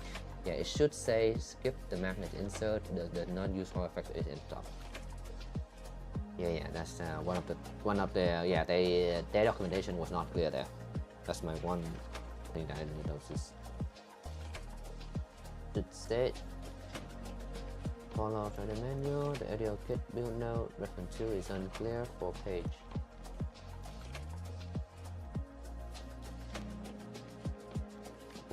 I think the 48 here is off the menu here. 48. Yeah, that's it. Yeah.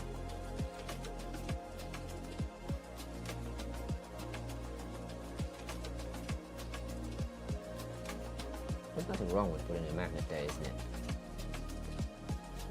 I'm sorry, I just... There's nothing wrong with putting a magnet there, isn't it? Okay, 48 off.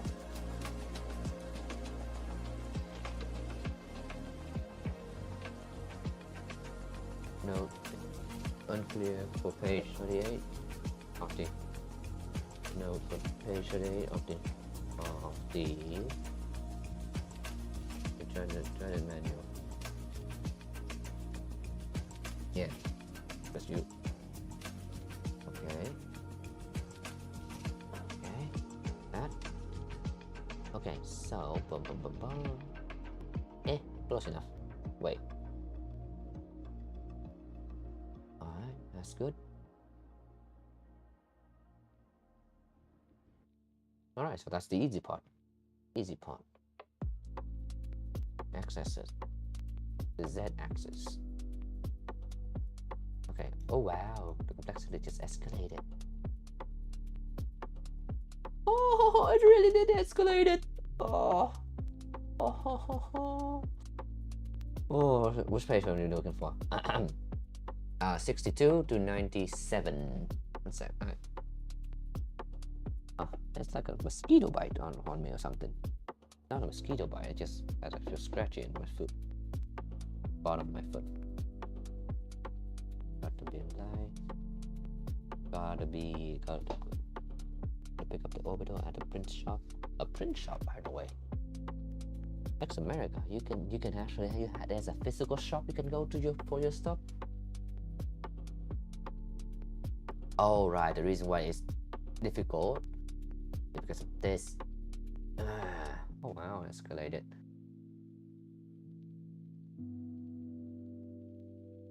Alright, so there is that 60 watt to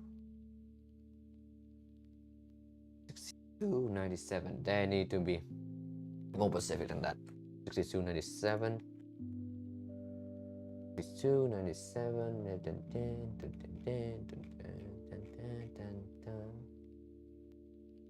62. That's it. 97. Oh yeah, that's right. And I need to note of the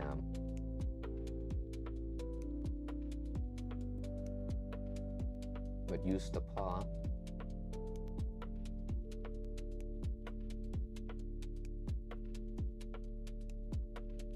Radio note. Okay.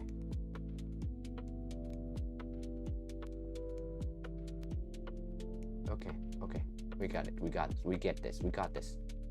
Oh, look at that. That's disgusting. It's disgusting.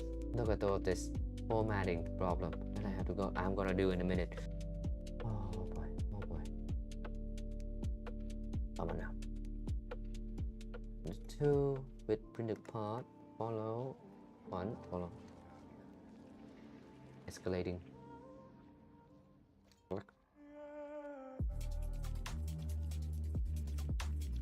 Okay, I'm just gonna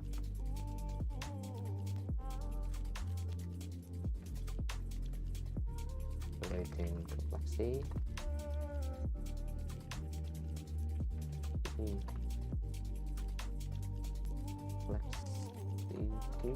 Complexity.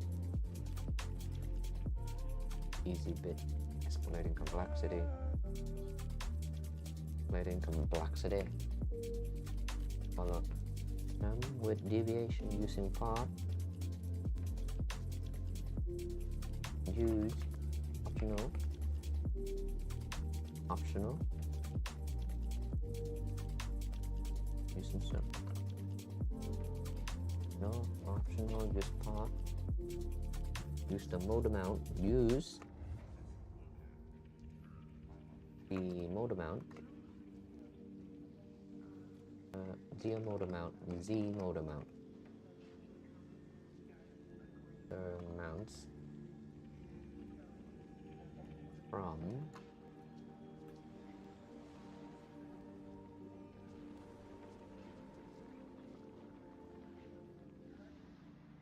optional deviation. Okay, optional use the motor mount and Z. Right. Trident. Invert. Derail. Why did I put a derail in here? Why did I put that one in there? I shouldn't put that one in there. Did I mention it here? I don't. So I don't want that in there.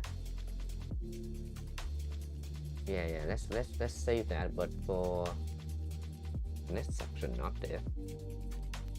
Okay.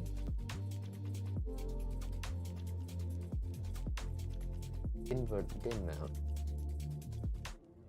Yeah, that one. Okay, so let's get rid of 8 and 9. Oh, 8 and 9. Oh, wait.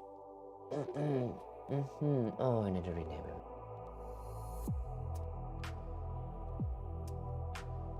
Okay. Alright. I can blow it out a little bit. Make it a little bit less painful here. Okay. The 8. No, the painful part is this part. 9. 10. 11. 12. 13. 14. 15. 16. 17. Yep. Alright. Well, close that. Now can I see that to my face, please? There we go. Is that all we did for him? Yeah, no, the other part about this is the DIN rail thing is from Logan. Using the remote motor mounts from Logan. Yeah, and then as you can see, there's a lot of parts come into this. Okay. Oh, there's an x-axis here. X and Z. Z and X. Z and x-axis. Oh, hello. Okay, never mind. The just Z. Just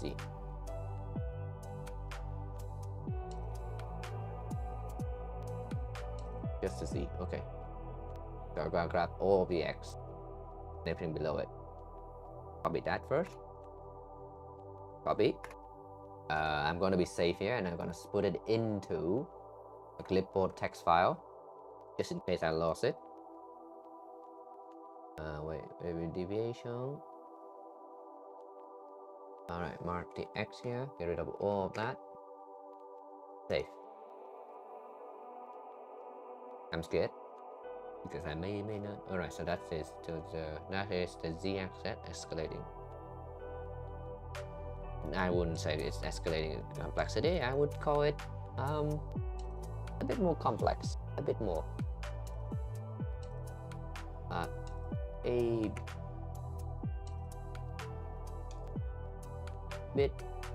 bit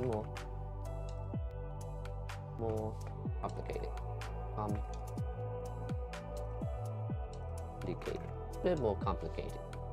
A bit more complicated. Right, so it's not that hard. Just literally just follow the thing with optionally use the Logan mount. Right, so it's not hard. It's not hard. Oh wait, no, actually there's one more thing. There's one more thing. Yep. Deviation.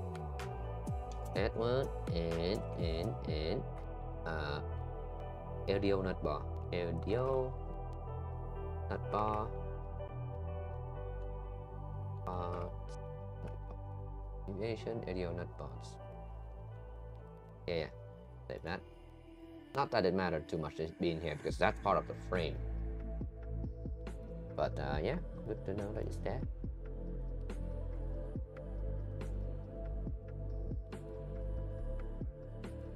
Need to highlight that.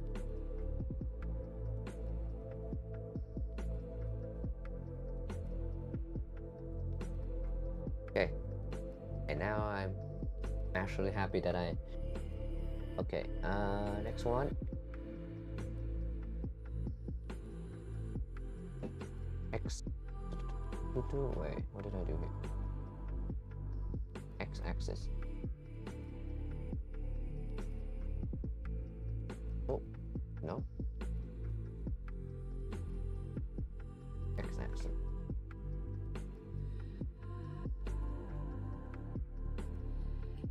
Okay. And I'm gonna delete that because I'm gonna call it 3 point. Ah. 3.4 point at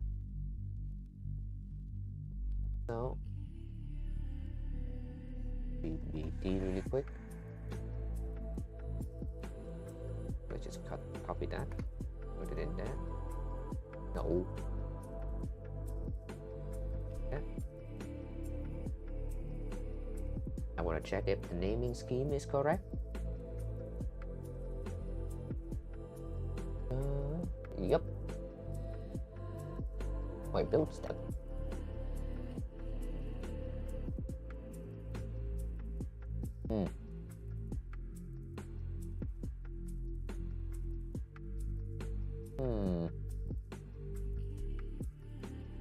I wouldn't want to call it build step, do I?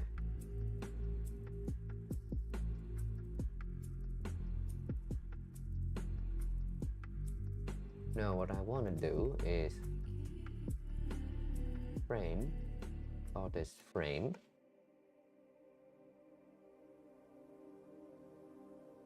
Frame the easy bit, build step. Yeah, actually I'm gonna grab this build step thing and I'm gonna make it the same across the next few steps.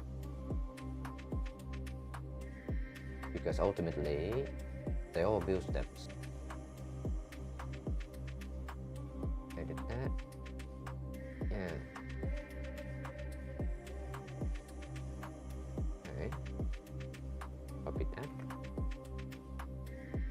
Okay, so I'm gonna copy, save this and say something in my Word text document over here. 3.3, yeah, save that. A bit more complicated. Edit this. To the 4. Because the axis over there is not capitalized. Axis. MCV2. 3.2 specific. Yep, like that. Oh, okay, this whole table need to go. Alright. Okay. Then let's preview this really quick. Yeah, half of this need to go. Oh no, yeah, so these guys need, this guy here, these guys need to go. So, actually can I, it's now more, it's more specific now. More now than ever. I need to copy that. And see if I can edit somewhere else, because right now edit off this website is a horrible experience. Right? I'm not the only one thinking that, right? Also, this is meant to be build step. Come on now. Copy that. No.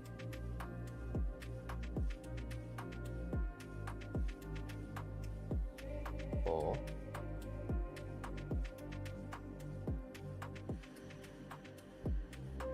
just check very quick. Yep. See, they're all lined up build steps. Yeah.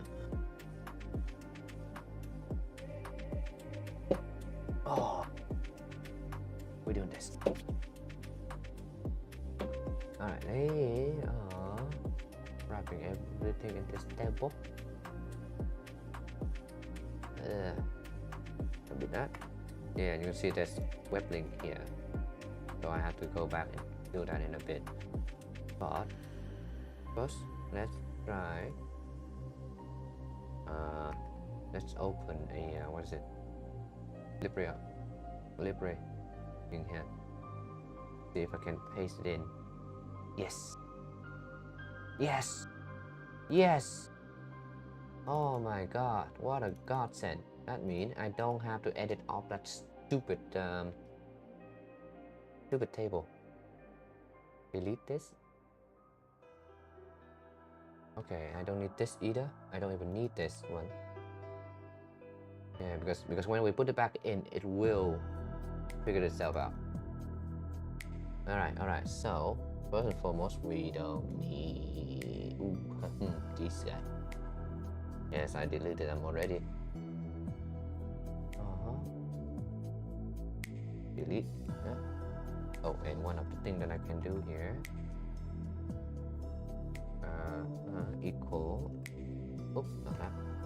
Equal the top one on top plus 1. Yeah, and I can just copy that across the pad. I just realized that I shouldn't delete all the things that I deleted, because now I now need to figure out what I deleted.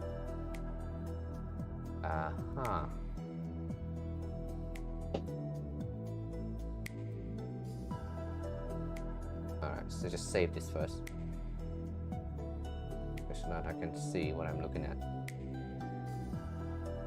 There we go.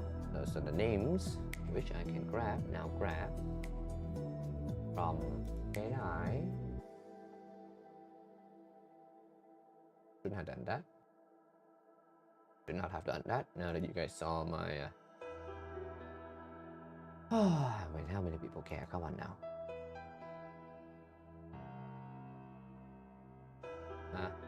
The stream going unlisted no matter what. I definitely cannot make the stream public after I've done with it. Remodel. Yes, the one thing that I need to do now. Ooh, so 152 view. 5 downloads. Nice. I'm sorry before the 5 people who trusted me. It is non-functional, that version of MissChanger. My apology, my deep apologies.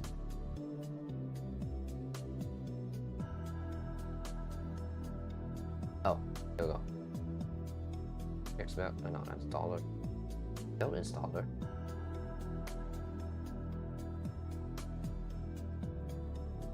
Don't installer. Can I link this specifically?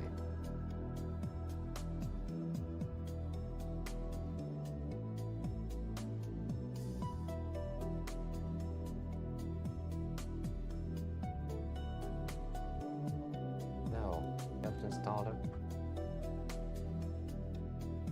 Alright, I'm gonna grab that donut.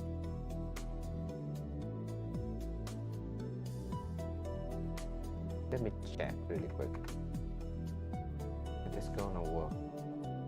Okay, so I can grab that link.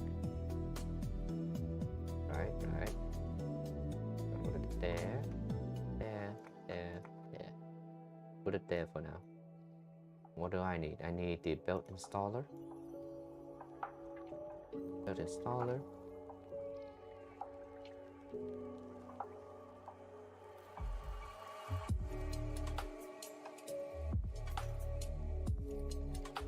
That's for my text, please.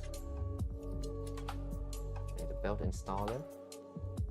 And the tool change.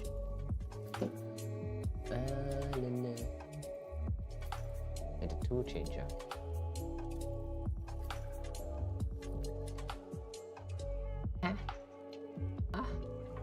Gitu.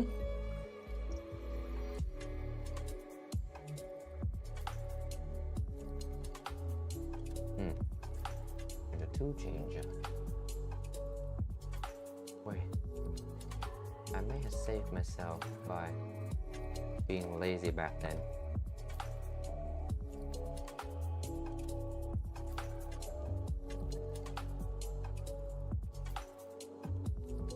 Save myself by being lazy there, because now I just have one item that I can list it, and you can click on the 3mf file and download it all. I was so fast when he got a point. But I do need to note it. Note, yeah, I need to put on some note here. But why is this so slow? Belt installer. Ooh. Why is this so buggy? Hello. We need to go back. There we go. Tool changer.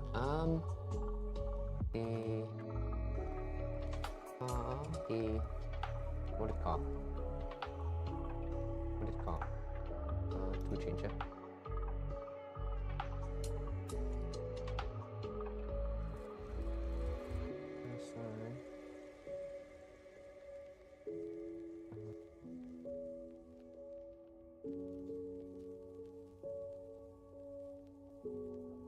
Loot. Oh.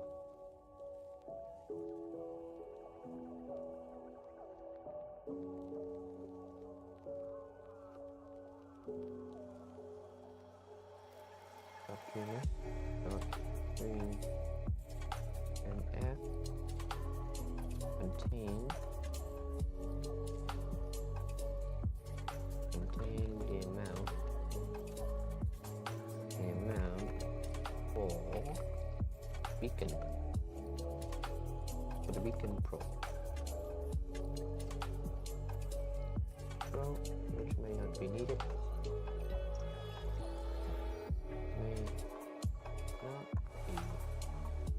Needed be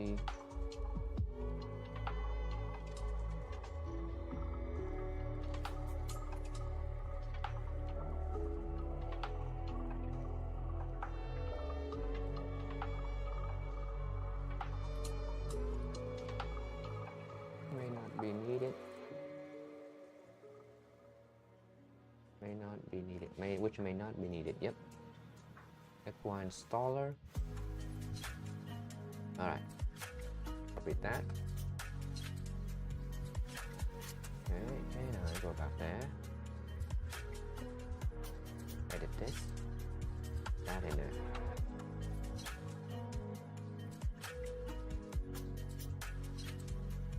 Please work. Did it work? No. I put it wrong. I put it in the wrong. Yeah, I put it on the wrong one. Oops. Otherwise, work. It's good. It is good. So much easier to work with. Oh my god. Can you imagine doing this whole type it out one by one?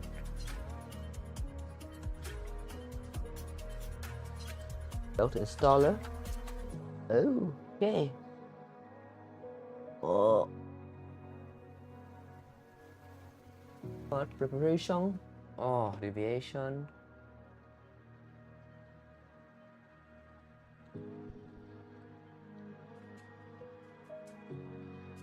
This is still mostly true. I changed the design slightly, but this is still mostly true. Yeah. I can't remember what I changed anymore. Oh yeah, this was slanted. It was slanted now. Was slanted in the new design. But otherwise everything is completely correct. All right, nice, good job. I can see this. Oh, that was easier than I thought. Okay. Deviation. Print it back. Ah, all right. That, oh, no. Oh, that's all. That's all. Okay.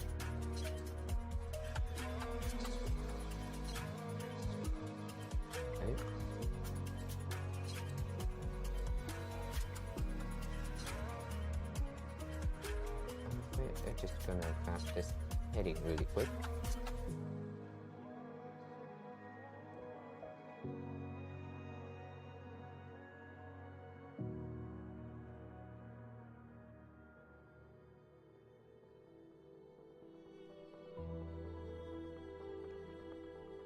We shall call this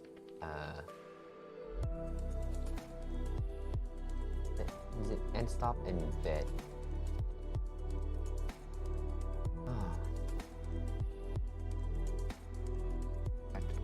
Back to the easy.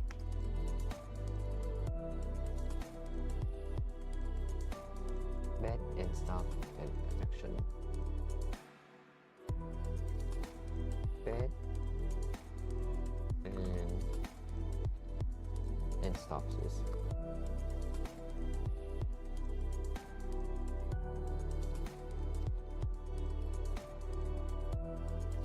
Z end stop.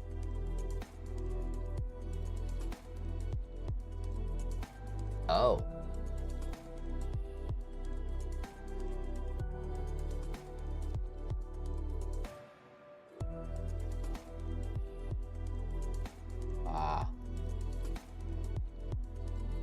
Okay, it's gonna be this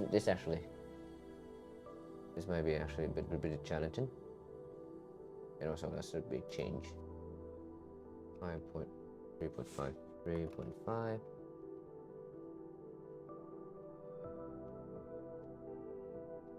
I was like, bed and Z and stuff. Was like, why is it so different? But no. Let's first put this in so that you can see what I'm up to here.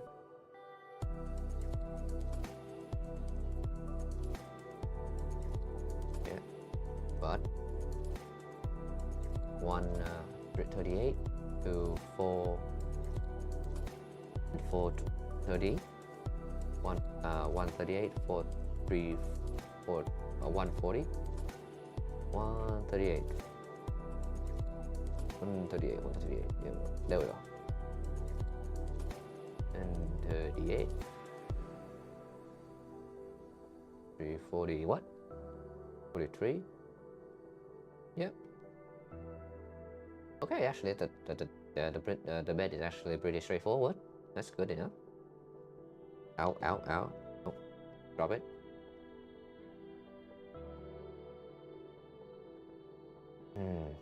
I will have the bed. No modification needed.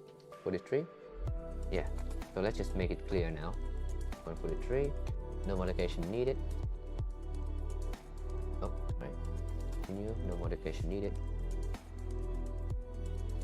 Modification needed. Yep, that's good. The end stop. That's the part where things go a little bit different. What's the best way to go about this? Let's open it.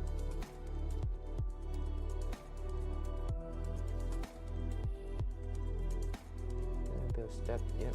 Right. Bed.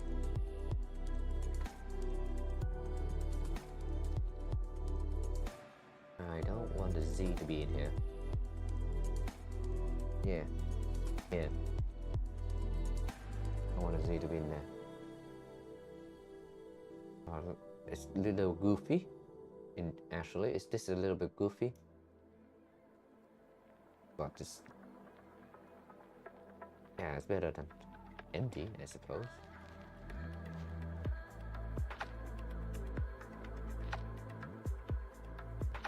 Yeah, see and stop. We are not doing this. Bed connector. Oh, and bed connector. Yeah, let's actually combine this with the print bed section.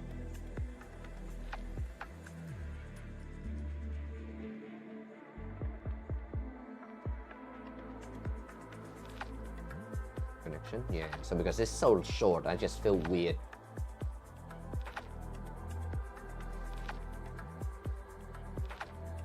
So short, I feel weird giving it this short. Oh, why is it not?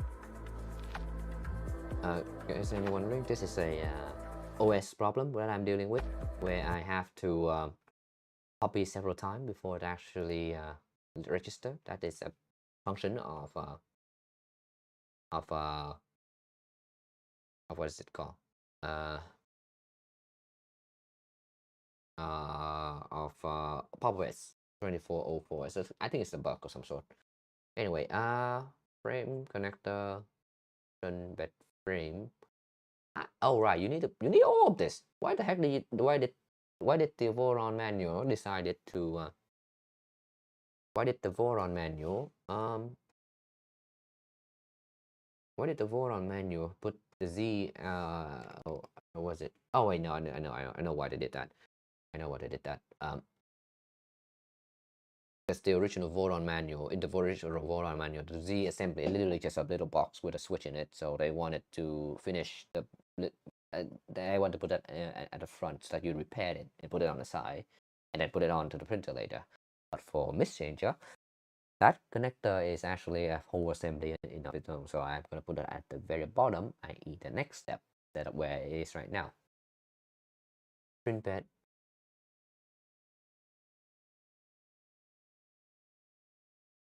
So I will do this first.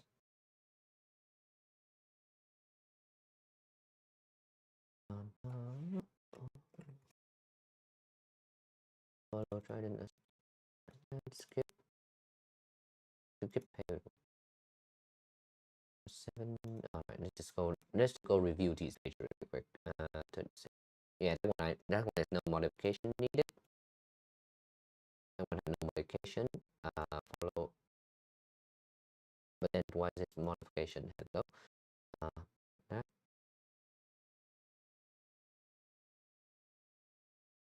That.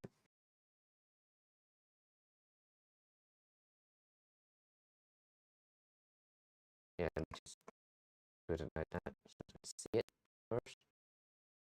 So 417 to 616. Or there's something between these two. So I need to check what it is. I don't know what it is. But, yeah. Yeah. First there's a ZN stop. Page connector. Yeah. But then bed frame. Yeah. 417. Well, no, four. I read from the center left and then right. 147. So bum bum bum bum bum bum bum bum bum bum bum bum bum bum bum bum. Oh wow, basically the entire day up to okay to 50. Yeah, and don't do that. Alright, yep, good. Alright, yeah, this is why they tell you to make the Z and stop assembly before we deal with the bed frame. But we're not doing that for the MissChanger. We do that later. Uh, 60. Uh, 61. Okay. Is this correctly spaced? Yeah, for 61 and skip. So what do they skip? So what do we else we need to skip? Bed frame, bed wiring, none. 160. Ah. Oh my god. Okay, this video had their own bed connector. I'm not. They don't have their own bed connector for page 160. I don't need this section.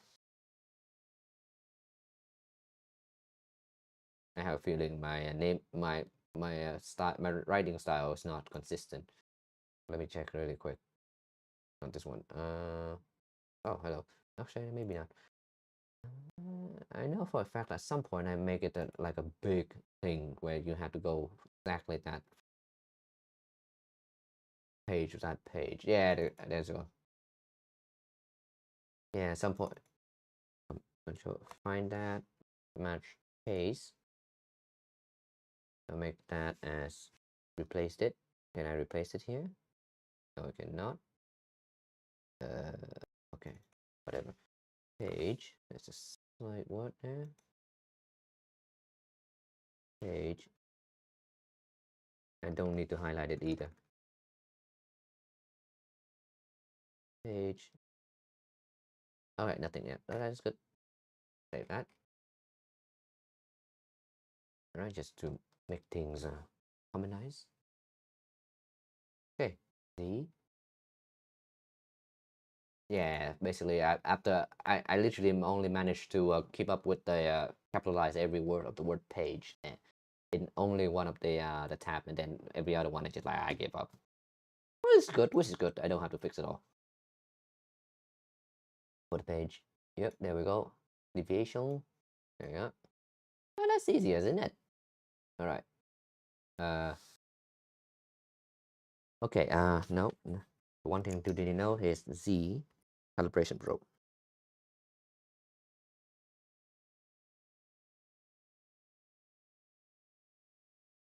In the documentation. Calibration probe in the documentation. That's what we're missing right now. That's what I skipped. And go here. All right. So just one grab this really quick. Save change. Oh, so far so good. I haven't need to deal with anything annoying before. Jesus yet. Oh, don't do that.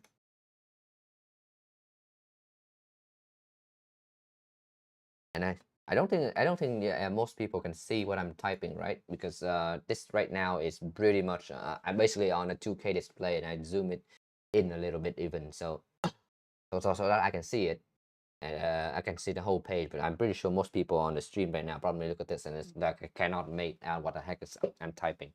I do apologize for that, but there's no way around it. I need to do my job. Oh, and what next?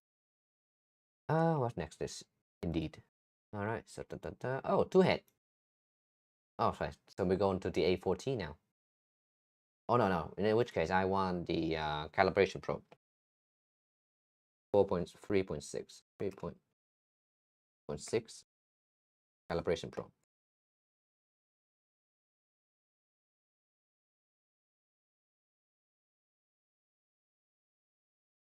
Calibration probe. TBD. It's TBD it for now. Save it first. Create the page first. I need to get some water. Maybe a tea actually. Yeah, I'm making tea. Here. Have a look at the printer for me. Just stare at that for me. I'll be right over that. I'll be right over there to get some tea. I just need to flip this camera around, don't I? Wait, one sec. I got this thing. Let me show us this. Oh no, never mind. The camera flipped in the rotation such that you can read off something that I show, the letter that I read. So I cannot flip the camera willy-nilly. Regardless, I need to get some tea. I'll be right back.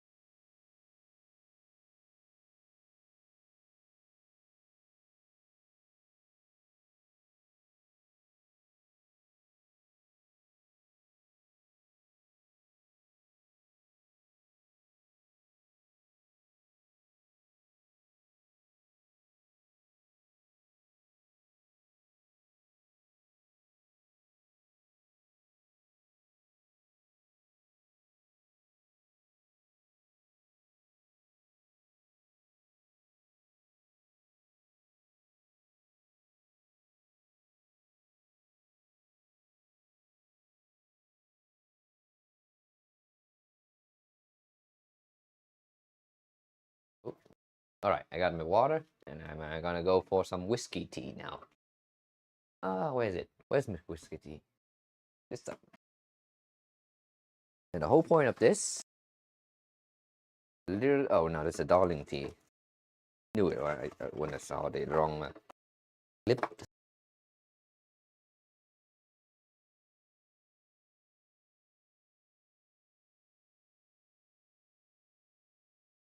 Do I want half a liter of this stuff or 200 is nice, good enough. Okay, I'm going for half a liter of this stuff.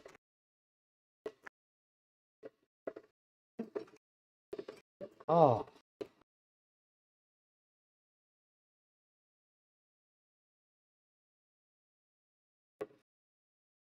One, two, exactly 4 grams of tea. Ah.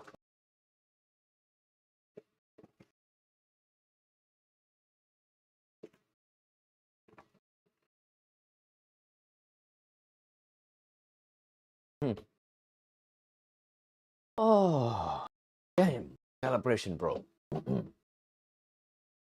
Okay, what do I need for the calibration probe?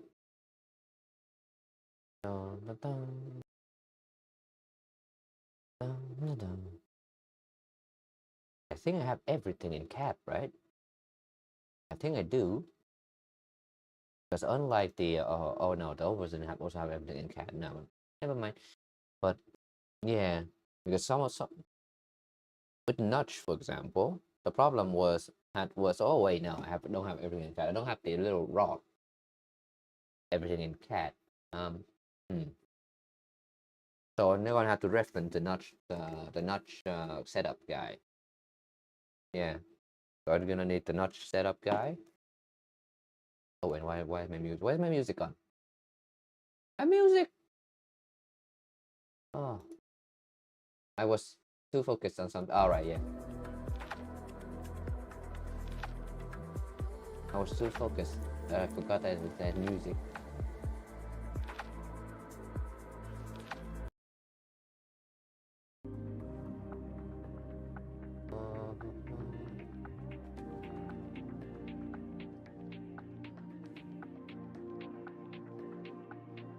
Wow, the world is burning right now.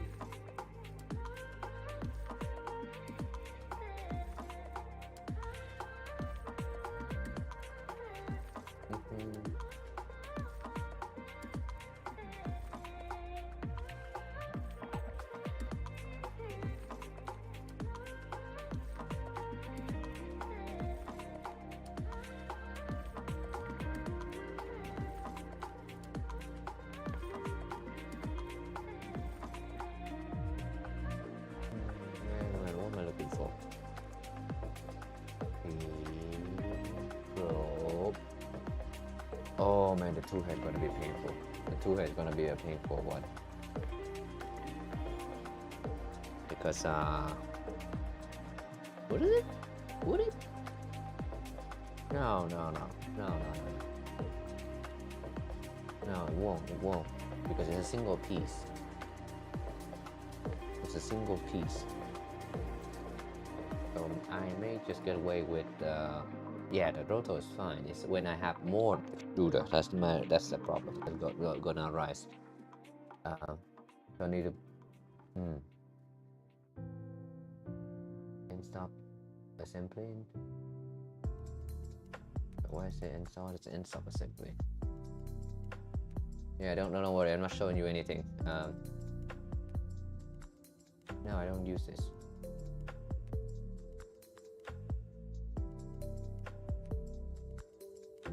Don't use this. No, not on V2. No.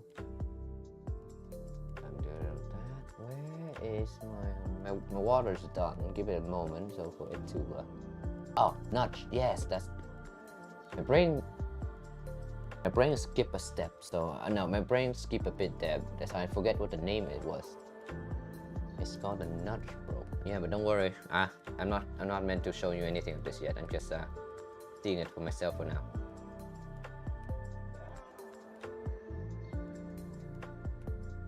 Okay. Yep. Just staring at it for a bit to see what I need to say, basically.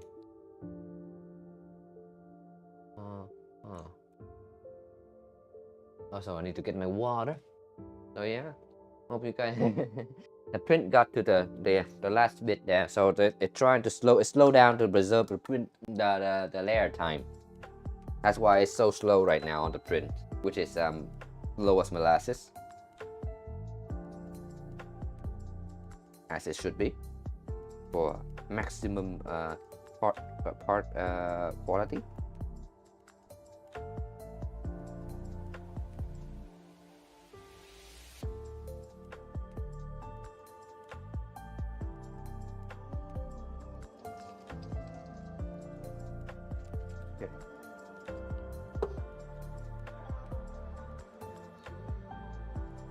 Countdown 3 minutes. Okay. I got a bit more water than I should, but that's okay. That's okay.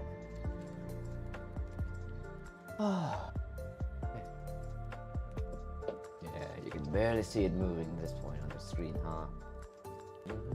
Oh, hi Pony More, how you doing?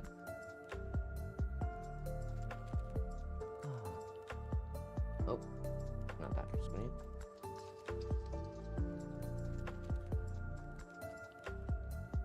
Oh, this is going to be a challenge. No, because this assembly here need many different views to actually work. So I need to have a view at the bottom to show that there's magnet hole for the magnet down here, and what is it? What the hell is it called?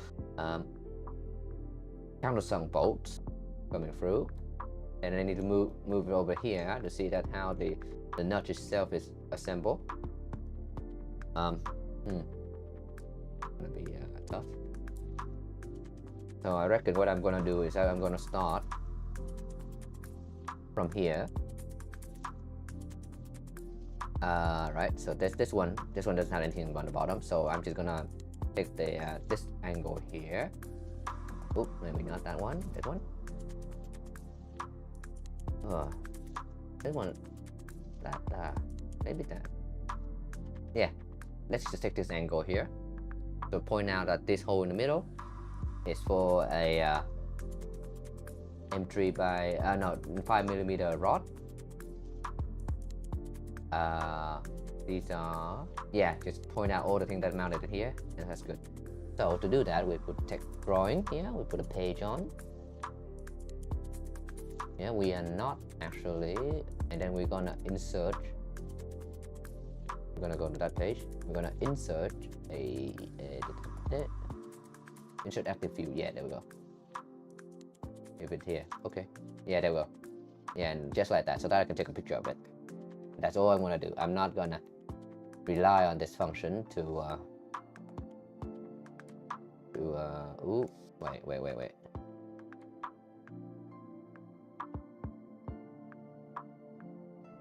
Wait, toggle frame?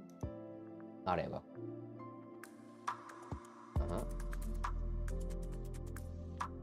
Oh, come on.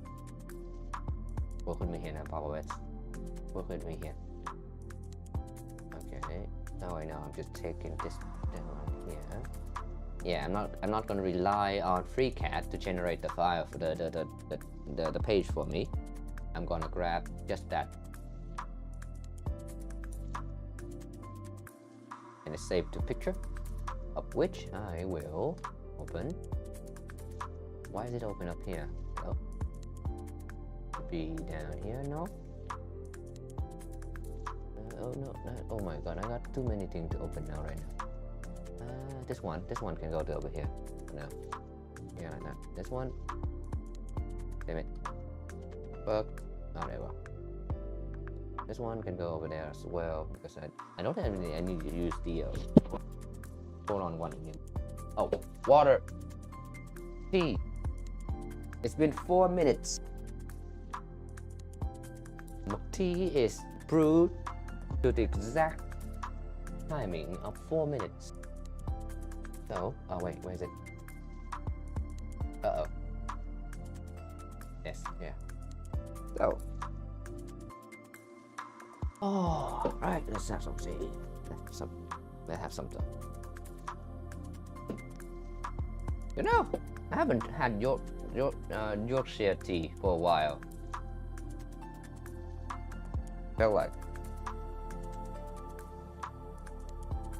Felt like I should get some. Got some of these loose leaf.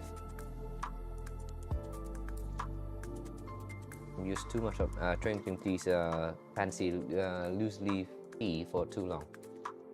Maybe some common folks tea would work for me right now.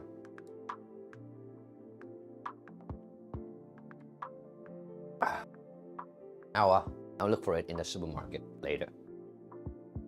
And what cup I used this time? Oh. This one is what is it? A little gift from my cousin who broke it as well. So it's still usable. So I'm using it this time. Make sure that's in the dust net. Good.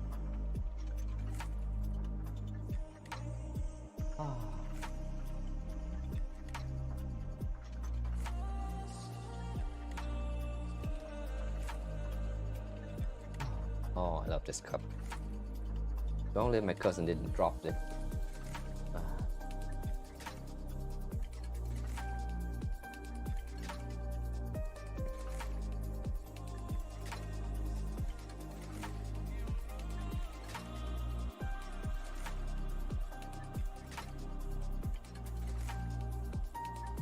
Otherwise, there's no place to hold it, really.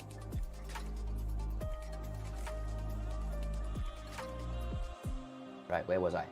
Yes. Oh wow, this cup is very prone to be knocked over. Let's hope that's not an ominous thing. Ominous. Alright, so I am going to open the. First and foremost, I need to open the. Not a CAD file. What is it? Documentation. Yeah, there we go. Documentation. Manual. There we go. The there we go. There it is. There it is. Beautiful. As glorious the day I found it. New page.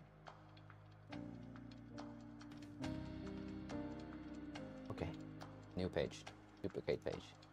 I want the basically I want the don't need this. Don't need any of this. Oh, notes. Keep the notes down right now. Alright. PNG.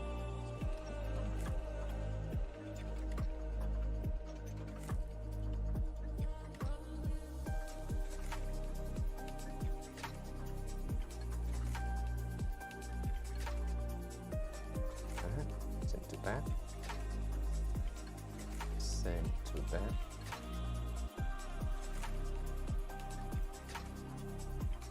Send to back. Let me find the note here.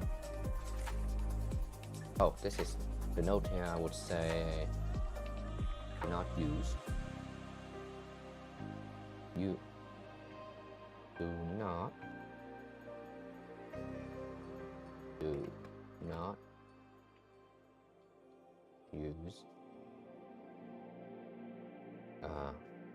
do not use 3N52. Do not use magnets. Do not use 22 magnets and turn it red. Make it red.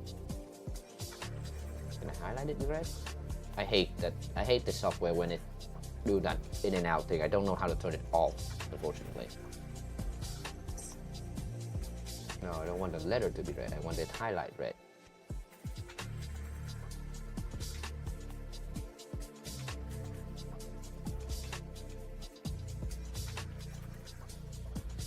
That looks stupid. Never mind. Just highlight a little bit. Oh my god. Stop doing that. No, seriously, stop doing that. Okay. Edit. No, view. Sidebar.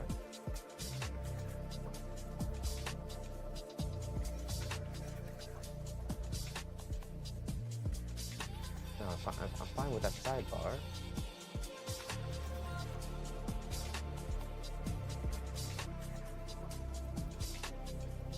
I don't know.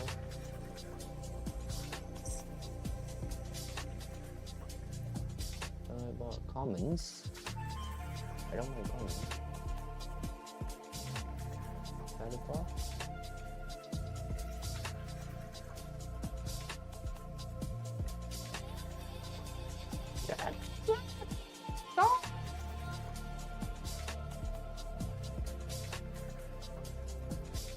And this super.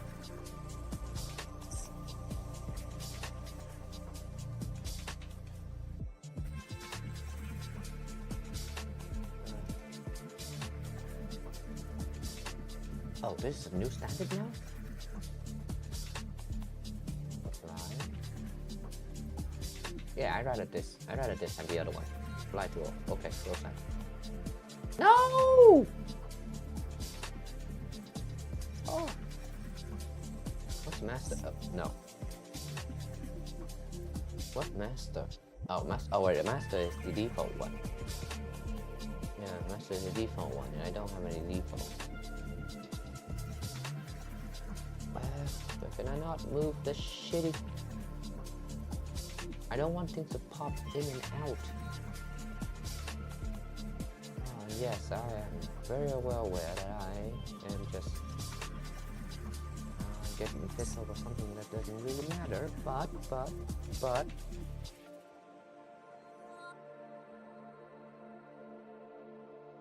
that's it. I'm asking ChatGPT to help. I'm asking ChatGPT for help.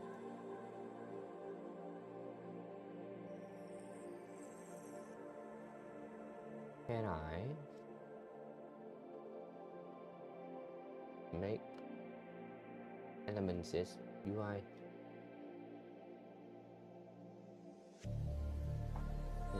in Liberate Draw? Was it? Is this the right app? Liberate Office Draw. In Libra Office Draw. Stop to stop. Make. Can I make the UI element in LibreOffice Draw to stop popping in and out? Popping in and out.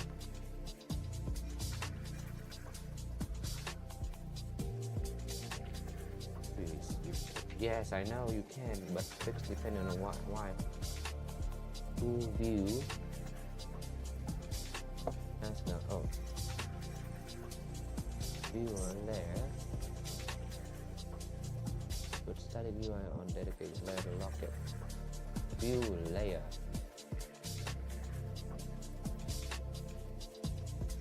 View layer.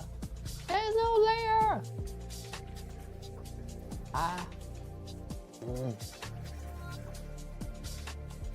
I don't think it talking to me on the self. I don't think the ChatGPT is talking about the same thing I'm dealing with, so I'm just gonna ignore it now.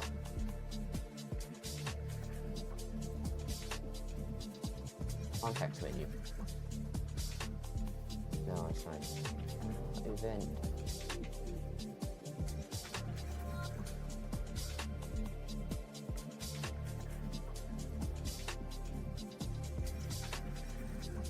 Like if it's gonna pop in on the right along with the other stuff. No, don't pop it in right next to my face on the left and pushing everything to the left, the right.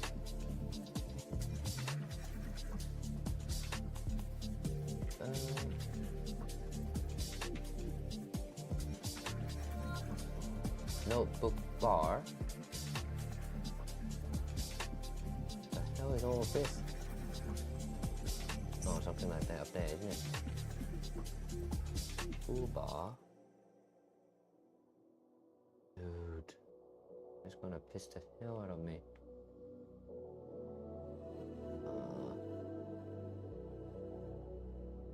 Yeah, it's not here. I don't want this one. Oh my god, let's try something else. There we go. Can I do that?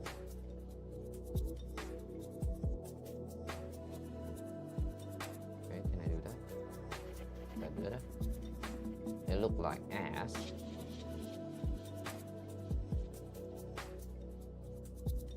Single toolbar. Standard toolbar. Okay.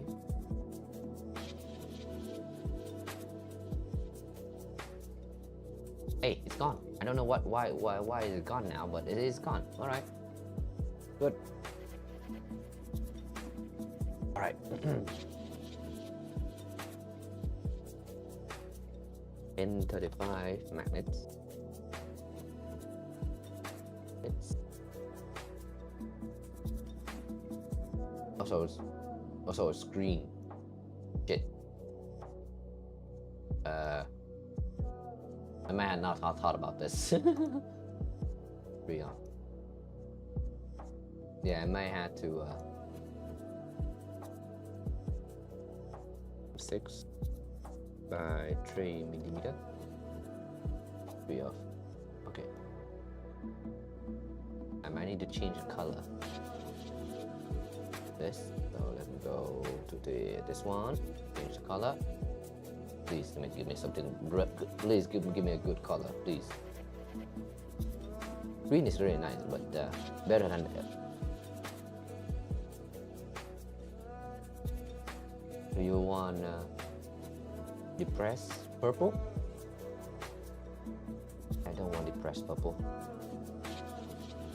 Alright, pink is better. Pink is better. Fine. I'm happy with that.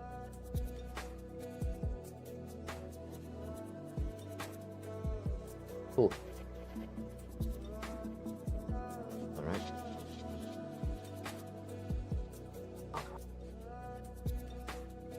Oh, come on.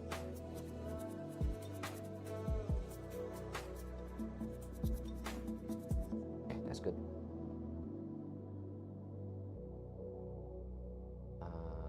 New tab.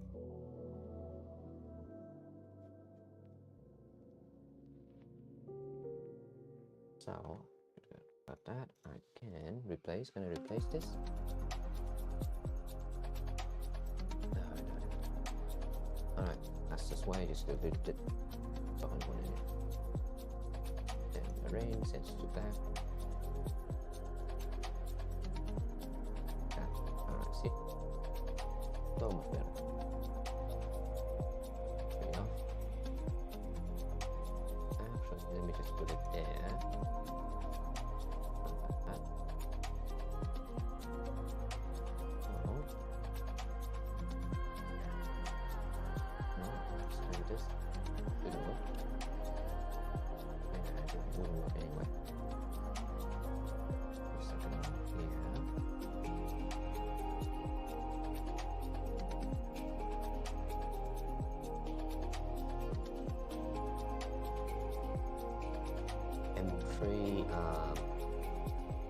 Brass. What did I say? What did I say? What did I say? What did I call it in the bomb? Yeah, that's the word I was looking for. What did I call it in the bomb? Bomb. Yeah, button head. M3x6 brass button head. 3 off.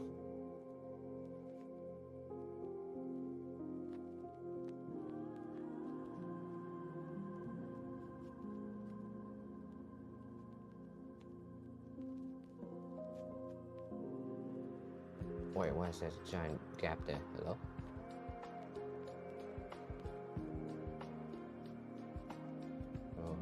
B. Unformatted text, please. Yeah. Yeah, there we go. There was some kind of formatting problem. Oh, I want this to go down a little bit more. But this arrow doing. Okay, like so. Okay, trim off. And one more time.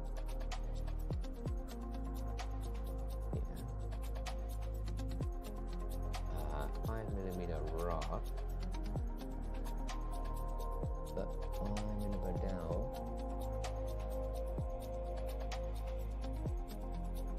Alright, 5x30.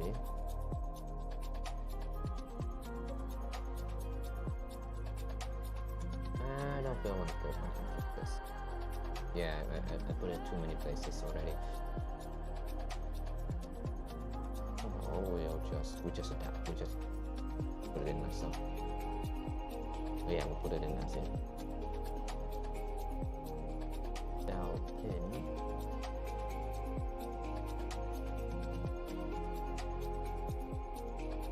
One up.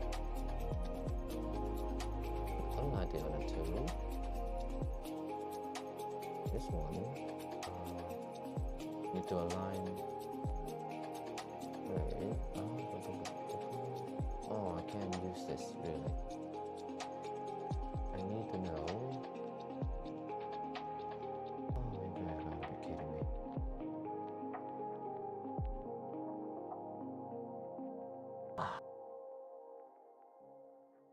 How do I use this? Oh, there it is. Where was it? Yeah, this one.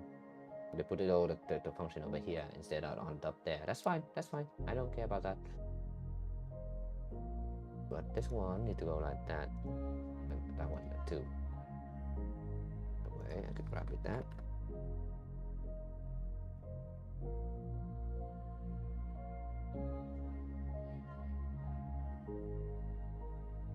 Okay.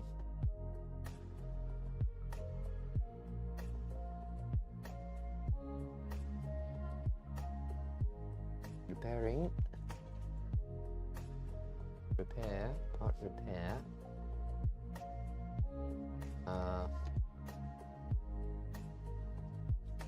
Part preparation. Yeah, I don't know what to call this. Notch probe. I know this is a notch probe, yeah. Notch probe. Wait, is everything? Yeah, okay, fine.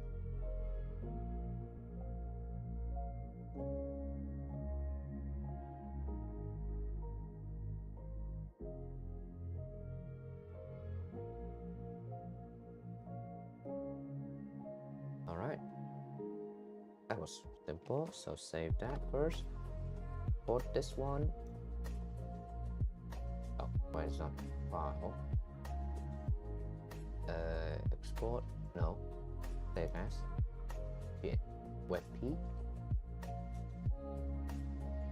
no, cancel that, I want to export, yeah, there we go, this is 6, there is 6,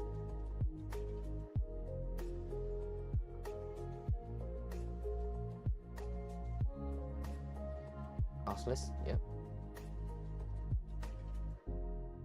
Okay, here we go.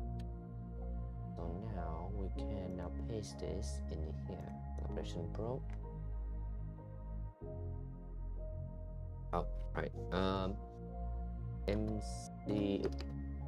MCV2 use the notch probe and modify a modified notch probe.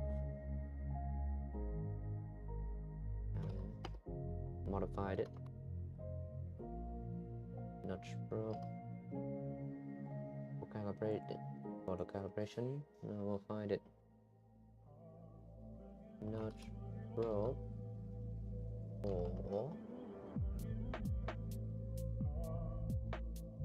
Or Oh, not proof.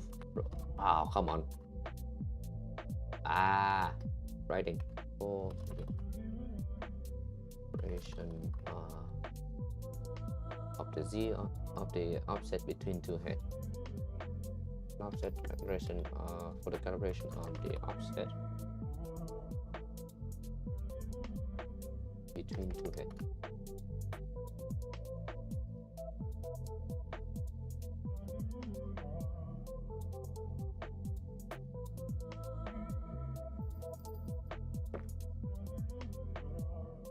Save. Oh wait, no, don't save that. Although features have been moved around, although some feature, do I need to do? Should I link there? Well, first of all, we need to link then. Not probe. Some feature. Okay. Some feature has been moved around, have been relocated. Feature of the move the CAD file of the 3D model has been moved, removed, and moved. Change have been changed it. No, but the overall that's it is best, however, best to keep the stick with this manual. To follow the following manual, manual pages of manual, following instruction,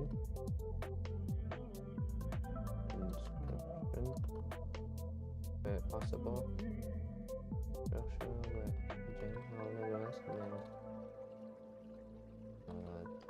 the less it is the original. Alright, I need to not make the same mistake again and not navigate, I don't mean navigate, I mean don't show my head. Where is it? Not yet. Yeah, I don't want to just navigate around using my default browser like this. Yeah, that's a good idea. Nevertheless,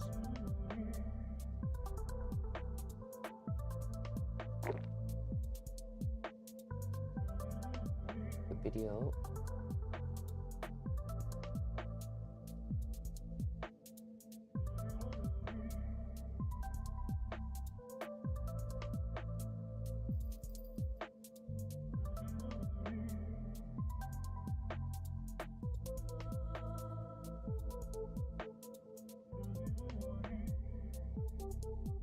Y at the end. What's Y at the end? Earlier day, for example, is T rather than right angle chase T. Alright, yeah. Nevertheless, copy that. Nevertheless, the instruction from the original instruction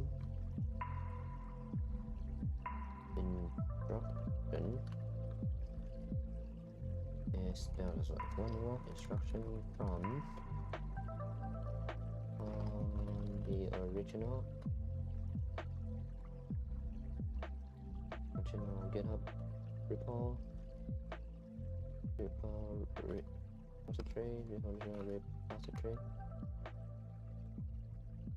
Re can still be very helpful. It will be very instructions in the original repository or the original repository. I need to put a bracket around that. The original repository. Repository. The original. Wait, not repository. The repository. There can still be very helpful visually. Helpful visual. Contain visual and can contain visual videos and video and pictures that may contain videos and pictures that may be helpful. Services may still be very helpful. May still be very helpful. Right? How's that look? How's that look? Okay. Yep. So basically, I just want to nudge you in case you need it. That extra context on that page. Anyway, but regardless, we are dumping that one in there. If we can, no? Oh wait, no, yeah. So we need to use the attachment function to grab that. And it is at, wait for it.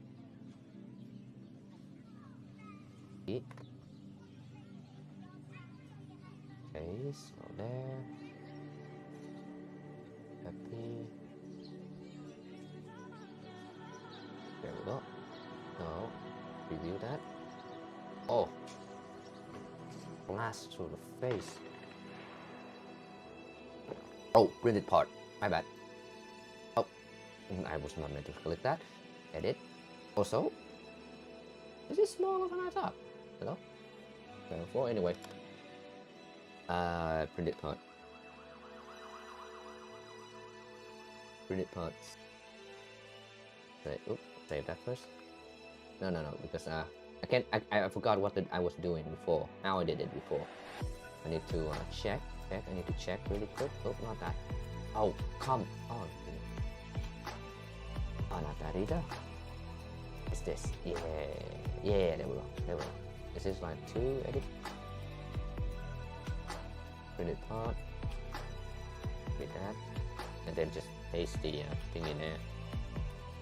And then steps back. So just now the key there is at the double quotation. Now the H2 double of indent there, and then the one is this one is assembly. Yep, it's called that. And now we need to list the printed part, and that is what this table is for. Yeah. All right. Number 1. Actually, I'm just gonna grab that really quick. Yeah. Oh, it's right there. Okay.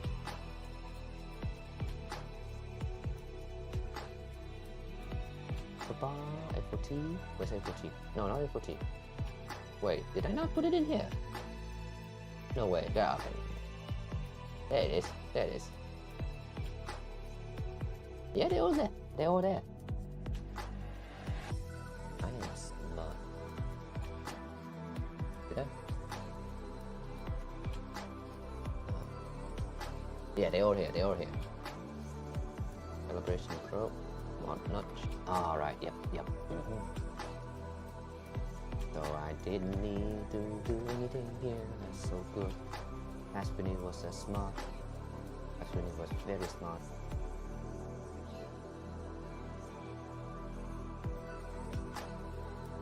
All of this. Any of it.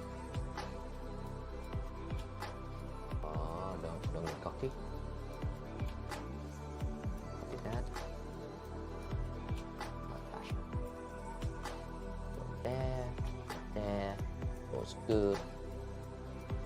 All right, show it to it. There we go. That one, good. What's next one? Next one is now behind a whopper. Put this one here. Oh Lord, how do I show this one?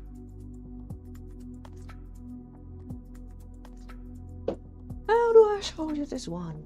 All right. Actually, toggle transparency real quick. Yeah, like that.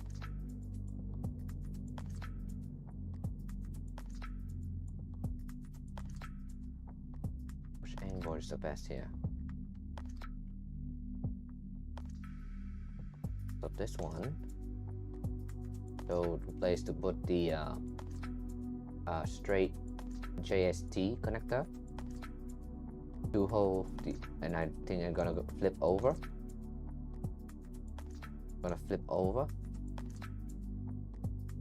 This one to show the hole for the holes for the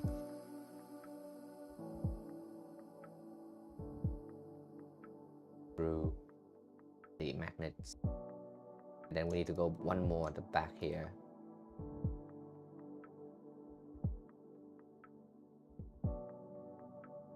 Maybe it should go straight from the bottom like this. No. What to do?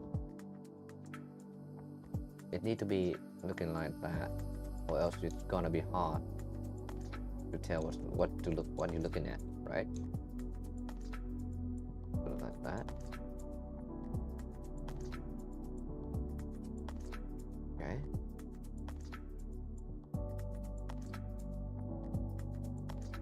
That.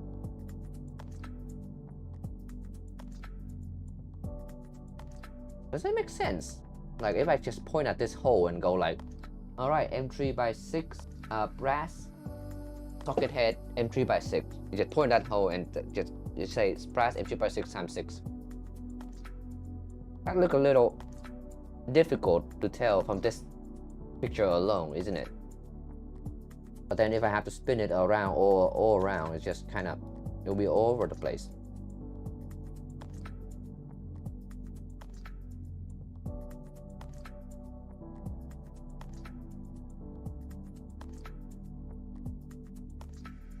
And also these holes, I don't know how the best way to describe them. They are for these, what is it? Ferro crib.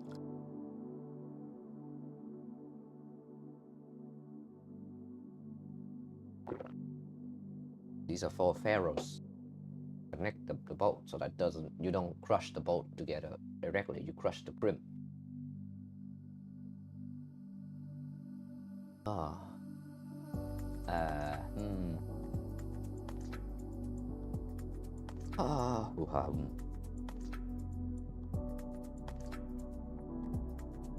boy, this is difficult.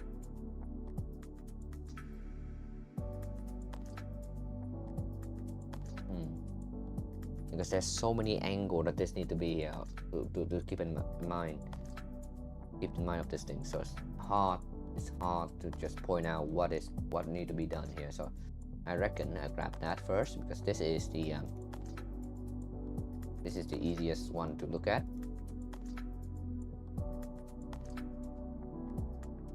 What? I delete the page. It's fine.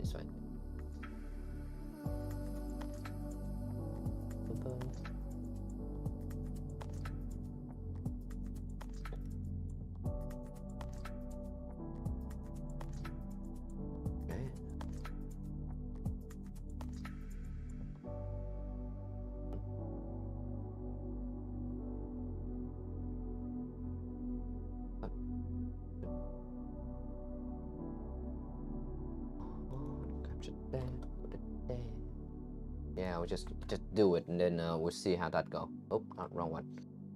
That wrong folder. Okay, yeah, we just do it and then we'll figure out how to do this. Duplicate page, because I want the title. And I don't need a note here. Oh, do not use, yeah, just keep the note as well. The note as well. I'm gonna chuck the screenshot in here. Send it to the back. Send it to back. Send to back, yep. So this should be under this side, yeah. Yeah, we're gonna move thing around here. Literally, what do we need? Brass head, button head, socket head. Yep. Yeah, this literally we just use the same thing here, basically. We just need to make sure to move this around, and then we can have some room here. Don't spin it. Put it down a little bit.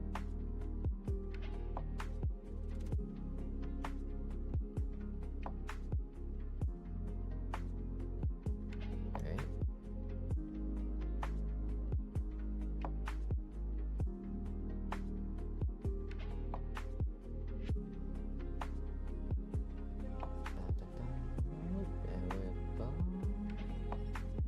To the notch page. Oh, look at that. Looks so cool. The cat. His cat was like, what the heck am I looking at? Oh lord. That's so cute. That's just cute. Alright, where is it?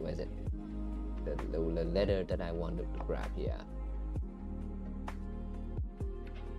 Picture, straight through JSD. Straight through JSD. Block. Oh, not that one. Wait, one off. Oh, but. Oh, of course.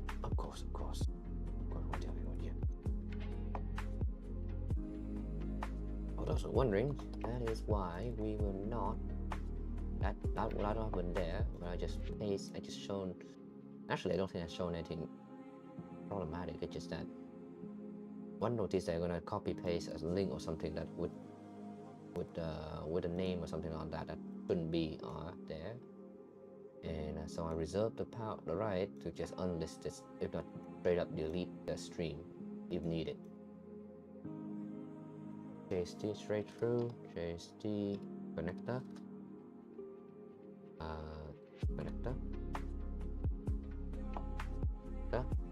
straight through.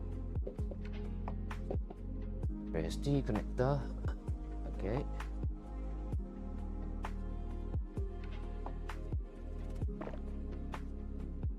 Socket head.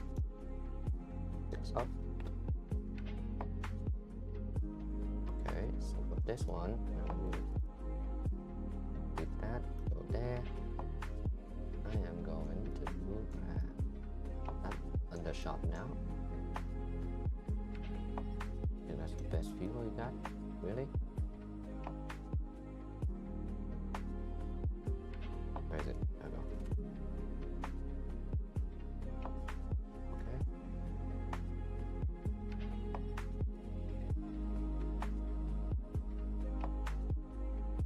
Why not move this around? Oh. Okay. Yeah, this screenshot tool is not as robust as the GNOME one. That's for sure. I do miss the GNOME one.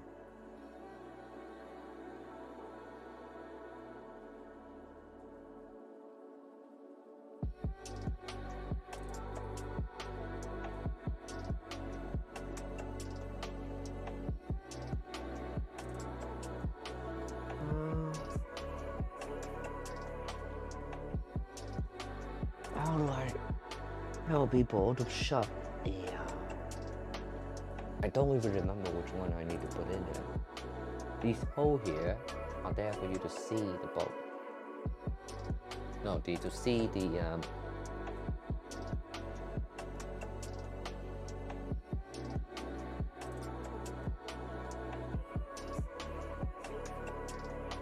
Alright, you know what? I'm not gonna be bothered. So teaching, make it as a what is it? Take it as a what is it? As a secret, not a secret. something that we sort of, there's like a little treat, like a tip for those who view the stream. Say, real quick. Yeah. Oh my god.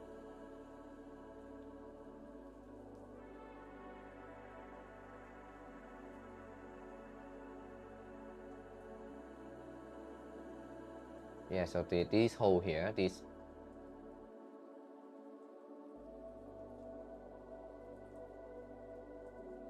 This hole, the smaller hole in the near the center there, those one are for the best way to do this is not to just try the blind bolt, two blind bolt through into the trying to touch, especially when you're trying to screw into plastic.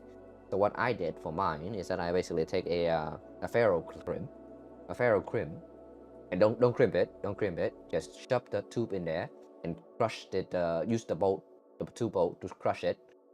So that they're gonna make electrical contact without having to like butt it against each other. You're dealing with brass and you're dealing with plastic. So doing that would be the best way to make sure that you don't break anything. Trying to explain that on inside the documentation is like it's a pain in the ass. I wouldn't say it's a pain in the ass. I would say I don't even know how to do it. That's the problem right now. I don't know how to do it. That's why I was like, okay, yeah, I'm not doing it. I don't know how to do it.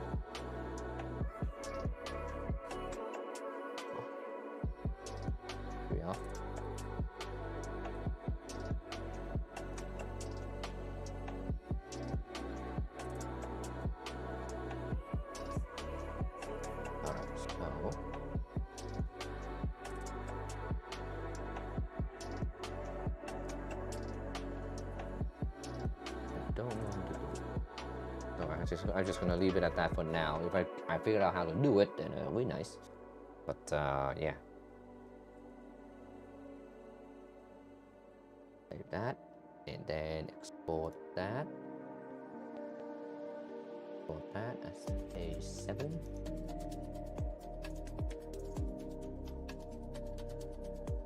Okay.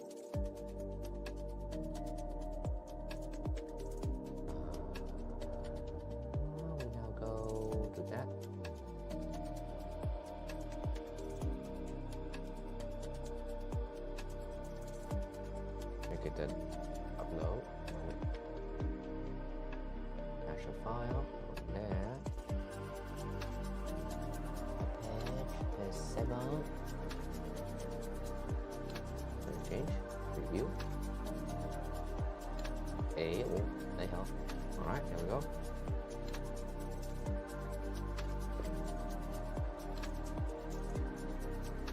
Here we go. That's good. Oh right, need to node to track. The node is not complete. They need to attract each other. These two. Forgot the whopper. All right, I get it now.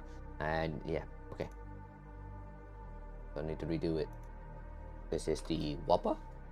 This is the whopper. What did I call this thing?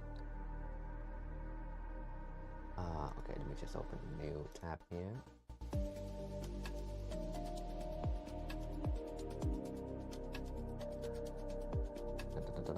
Notch Pro. Save that first. Okay, I'm gonna, oh, it's already there. Okay. Yeah, that one is a whopper.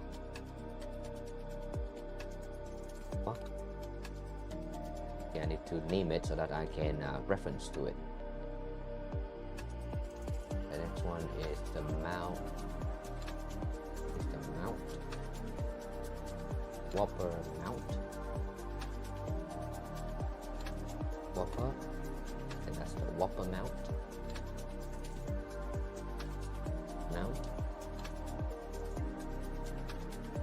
Whopper mount. Alright, need to attract. Yep. Don't need any highlight then. Don't feel. Do not the magnet need to attract to shows the whopper the format text mount. Just copy that, go down here to the whopper. Okay, this can go a little bit like that. Yeah, okay, there we go. Save that. Like that. Yeah, save. Now export that again because. Oops. Fine, try to leave it there. Put again to do. 6 and 7. Yep. Just checking. Export page 6 like there, and Q go that one, go to page 7. Yeah, I still, this is the reason why I'm worrying about my if there's a data limit on how much I can upload to GitLab, because you can tell that no, because these files are binaries. So I know that I can, if I delete this, will it came back? No, like, do they still hold on to it, right? I don't care if they have it or not. It's just a matter of if they have it, I want them to delete it so that I don't count it towards my whatever data usage.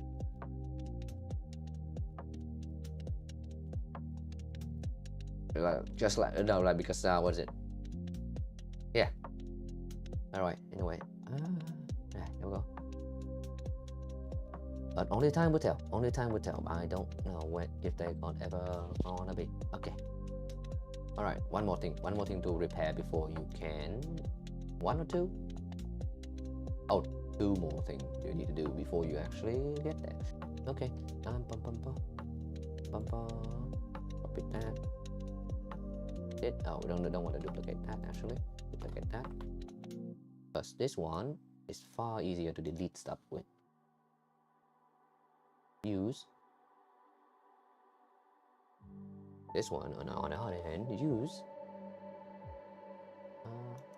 if possible, this one is the base. Did they call it as a base? It's basically, I'm done with this. I'm doing this now. Yeah, the base. I call it the base.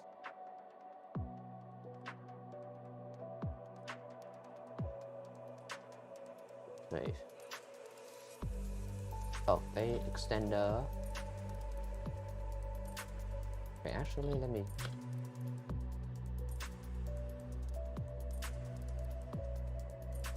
I need to use the bathroom. I drink too much tea.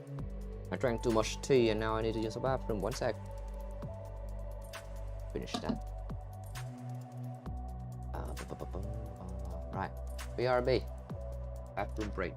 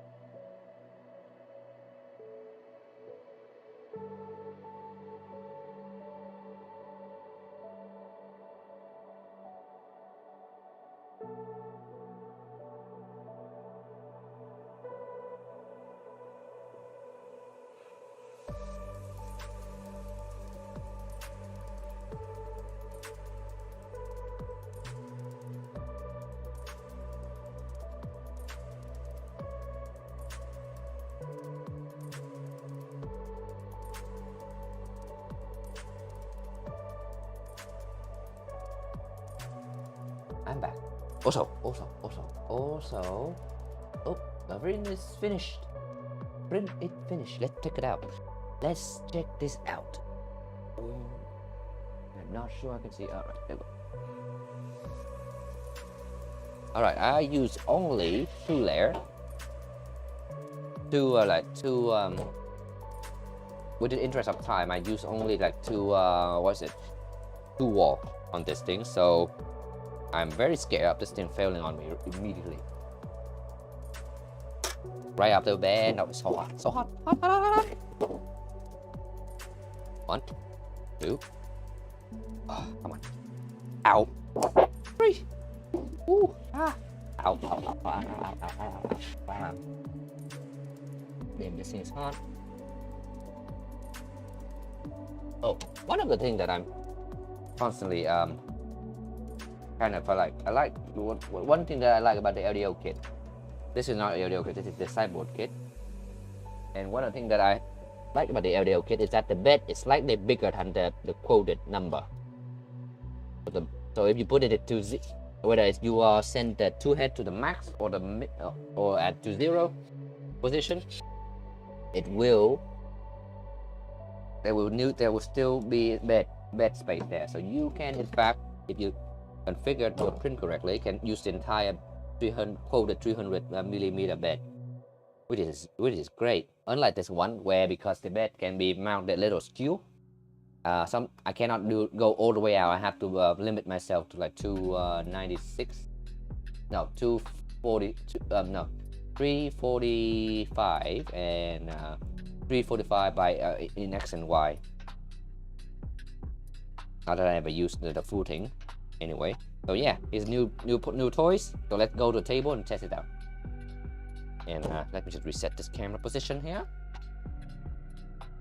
We're done. We're done.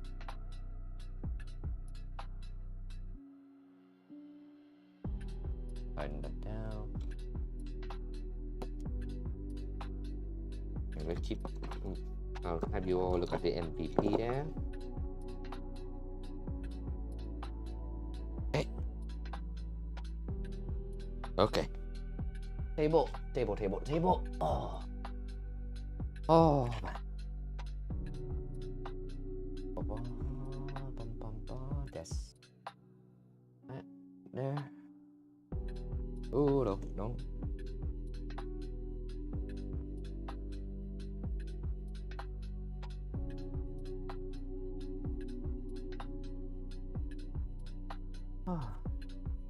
Okay, where were we? Yep, this guy. And where's my toy? Where is the prototype? Where is the prototype? Oh, it's right there. It's already mounted on the gantry. I was too fast for my own good. I'm gonna need to grab that prototype off, take the prototype off the gantry. Not the gantry, the frame.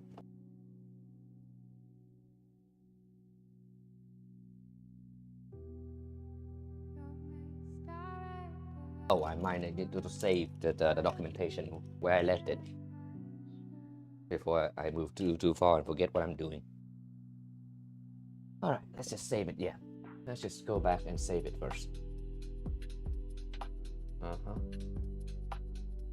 Yeah, right now it's in preview, right? So, wait, no. I saved it. Okay. Aspirini was 2 steps ahead of me, so. Alright, oh good. Alright, so let's. Oh boy. Drop my headphone. Alright, let's put this thing together. Grab the screw bit here.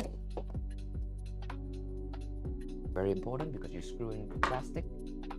So having some ratcheting methods to screw actually very helpful. A lot. The bolt number 1. Rod. Oh god.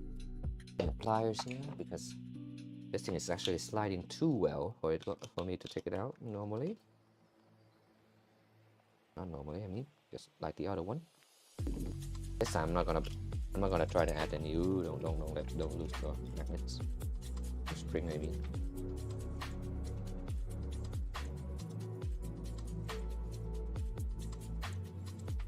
Oh, not that. Okay, that's fine. Not that.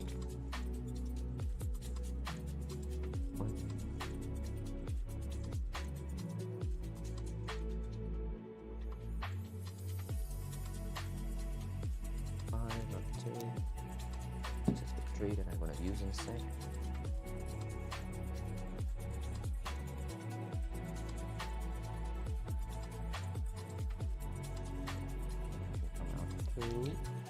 I'm gonna chuck this one away immediately because I would not be able to tell which one is which if this thing is around. Alright, so this one, here we go.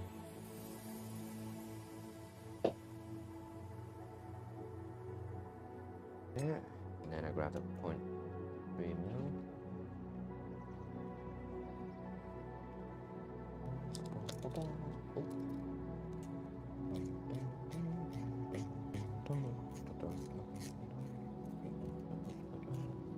Oh, and remember, this actually helps a lot. M5 washer, which is to separate the plastic from plastic so they don't rub against each other. This alone would reduce so much friction out of the system. These two can also go. Alright, now this is the new one. The more skeleton frame there. Both in there. That one in there as well. Hold this in here. Right.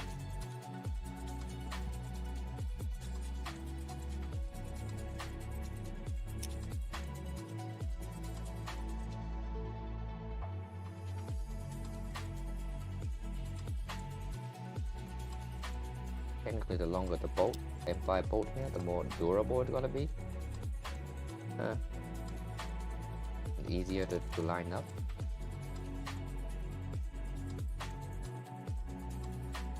But right now it's totally fine. That's fine.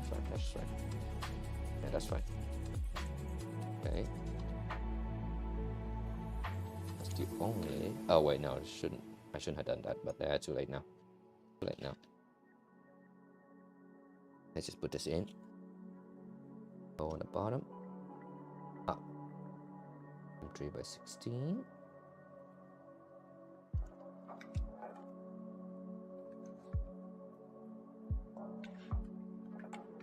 Right, there we go. Now, this is what I should have done on the beginning. Put these two in here first. Take the other bit. This is a trigger.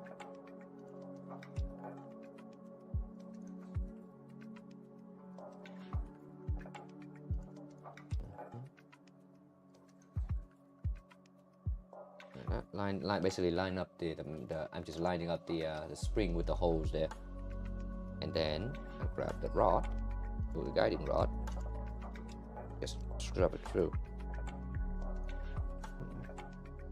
Uh-oh, forgot to check. I forgot to check how. No, it's fine. Okay, oh, good. And the other one, a little stiff, but it's fine.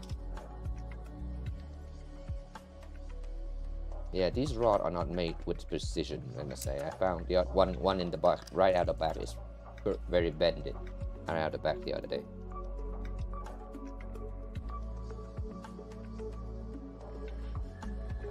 But take this part specifically, that's not a precision part. Not much anyway.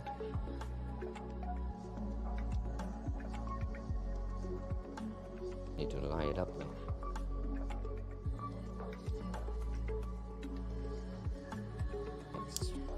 Oh, there we go. Looks like I can't see the hole.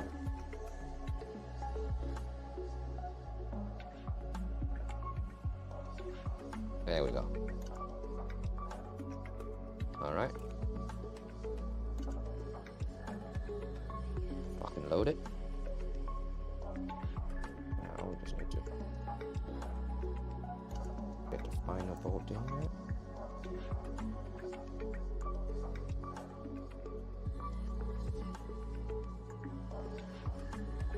No! Why is this still not working? Yeah, so you can see if I pulled it back, didn't work. Okay, no, sorry. If I pulled it back, it tilted back, but it won't tilt forward. No, what? Oh, there it is. My bad. Sorry. Right. That's backward. That's forward. But this thing, it's just not as smooth. Basically, there's a little bit of movement there that didn't happen. which is gonna send it up forward. Let me see if I can move. Ah, right. Okay, I need to move it. So that.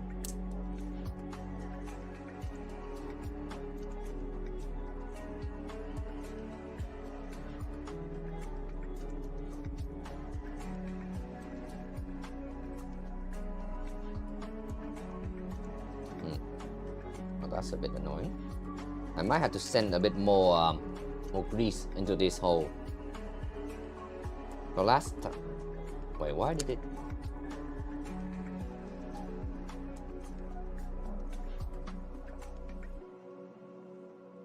Yeah, I need this thing to go all the way forward because I designed this too precise. I designed it to be too precise. So I need it to literally be at the very tip there before it actually actuates the thing. So yeah, let's do it this way. Right, so I'm gonna go.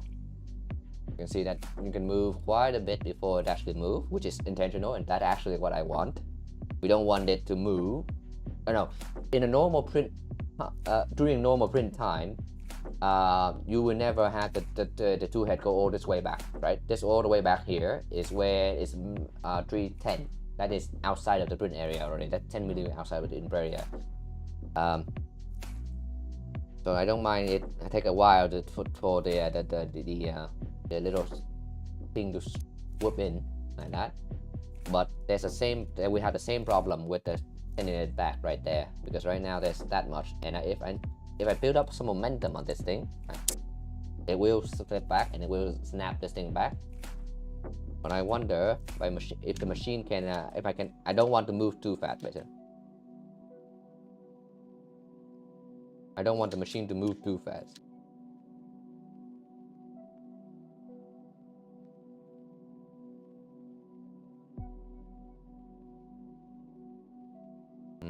How do we do this? Oh, actually, let's just loosen this a bit. See how that go. Because I think I'm reasonably happy with the mechanism as it is right now. So the next thing is to put on a long print, basically. Oh, there you go. Just make the bolt a little looser. Oh, never mind.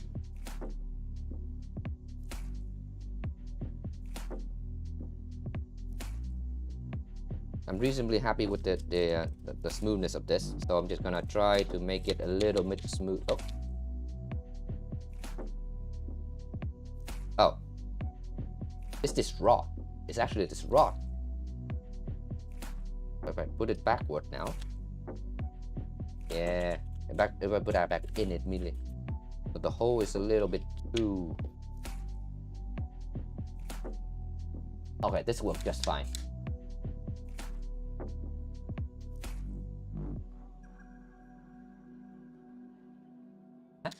I like this so much.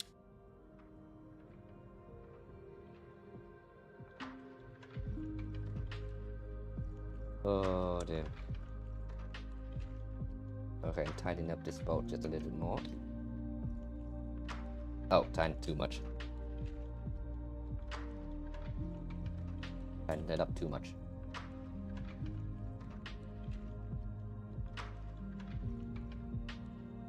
Right. Alright, so we might be a little bit over. Oh. Maybe a little bit over constrained it.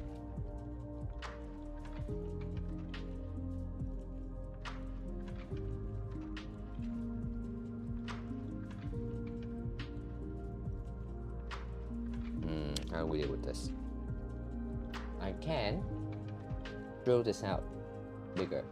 Didn't your mom tell you keep playing with it, it will fall off? Oh lord. No, my mom.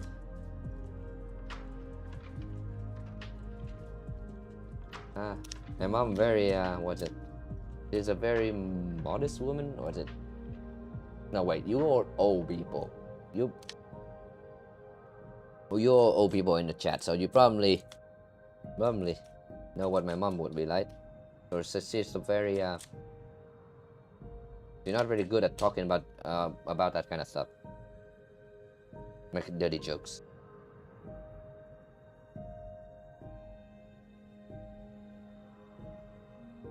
No. Yes, I need to get that one off. Oh, what is that? Not working now? Hello?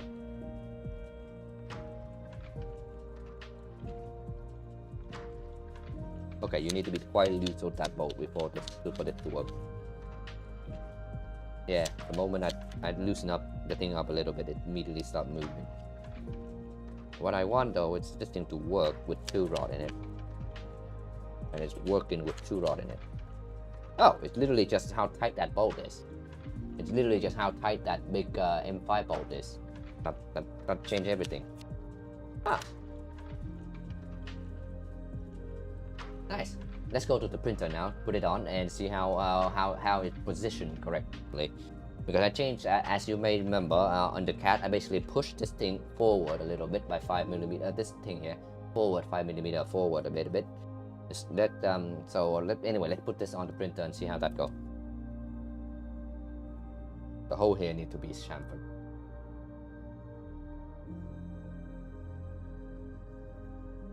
And I should have installed it, the bolt, before I put everything else on. There we go.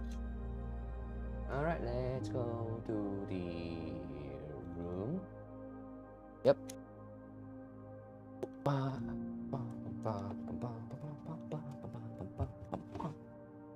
Oh, you guys barely see this.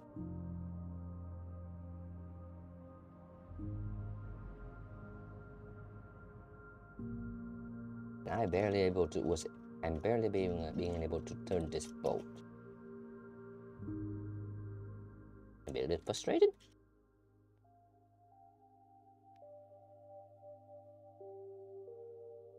Okay. Step 1. Figure out if I can. Step 1. Oops. I hit the snag already.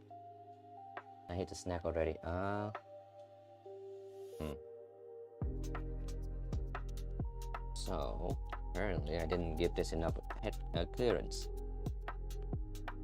Put this up a little bit. Upward a little bit there. Yeah, you see at the back there it's poking up too much and it's hitting the beacon probe there. So I need to extend this thing here upward a little bit so that it can clear off it. Or something like that. I was hoping. Yeah, it's not gonna work.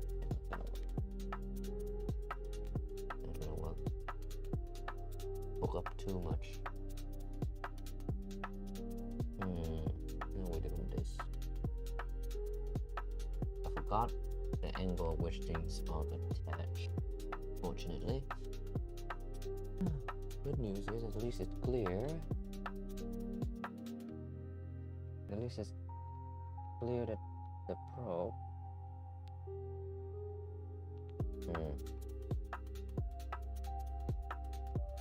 Alright, so let's not deal with that right now. Alright, so for now we know, at least we here down here we know that the Z is this distance here is correct. So for the bed to be near right at the edge of the bed I mean.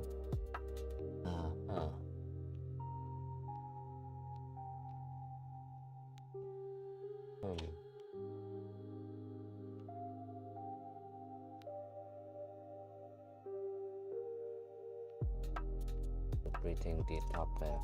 We have to rating the top. Right, because when it flip up like that, this thing actually took out quite a bit. Actually got in the way up the probe and the x-carriage. So I need it to flip somewhere, but downward. I cannot afford to have it flip up. What is that? Engine? Okay. Now we do this. There is a way to do it, clearly. There's a way to do it clearly. But let me, but I'll draw it out on pen and paper in a sec, because that one is the mechanism is for pen and paper thing.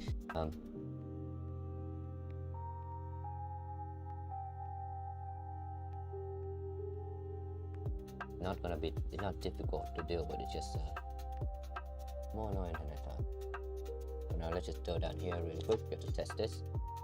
And if you can see, it will come in, and the nozzle will go up to that point there. So we are clear already of the yeah. So when in the new version, this thing actually stick out 5mm more. So we're gonna stick into the bed like that, which is perfect. Because now the brush will definitely get to the nozzle, so that's good. We just need to deal with the fact that this thing is higher than it should be right now, and we'll be all good.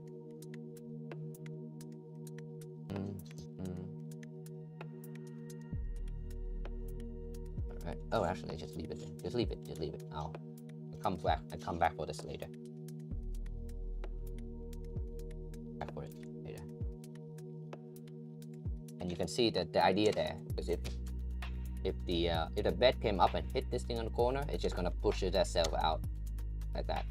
That's the idea.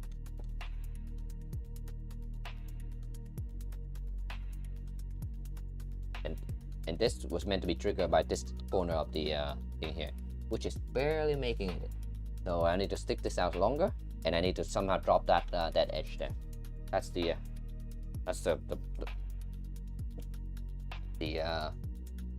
yeah, that's the entire thing. Everything else seems to be working absolutely well. Bathroom break. I've been running around too much.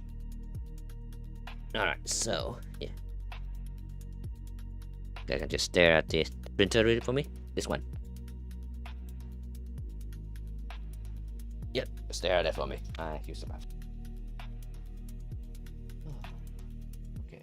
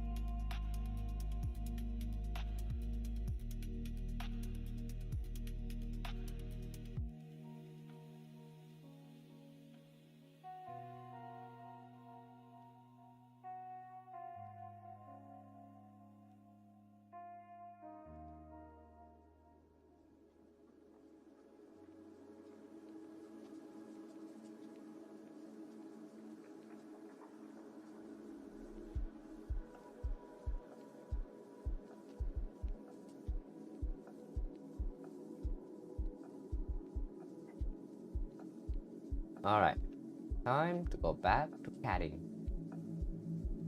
So much better than, where is it? So much better than writing documentation, I tell you. That goes that, there we are. Oh yes, this position is absolutely unacceptable, unfortunately. And I need to draw some drawings. Yeah, first I need to clean this up so I can actually use my computer.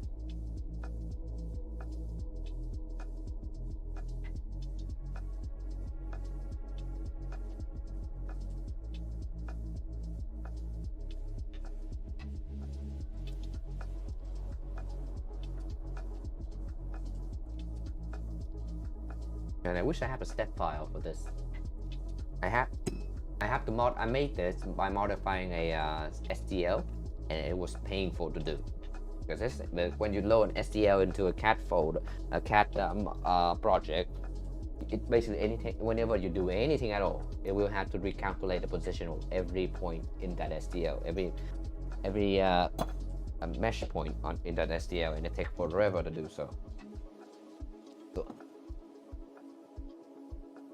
So I just like, I don't want to do it. I don't want to waste my time doing that.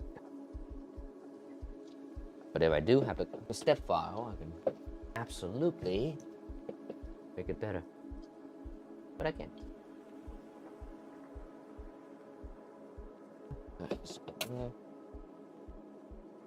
Can't go there slow. All right, why are we doing this?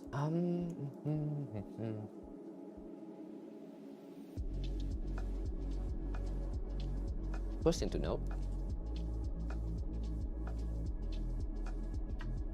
that this foot is that the edge of this foot.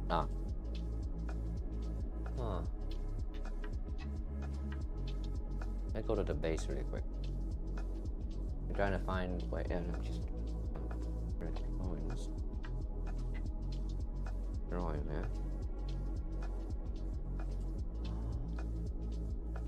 Go to bucket 2. Was it the one? No, not this one. Yeah, the bucket 1. Bucket 1. Yeah, this is the. Right. So the reason why we're having trouble right now is because of this.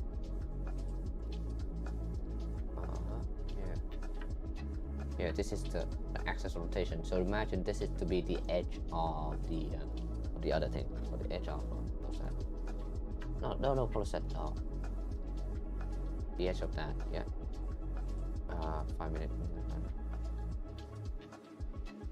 So no, got it. The template. Oh, template is fine. Template is fine. Open it. Show it. Show it. There we go. What? Oh, fun. There we go. So this is the edge of the template that it's gonna swing according to this arc by 30 degrees. And we need to not do that for one. Or we need it to not do that, or we need it or do it but in a low enough arc for it to not hit the two head, back of the two head. So to do that, I need to make this, just to make this, instead of making this vertical, we need to make it, because this one is a horizontal, right? Horizontal motion. So how do I make it a linear? So the other thought is to just pivot it here instead. Right? Wait, what is constraining this? What is making this vertical? Not. Oh, sorry, wrong button. Oh, let's just stuck to this in dimension. Oh, no, I don't want to even dimension on it. I just stuck it in like that. What we want is this thing to be able to do it the other way. It doesn't have to be in a circle, does it? No, it doesn't.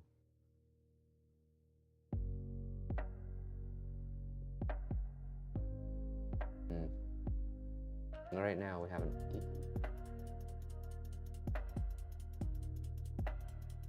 Yeah, right now these two lines is equal to each other, and I don't need it to be equal to each other. Get rid of that for me.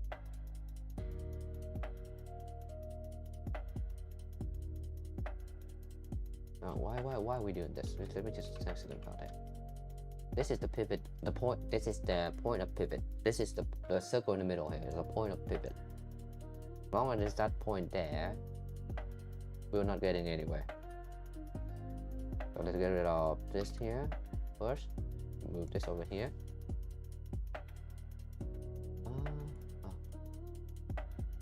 What's this point? Oh. And I don't need, what's this one? These two to be equal. What's this point in the middle? Oh. Ivan, do you think do that mission to Voron what gantry? I do. I had some code in my thing to basically do that. It's very easy, to be honest. It's very easy. It's just tedious. So actually, I can show you. Also, hey, documentation coming in. Also, build material. Also there now. Yep. But where was I? Yes. If I go to the main one here, if I go to macro, calibration, yeah, the calibration one, yeah. You see, all I need to do is this part here, is to just identify the tramping methodology. Literally, that's all it is. That's all there is, because the tramping is tramping, right? No, but it doesn't matter. You tramp with one or the other. But take ages to yeah. But the only thing that I'm worried, I get annoyed with, is the fact that I might have to readapt it to V1, because V1 did not have this, but V2 I did make sure to put it everywhere. Wherever there's a tramping, there would be a detail and quad gantry. Oh, so should make a thing easy. It just take a while, because I don't have any means to actually go do it right now. Anyway, what was I saying? I don't know what this point for. Oh, I know what that point for. That was for the bit. But in the hardware level, level, there will be any change? As in like the difference between 2.4 and Trident. Some, yes. For one, the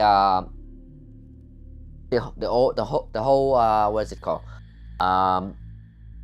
What is it called? Oh my god.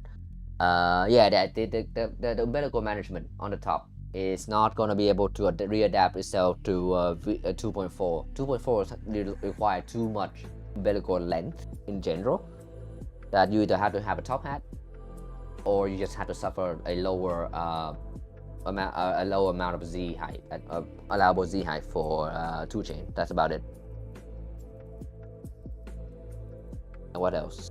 Oh, I need to adapt that. If you want to adapt it, one thing that need to be done for sure is the fact that you will need to tramp before on a 2.4. The one thing that is absolutely required is that you need to tramp before you can actually do the 2 change. On a Trident, you just need to home. But on the 2.4, you will need to tramp before you can do a 2 change. Ish, sort of. Not really, but close enough. I went to finish yesterday at a 40 miles offshore here in Brazil. Very tired today, but with a 40-pound fish at freezer and some fish today. Oh, you went fishing! Oh, damn, nice. Good catch. You go alone or with someone? What is this thing? Oh wait, that's not. Alright, got it. I'll just get rid of that really quick. Get rid of that. I need a dimension. Even this is good enough. Yeah, I don't need it to be perfect at all. I just need it to representative of what I'm doing. Alright. And once again, I need those 2 lines.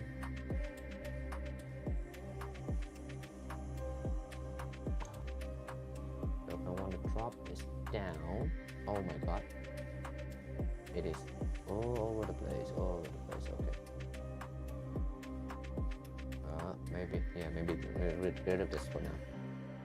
We are not at the point where I can test that. Let's just do that.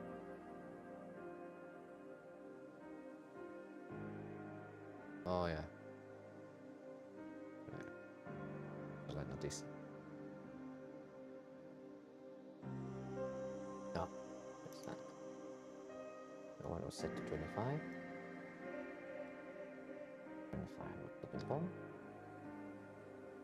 Wrong. Okay, so yeah, this is how you gonna do, how you drop the, I need to drop, this is how you drop the, oh, I do need these two to be equal to each other, okay. Do I? No, I don't. I need them to travel in an arc, that's what. I need to be traveling in an arc. Oh my.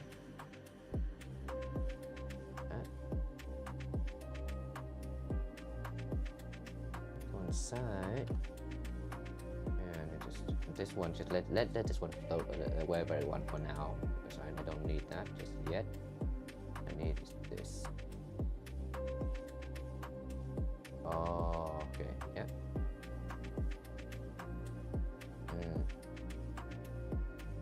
So the closer I am to these trigger point, the higher this thing gonna wing. How far can I get it? Wait, 1 sec. I don't need to go flat. I don't need it to go flat, but I need it to not hit the probe.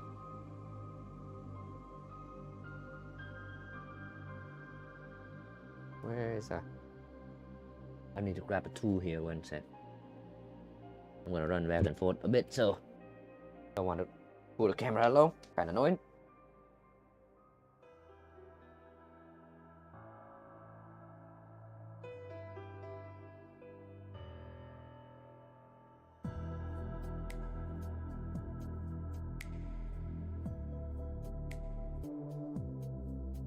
Okay.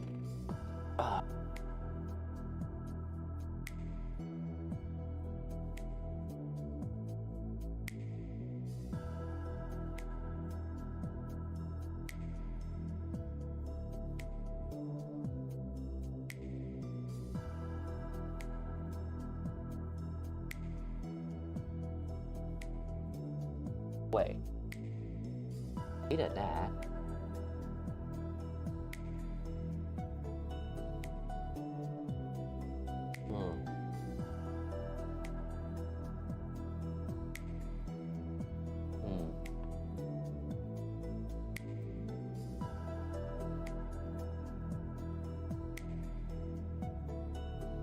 How much space do I?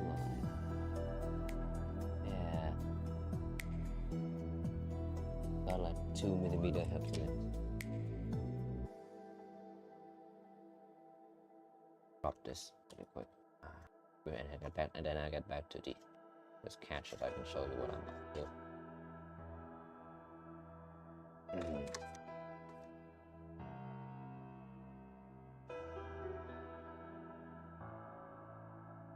So the only way to actually avoid this thing popping up on top like that is to pivot up near the edge of the item here.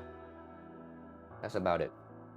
I need the pivot point to be over there, basically.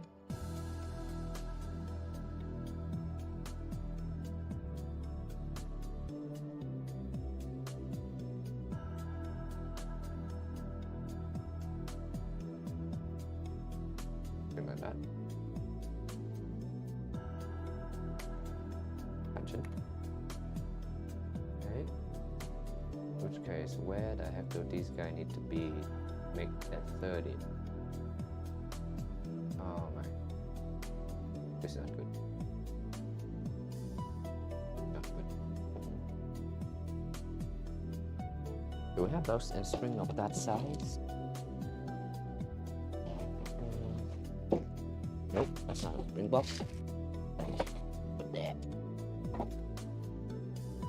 I do have those strings. Thank God.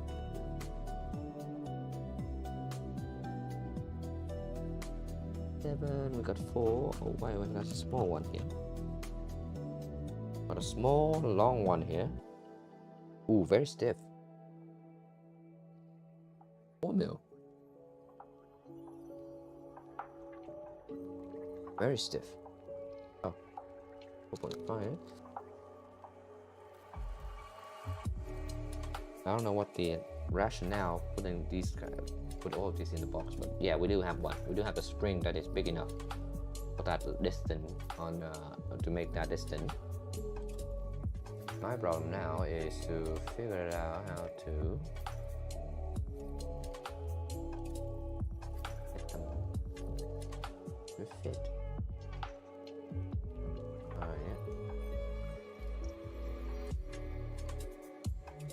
Spread that out? Can I? To spread that out, you need to move up. No, I can't. These two positions are locked in. Right? I can't undo that. Basically, I have to redesign the whole thing if I do that.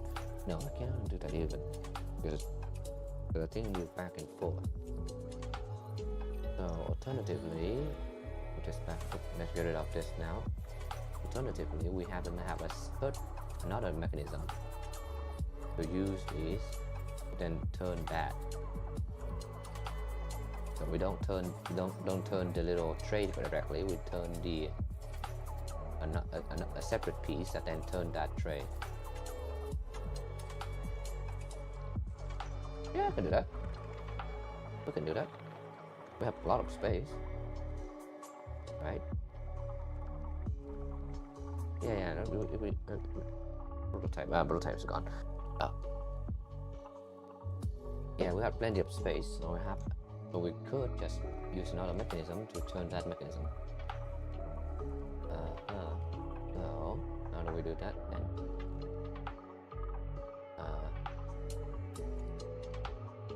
Which one do we go for then? Okay, so instead of a groove cut out, I just need a pin.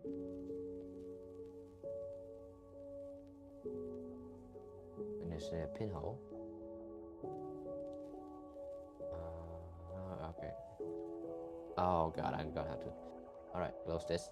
We are moving. It's not any change there because we are basically changing almost everything on this. It's a new mechanism required, unfortunately. So, that.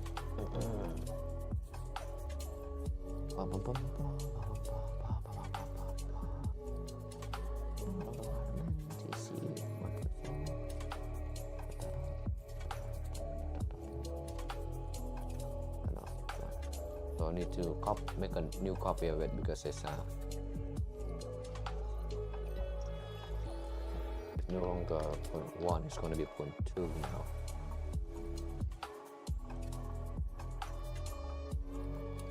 Quite the major version change.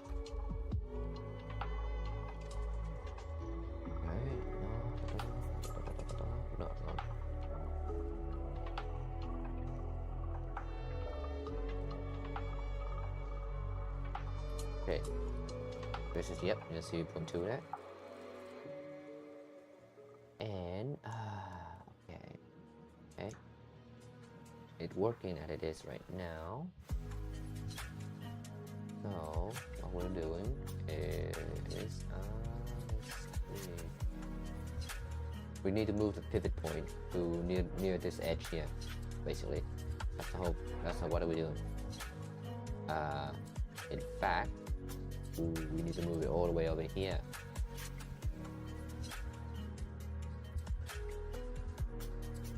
How we do that?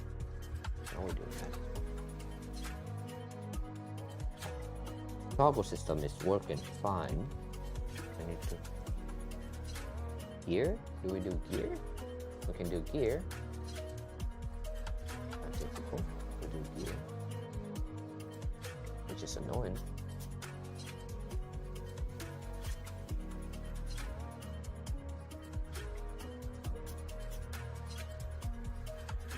Open and double.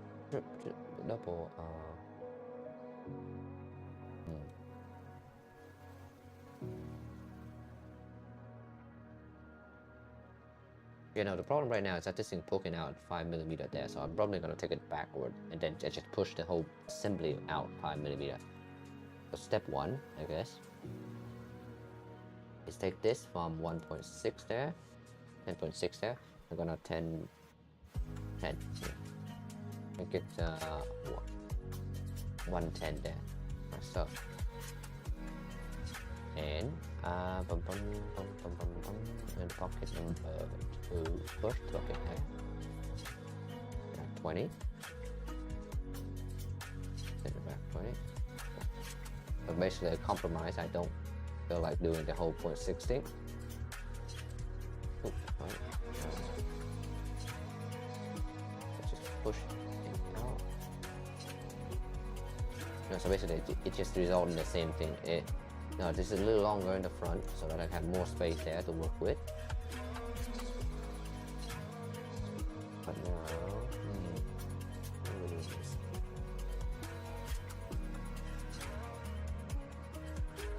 I'm trying to avoid having too many moving things. Basically, that's what I'm doing.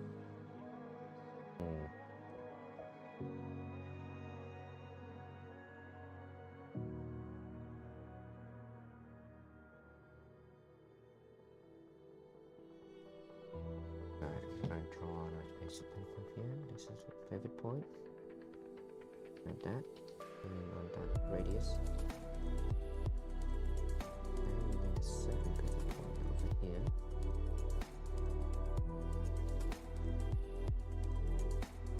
and that, and that.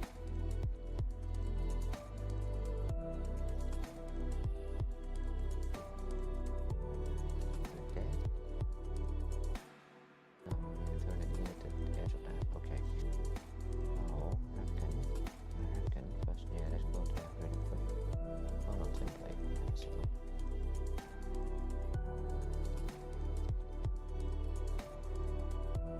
No, not that one. So take that away. Yeah, like that.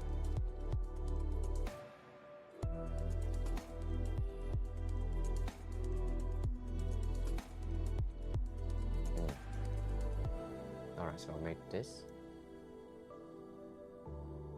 8 mil now, so recess it by 5 mil instead of root it by 5 mil. There's plenty of space at the back and plenty of space at the front of this. So I need to line that up right there. Second pivot. That's the true pivot point for this thing. So instead of doing that, let's see.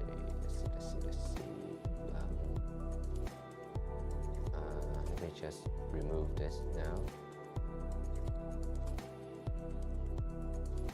Oh, just remove that. I don't want to accidentally remove something.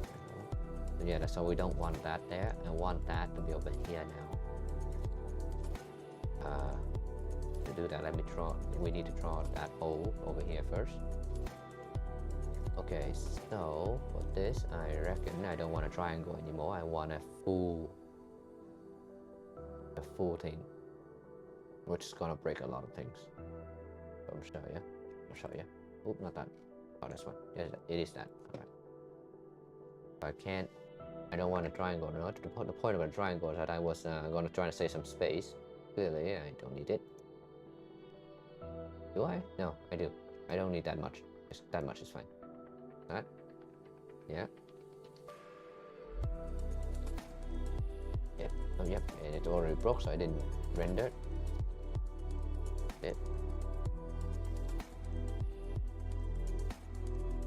Yeah, nudge there, and let's just give it a number for now, 45. Can't always pull it down more. Oh yeah, this one is just like, I just don't know what it's doing anymore. Leave it for now. Pocket 1. Ooh, hello. That's why. Yep. Remove that.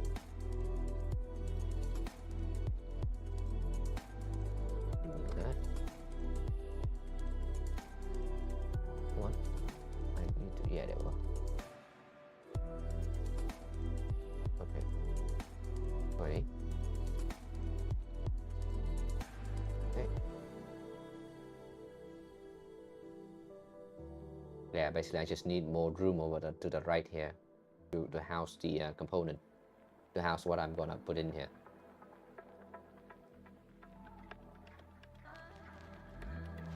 To house pivot point for this whole thing. So this pivot point gonna be over here, like so. And it will be around 100 mil. Hold on one sec. This one is defined not by how is this it is defined by the clearance away from the bed basically. So I need to go and grab the ruler, just measure that out because I already seen it in here that I like the number 70. 75? Oh, come on. Why do I keep tying these both down? I don't need to tie those both down. Where is my... Oh, wait, where did I leave the thing? Let's see. Where's my texture? There you go.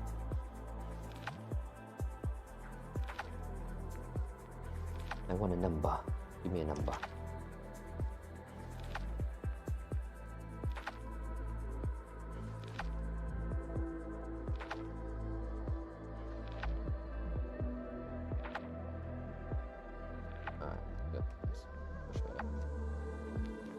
Yeah, you don't see what I'm doing, but I'm measuring how much clearance towards back do I have for the bed again. I got 100, so if I pivot it at 90, be perfect.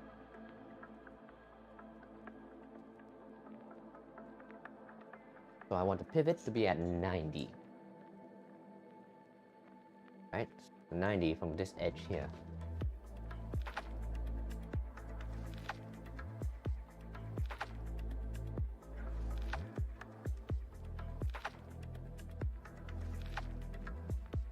Oh, that's closer than I thought.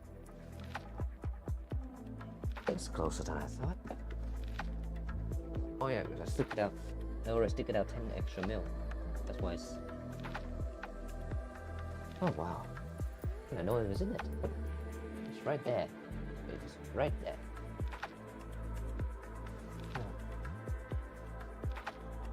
Yeah, this is a pivot point, and I need to set a reference. Oh yeah. Oh, this is good. This is such a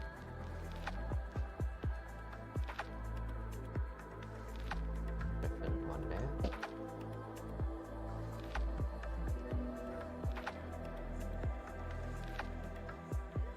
See, the lower the pivot, the less dramatic the swing is.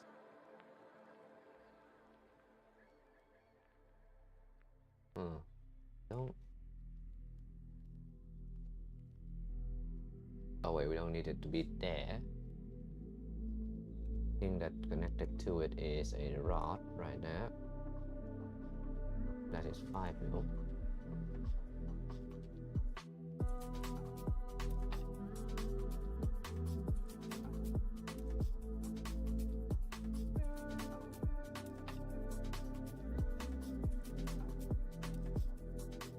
There we go.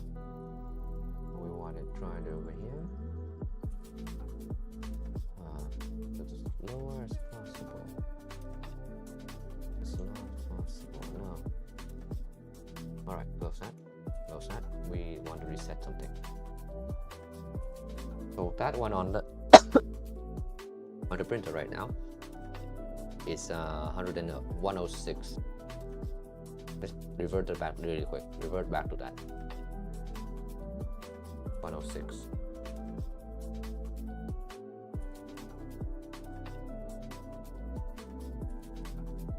So, find any of the other things.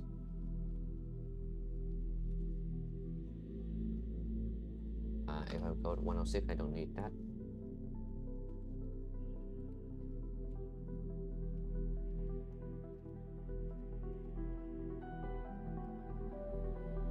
Wait, I don't even need it to be worried about this distance, don't I?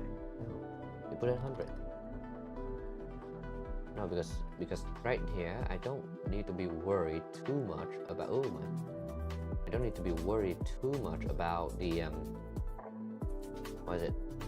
About anything here. Right after this, right behind this, to hit the bed, because there's like a 55mm gap between this blue bit and the bed in the X direction. So I don't need that.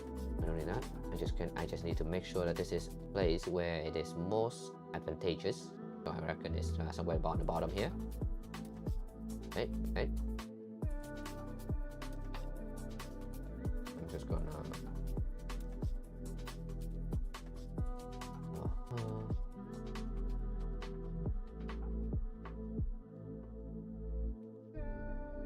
That one. This one is just this specific one here is literally just there to be aesthetically pleasing, so like that. That's the 5mm. You don't need to be equal to that. So this one.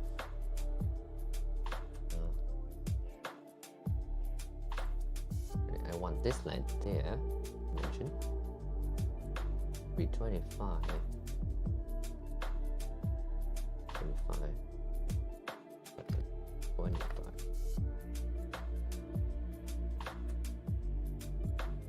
I'm not sure I was picking the right. Whatever. It doesn't matter too much that much. This one. I just did distance to generate the right amount of length for the spring to actuate the thing. That's it. Alright, close that. Now we go and expose it. So now we need to cut this section off. Don't actually need that. But before that, we need to get rid of this padding. That's no longer relevant. Yep. And this one. Ooh, yeah, okay, fine. We can do that. Just like so. Okay, and now we need to grab that surface, whichever that one came from. Yeah, draw on it.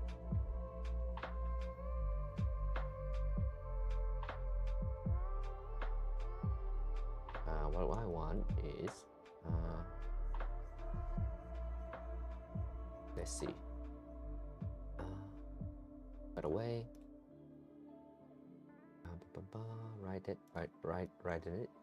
Write it up. Okay, I want a rectangle. Oh, rectangle. Basically all the way down.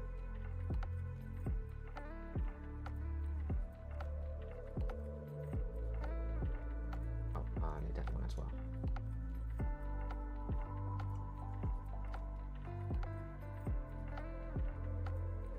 Oh, that whole position there is. I don't know why it's still there correctly, but it shouldn't be there correctly. We'll see to it why first in a sec.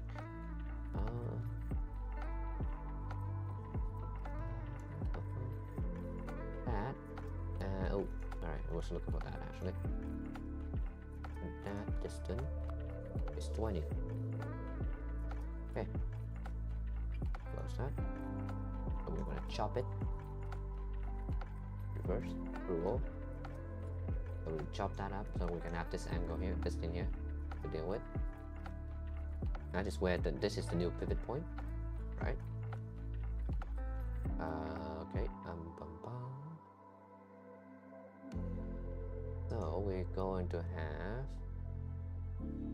a thing in the middle here that going back and forth, and that do need to be connected to this thing over here that go back and forth as well.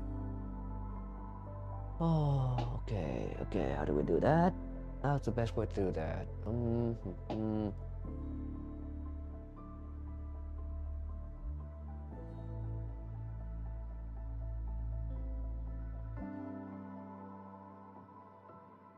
Okay, oh, first of all, okay, first, just step it first. Then in this pocket here, oh, not that pocket, the other pocket, yes, the other pocket, yeah. we make this don't make this equal to that. Don't make that equal to that. This one gonna be 3.4 or 3.4. Why are you not moving? Oh, it did. It just so subtle that I didn't realize. It's 5.4. Yeah, this is the one that pivot the whole funnel thingy. This one here is just there to look good, sort of. I'll show you in a bit what it look like. What it do. Okay.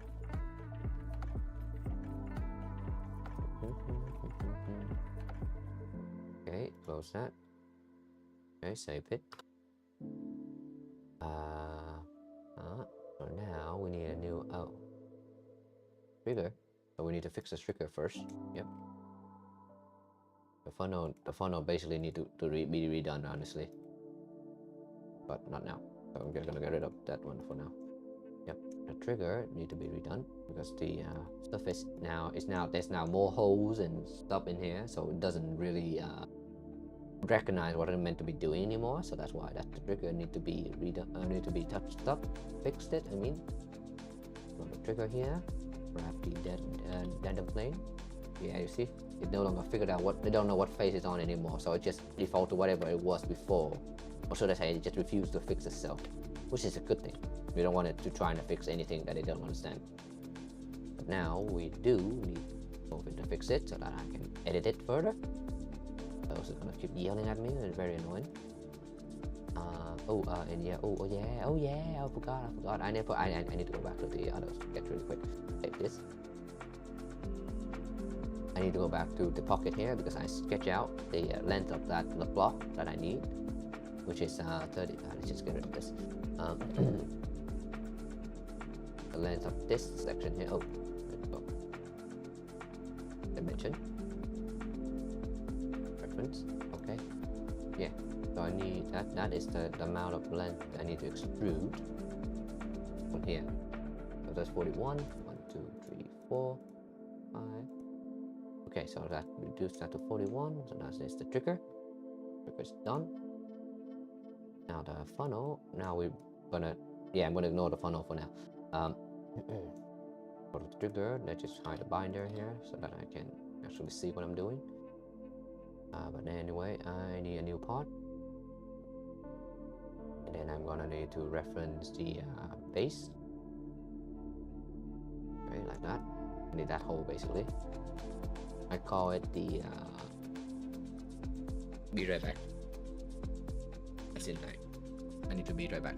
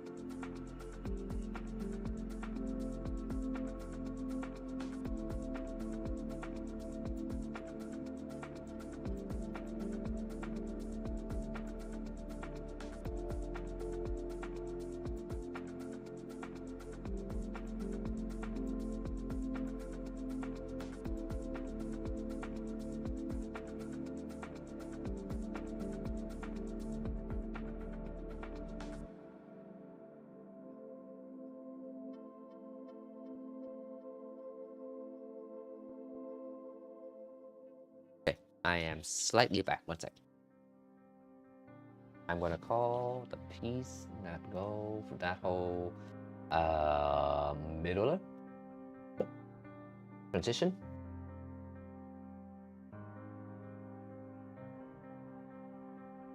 Transition gear? No, it's not a gear. A toggle. Transition toggler.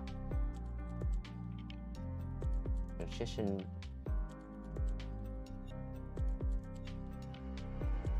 Transolar.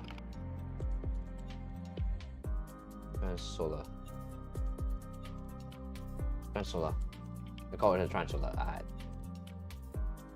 A little. It basically translates the motion on top down to the one on the corner here. That's how this whole job is doing just that. Alright, so I'm gonna grab that surface there, put a face on it. Okay, and obviously it's yellow and disgusting, so I'm hiding that face, but I'm still selecting it and draw on it. I need from here, that hole and that edge.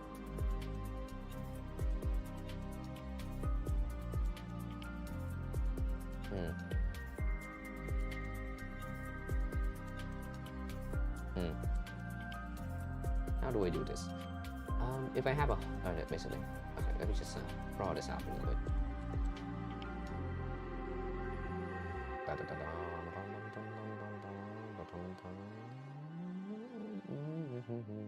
Alright, let's just start with this actually. Right. Yeah, and then I just gonna start breaking this apart with this edge. Over.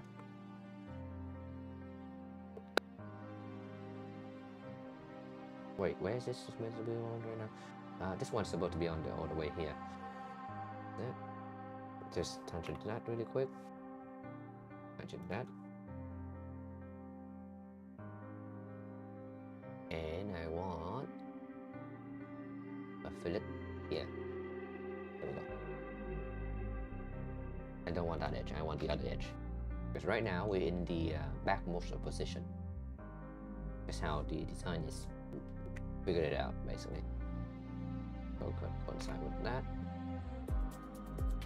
Right, so we're now gonna make this here 2.9, these two. Then make this one here also 2.9. Yeah, this thing don't move.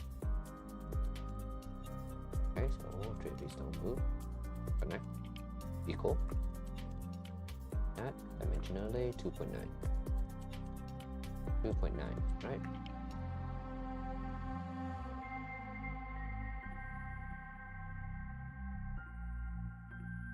So where do we want this hole to be?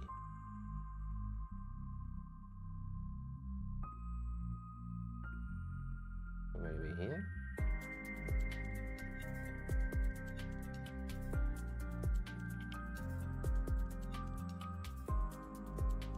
Okay.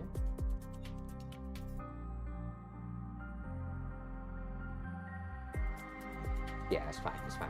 Just make it vertical. This just make things a little easier on me. Dimension. Make that a 3. 2 is fine too, but honestly, it's okay.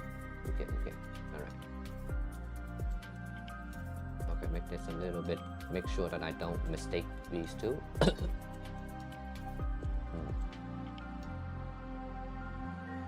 Dimension 16. Don't want to go too far, that's for sure. Oh wait, no. Where that's actually very important. That is very important that I don't. But there's enough space between these two. These two need to be given some room. Dimension. Oh wait, no. I need reference. This would be 6 mil. That's the side of the bolt of the head, basically. And now that I think about it, I don't want 3 mil. I don't want 3 mil here.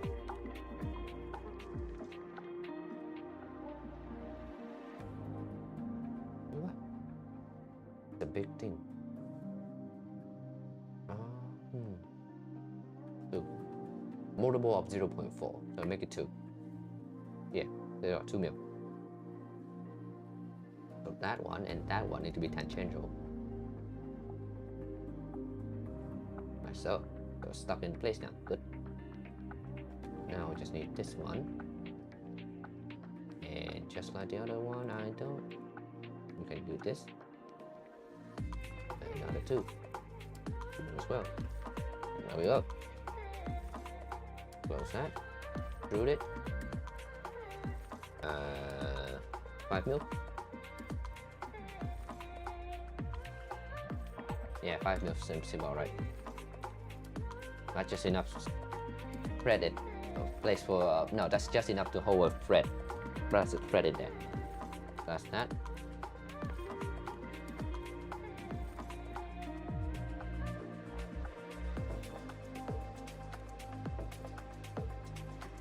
Right, that's number one. Translator. Next one is new bolt. Oops. Okay, I don't know what. Next one, I don't need the funnel. I need the base. Okay. The next one I shall call it the funnel. The translator now. Oh, the translator. Oh, okay. Never mind.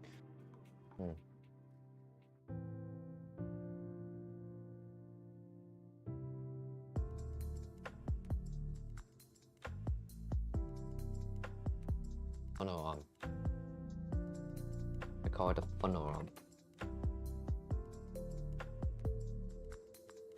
Funnel arm. Funnel arm. Yeah. Because it's going to be done over this side.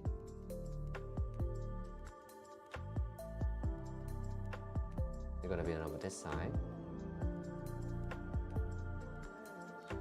Like that. Ooh, okay. Like that. What time is it? It's 9 o'clock. We're only 6-7 hours in. That's good. Because I am not tired. Okay. Ooh. And before I do that, sorry. And close that. No, close that. Okay. Yeah, delete that. Yes. Get rid of the sketch as well. Because we also need to bind the transolar. I need to bind the transolar as well. So I need to bind there. Gonna look a little bit out of place. Kind of hard to tell what I'm looking at. But I'll make do.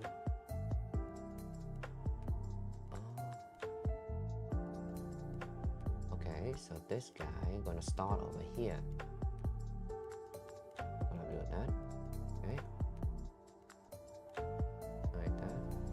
I'm drawing. Grab. I need to grab that hole.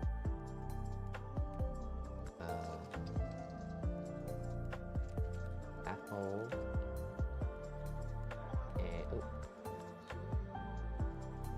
From the big one, these two from these two. I'm favoring the smaller piece here because that base is the one thing that might change a lot, right? So I make sure that I choose this the piece that referencing the piece that I don't change too much later, right? So I need to draw some trapezoid here.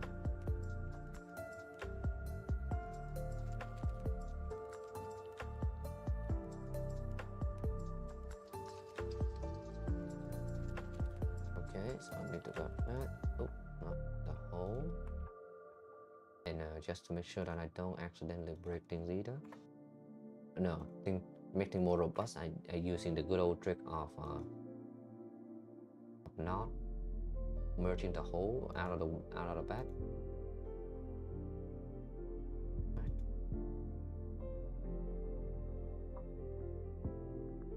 Okay, just like that. And now I can just go that one, and that one is equal. This one and this one is equal. No, this doesn't have to be equal, that one. Do it? No, that's the one that doesn't have to be equal. This is the backmost position.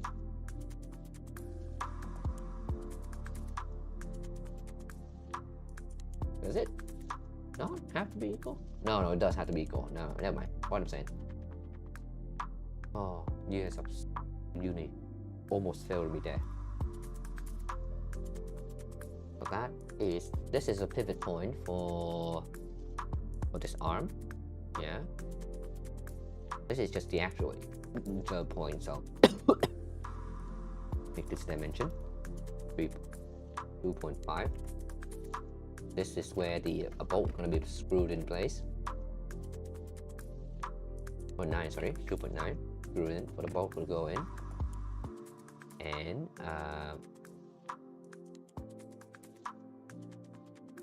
then we grab a hole here on top.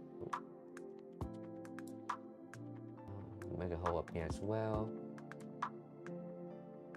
Dimensionally, 4.9.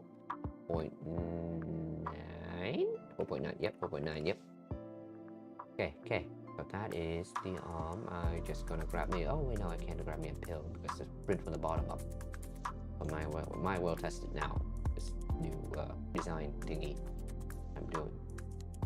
So let's grab this.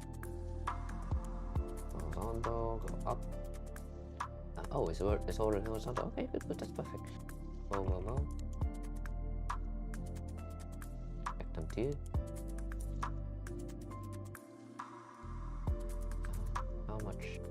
How much do I want to focus on this? Make this distance now 3. 1. Make it a 2. Make it 2. I don't need it to be that biffy, do I? Yeah. I don't need it. Not there. Not there. No, don't do that.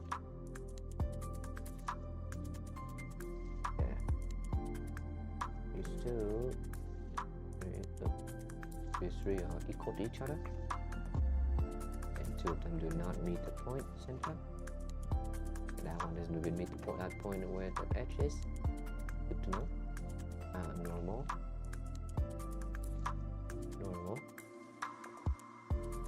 This is vertical. Wait, why is this one? Oh, it's defined itself. Okay. Oh well. So that extrude. Just for now, just give it a point. Just do this for now. Just make it 10 mil for now. We'll extend it later. Right now, what more important is here. Yeah. We need to now connect this to that point here. So we're gonna draw on the same plane here. Draw on it, not over here. And we do the good old trick of referencing the sketch out. I'll grab that and these two. Okay. And then I'm gonna draw. Oh, and the one on top as well. Yeah. This way I can just draw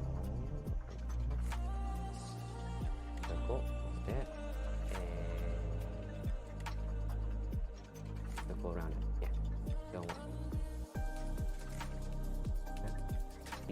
Oh no, I can't have that circle. Sorry.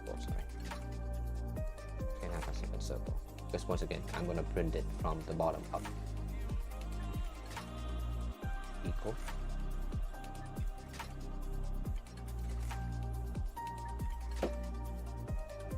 Okay, we are now drawing.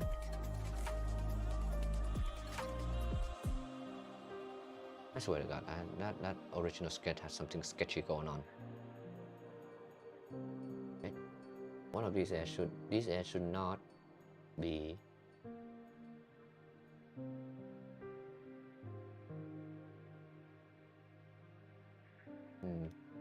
Oh, this I see it. There we go. That's the one that I'm looking for. I was like, you not meant to do that. There we go. That one, piston. Make this one, 2. Okay, maybe not.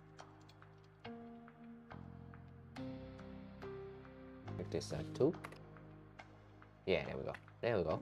A little slimmer, isn't it? Slim it down. Okay.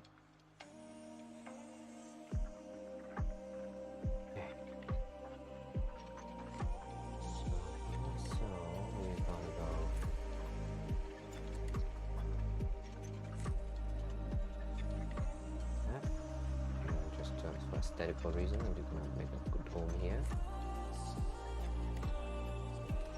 Line.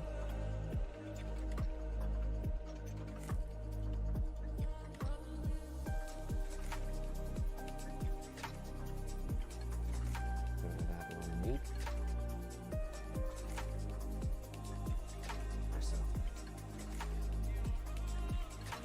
Alright, that's it. Now we extrude it. The face. This face. That is it. And I will put on the same plane these two. Okay. That's it. That's it. We need to test it. Oh wait, no. Save that. Now we look at the funnel. Because the funnel position is not negotiable. It kind of have to it's kind of be squeezed into a bunch of stuff. Right? So I need to figure out where's the funnel gone. Yeah, I need to connect this one to that one. Fitting around that one, of course.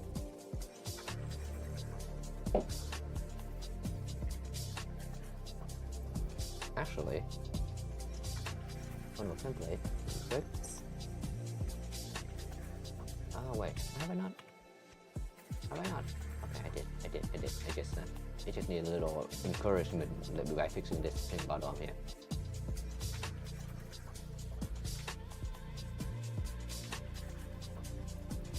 Okay.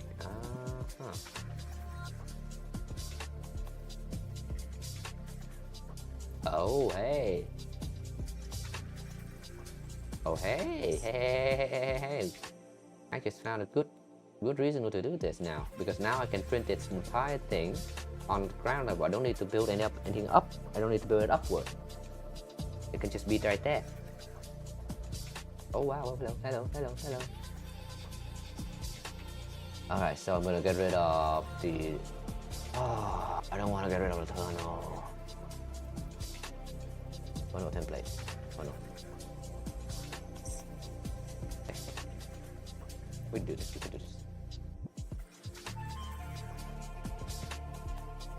We can in fact do this. Okay, how we do this?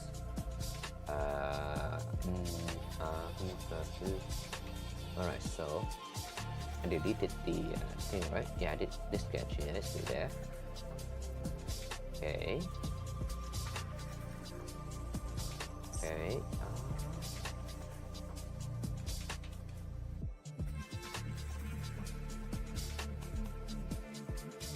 Wait, no. Yeah. I don't need to reference. Yup.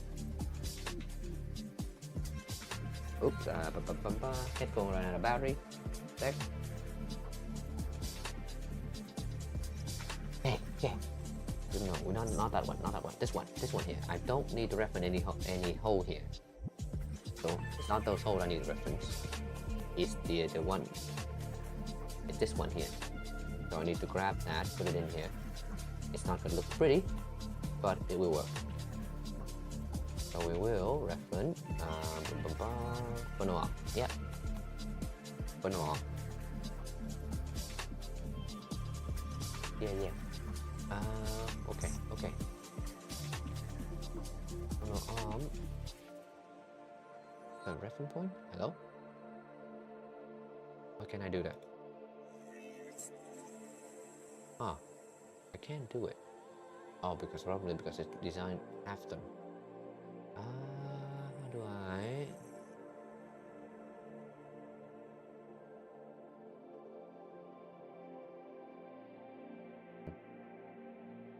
That's annoying. Close that. Can't do it. Okay. Well, first of all, no. Let's. For now, I don't know why it didn't work, but for now, first let's extend this funnel arm just a little bit, because 5x10 is not exactly a good lumber. That no, I don't want a 10 mil of just to hold the bolt in. I want 20. 5x30. What two side do I have? Let me see. got M5 by 30 and M5 16. M5 by 10. M5 by 10 is out. Definitely don't use that. So we're going for an M5 by 30 to hold everything in place, pretty much. This is the same bolt that hold the gantry in place. So I reckon I will extend this to 20. Oh no, 25. Yeah, so let's just extend that to 25 because the lift, yeah, that yellow bit there is 5 mil. This is 25. That way the bolt can go all the way there, and then we're gonna go the rest of the way there by going there. And now we are how are we doing this? Now we're regretting making this top a bit of a dome. How do we do this? How do we do this?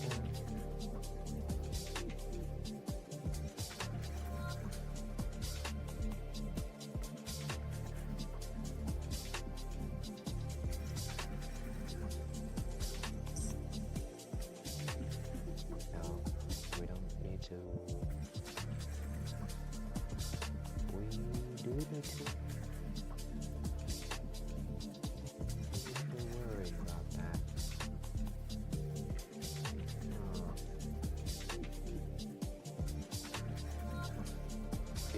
Regretting making this thing a round surface now.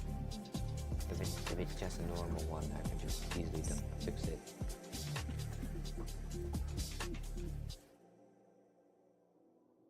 And I have a feeling it's better for me to just get rid of. Oh, I don't want to get it out of the funnel. Okay. Maybe we'll move it down.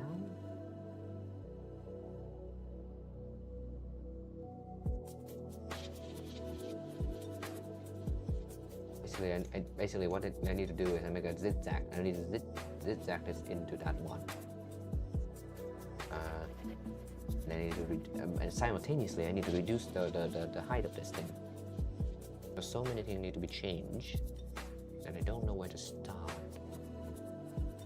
So let me just do this really quick. The trigger in there, through the base, the trigger,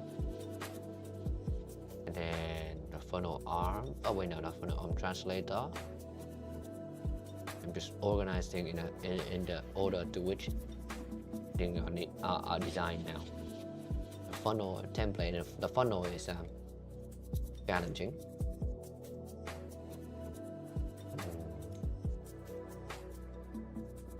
So why aren't you? Okay, so can I not? Why can I not add the funnel arm in there? And oh wait, no, again now. Why? It wasn't working before. You saw it wasn't working before. Okay, fine. It's working now. I was, was it?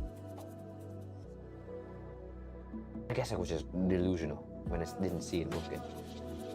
Oh, we'll keep it at that. Come on. Got it. God damn it. Alright, there we go. We hide this now. Oops, not that one. We hide that one now. And we enable this one. We do not actually want this to be this high no longer. We want it to match the depth of this one. I'm not sure about making it one piece just yet. That's why I'm doing this the way that it is. But anyway, and now we are referencing the funnel arm instead of that other piece at the base. So we're gonna go that equal to horizontal that. I'm pretty sure these two are vertical, right? Horizontal. All right, let's just draw. Let's just draw something really quick. Oh, not that. I need. Oh, it is. I do need that. Okay. Can I connect that?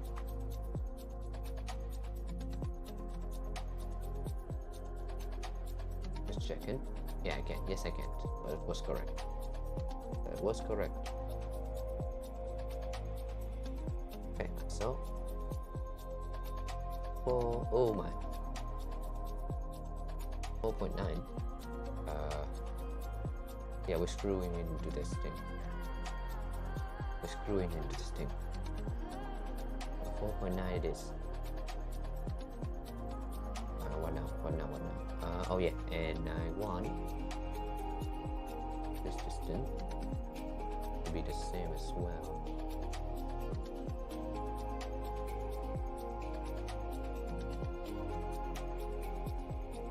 Wait, can I actually do this?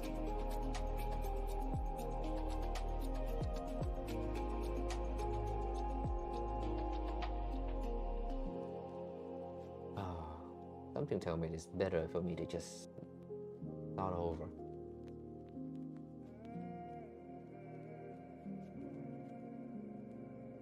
Yeah, it might be just better for me to just start over with the funnel thing. Because trying to make another piece, make it right. Because right now what I'm trying to do is I don't want to get rid of this funnel template and the funnel itself. Because I kind of work on it already. But on the look of it, it seems like I should. It seems like I should. Because what is it? But right now we have this funnel arm here that we can just extend out and then build out into a funnel. Instead of trying to match these two together, I can I can go and just build this out to be the same as that one. And that means I'm gonna lose this one funnel. Unfortunately, yep, let's get rid of it. Don't need to think too hard. I'm just let's just get rid of it. Yep. Funnel up. Okay.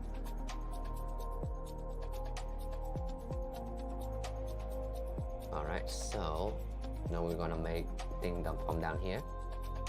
Is this gonna be the surface to which everything gonna print up from? Alright, start drawing. Now I need to grab that surface. And start drawing. Oh, and grab that as well. Really short. Oh no. No, actually, no. Let's not do that. Close that. We're using a fancy thingy in here. We're gonna use a fancy thingy in here. First we need a surface that is not there. Come on. There you go. That's a surface here at a what is it? Right, 55? Yep. 55. Oop. What the heck did I do? Okay, I think I actually cancel it.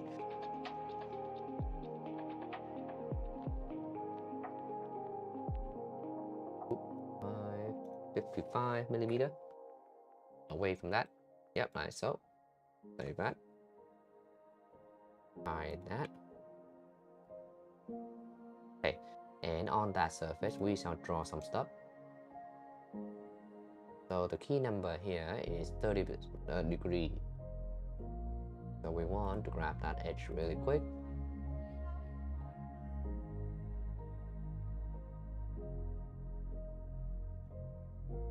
Wait, now that I deleted it, might as well try to fix this before I play with that. Okay, one sec. Where is this right now? Where's this hole right now? Right. Let me just check. That one. Yeah, this hole is 100 millimeter out. Hole is 100 millimeter out. Don't need to go check the machine again. I know it's 90, but I want to be sure.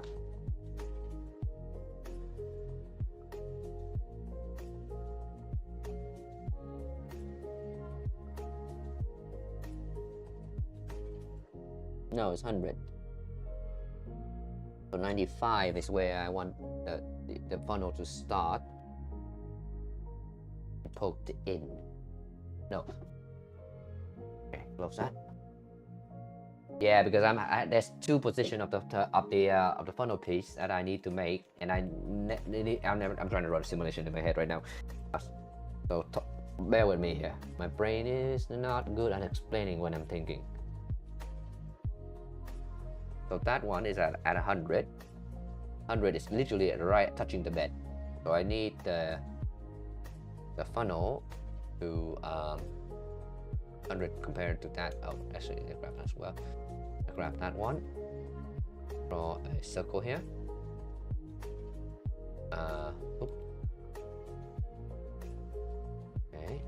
Okay, and then I need to grab that one too. Oop, why is it outwardly shape? Okay, there we go. Art, I say.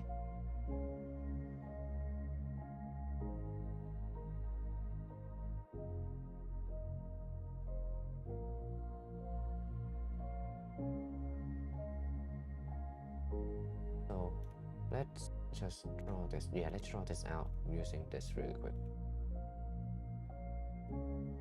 Okay. That's going to be the funnel piece. Okay. Yeah, my brain hurt. Connect that. Come on. Oh, yeah. This angle here. 30. So 60 down. 30 plus 90. No. Dimension. Yeah, so 60 here. We're gonna turn it by 30 to make it at 90 degrees. Actually, this is it. Right. We want to pivot this around this point here.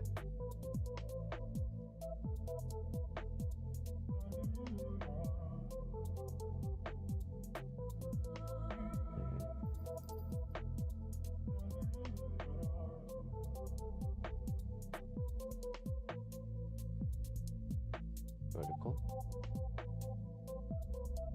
Okay, so that's there. Oh, it's lower because we destroyed the edge. We lost the dimension. That is 60. Yep. So we moved it backward. Oh, no. I get it now. I get it. So if I do this there, if this one in line with that one, that's basically 100, right? That's basically at 100. I mean, that is right at the edge of the bed. That is literally right at the edge of the bed. We don't want it to be right at the edge of the bed. We want it to be a bit further. Right? We want it to be, what? Not there. We want it to be here. Like 10 million. On 10 million here. But if we do that, I hope this. If we do that.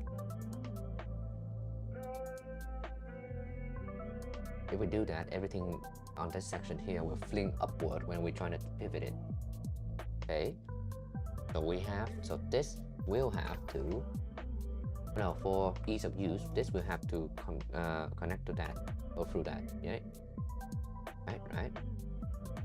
But that doesn't have. But that doesn't have to be a major restriction because we can always extend this out a little bit more. So right now, if we extend it, let me grab a ruler here. Go to the machine again. It's gonna make a very little sense for the folks who don't get to see what I'm doing on the machine. Hear me out. So if I stick it in, the print volume 1005, 1010, yeah. So if I stick it in 1010, you want 1010 or 1005? One sec. The nozzle can go back to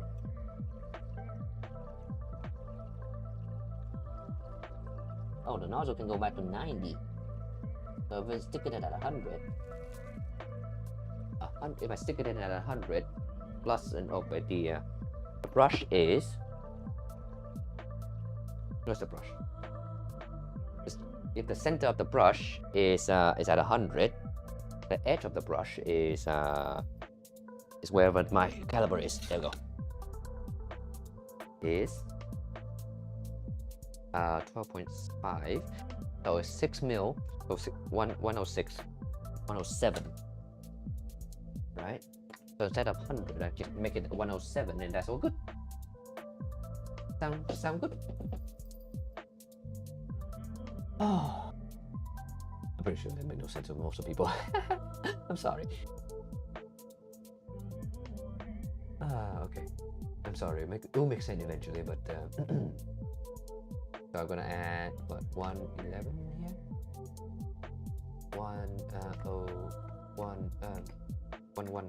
here. Okay. Make it a little longer. So start.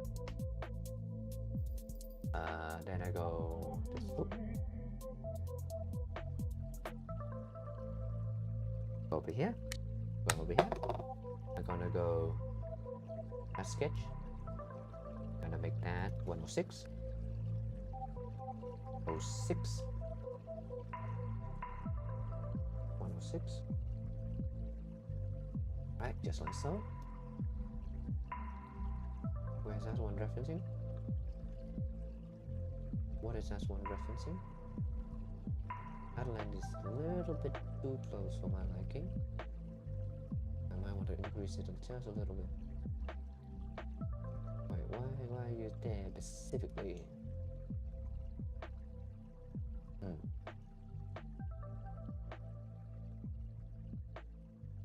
Alright, so I can increase this. Slightly.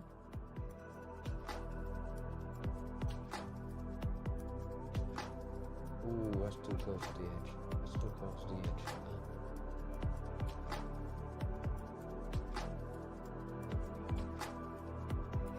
Wow. There we go. That's better. That's better. Alright. I think that's that. Okay, so that now is one. Alright, so that. Now, whenever this swing, it will swing, this edge gonna always swing downward instead of poking out of the machine. Right, so that's the whole point of this. Like that. But I'm not drawing this just yet. Oh, and I definitely do need to make sure that we can clear the motor as well.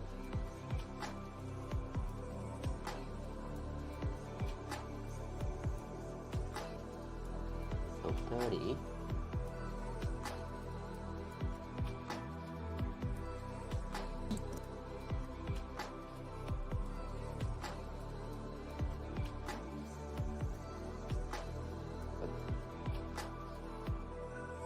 This is the pivot point. I need to draw a circle. Like so, and the distance between this and that, at least 30.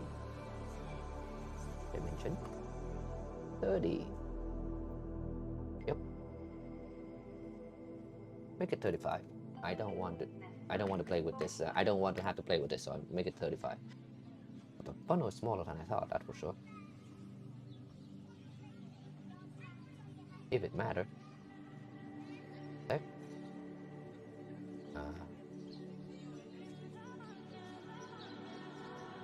Dimension 30. Oh, it does matter. It does matter. Slightly, but it does matter. Like that. So that is basically the footprint of the funnel that we can make. Not that it matters, because right now, what we want is an attachment point here. One sec. Where is it? Oh, right, there we go. Oh, right, no, let's go back. Yeah, I can grab the notebook. I may come back and regret that decision in a bit, but for now it worked just fine. Okay, there we go. That one and that one is horizontal. Because this is now going to be only one piece, I do not need to be bothered. trying to figure it out. Let's go. So now, let's see how this works. I rarely ever use this. That's why this is interesting. I'm gonna use this function here. Connect them. Close. Set of action. But additive loft didn't work. Okay, never mind. Yeah, this is always. I know I can do it, but I don't know how to do it really. Profile object. Okay. Next section. Okay, I can. Okay. Okay. This is oh yeah, this is more interface here, and it's there. Difficult. Okay. Alright, leave that for now. We will grab that. Draw on it. This is so expert. But we have to do this. Or else we're not gonna work. Okay. Extrude. Alright, draw on it. And I will need a high. Ooh my god, don't touch anything. Okay, there we go. There what? Yep, that one, yeah. I did. We can grab. Manage. Right, basically I'm just gonna redraw it over here. I don't know why it didn't work with the extruding. It works sometime, it works don't work all the time. I have a hard time figuring out how to get it to work a lot of the time. So I'm just gonna connect these two.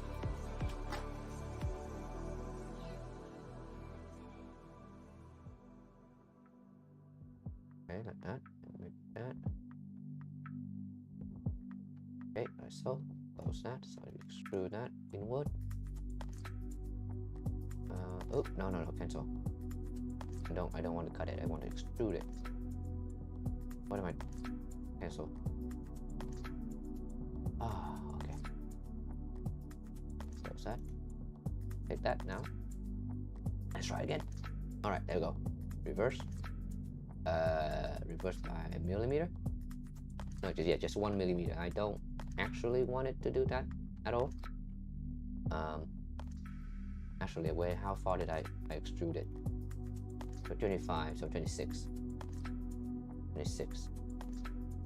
Yeah, so that one can go back in 1 millimeter. Yeah, so that I can grab that and that. Oh no, that and that, and try to combine them to each other. That. And I look at this and I go, that look like ass. Yeah, that doesn't look good. So I will grab this bottom one here. Oh, that's not that one. Did I not make that bottom one? I didn't. I did not. Okay, so make another one down here. For the path.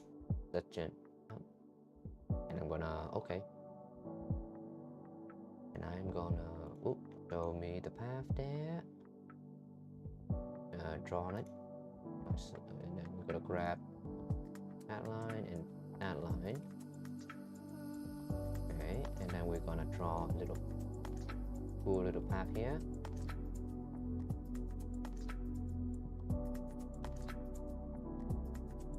Oh, like that. And we're gonna make sure that this point and that point there is vertical. That point, basically the this is dictate how much the face gonna curve, right? That point and that point there is the horizontal, maybe. I don't know how we want to do this. Yeah, I don't need to go too crazy on this. We're not making an airfoil, so this doesn't matter too much with this horizontal. And go tap there. Right, make all of these guys equal to each other. Equal. Oh my, it's already equal. Never mind. Then make this dimension. Also figure it out. Okay. Oh right, yeah, I didn't realize. All right, so we'll grab that really quick. That distance. That distance. With those two equal to each other, and it should lock everything in. All set. Now we have a path. Yes, we have a path now. So we grab. Wait, with this edge. Why is this one still white? Oh right, because that one is not vertical. That one.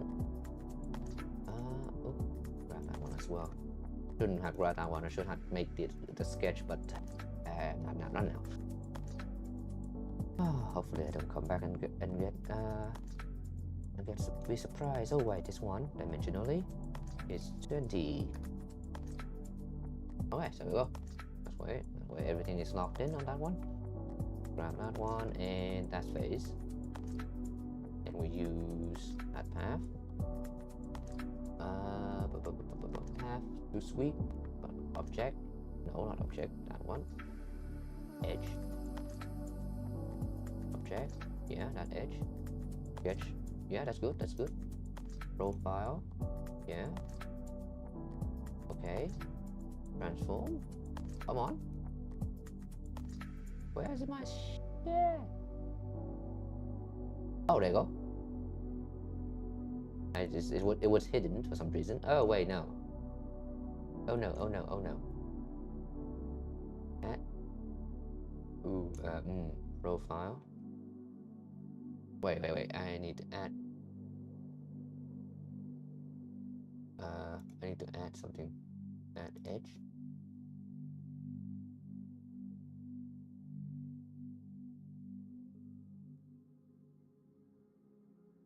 Okay. What? What's going on? I do not understand. How does this work? Oh no, multi-section. There we go. I was like, where the heck? Don't need that. Alright, act section. There we go. There we go. Now it worked. Okay. Now it'll look fancy. Just went to I actually printed and then it broke upon contact. Oh, that can happen. That can actually happen. Okay, that. Okay, so we don't need that anymore. Good. And we just grab that, not that surface there, not that surface there, that surface there. We draw on it. We draw out the white blue part on the other sketch, which I have now forgotten. So oops, daisy. I need to go and have to reference that several times, also I need to hide that. For the sketch, what did I did earlier again? Grab that really quick because I need that hole. That's a pivot point. That is the bottom, right? That is the thing. And oh, right, that's an edge right there. Okay. All right, I can remember now. I remember now. Let's go up, across, down, over, and up. Right, just like that. This edge need to hit that so that we can print it on the same on that face. That one dimensionally is 20 because that's the depth of the brush.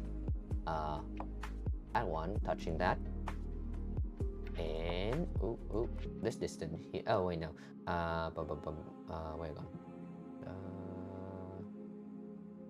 Oh, and this corner here, dimension. Oh, not dimension. Wait, why is that? Okay, dimension here. This is 60. Yep. This one need to pass that point. So wing out. That one as a thing on it. Which the distance between that and that line. Let's just draw a line instead of trying to get more. mode.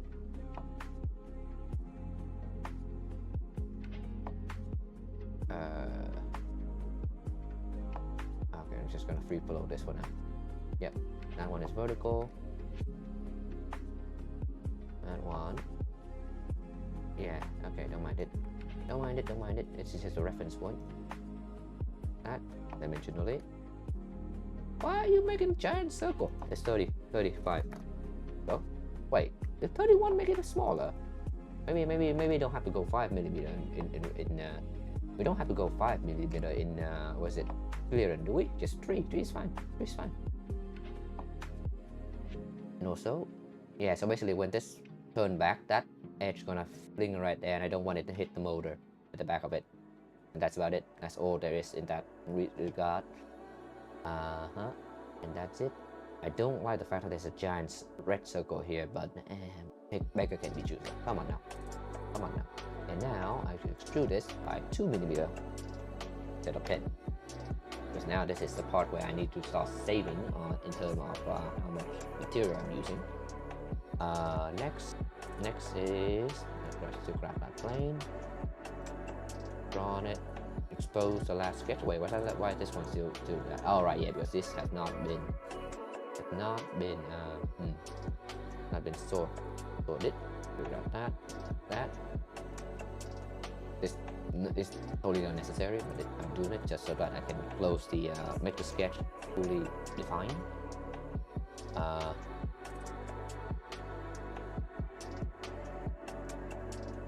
Oh, what's this? Why is this one happening? Oh, never mind. I was like, there was a gap up here, and I was wondering why. But no, don't worry. It's not a problem. Okay, so we sketch on it now. Grab that, that, and that.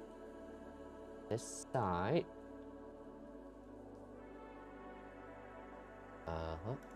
This side we can grab or something like that along the way.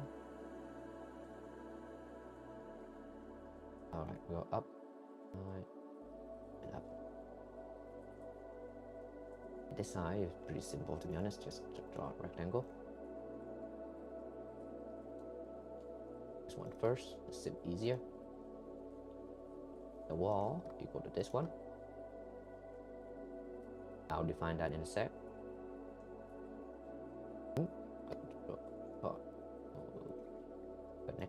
Connected.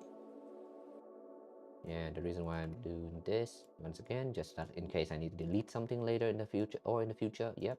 If I need to delete something, vertical, yep, vertical, yep.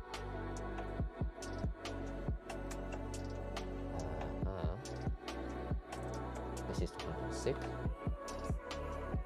Yeah, so the wall right on the side is 0.2.0, so like 5 wall. This one in the middle is 1.6. I don't want a constant number for some reason.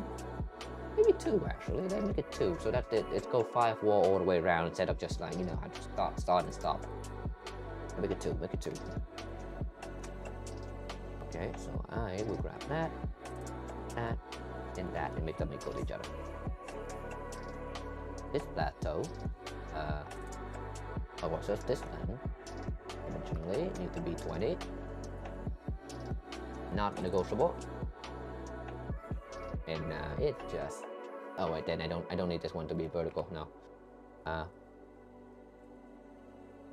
I want this gap here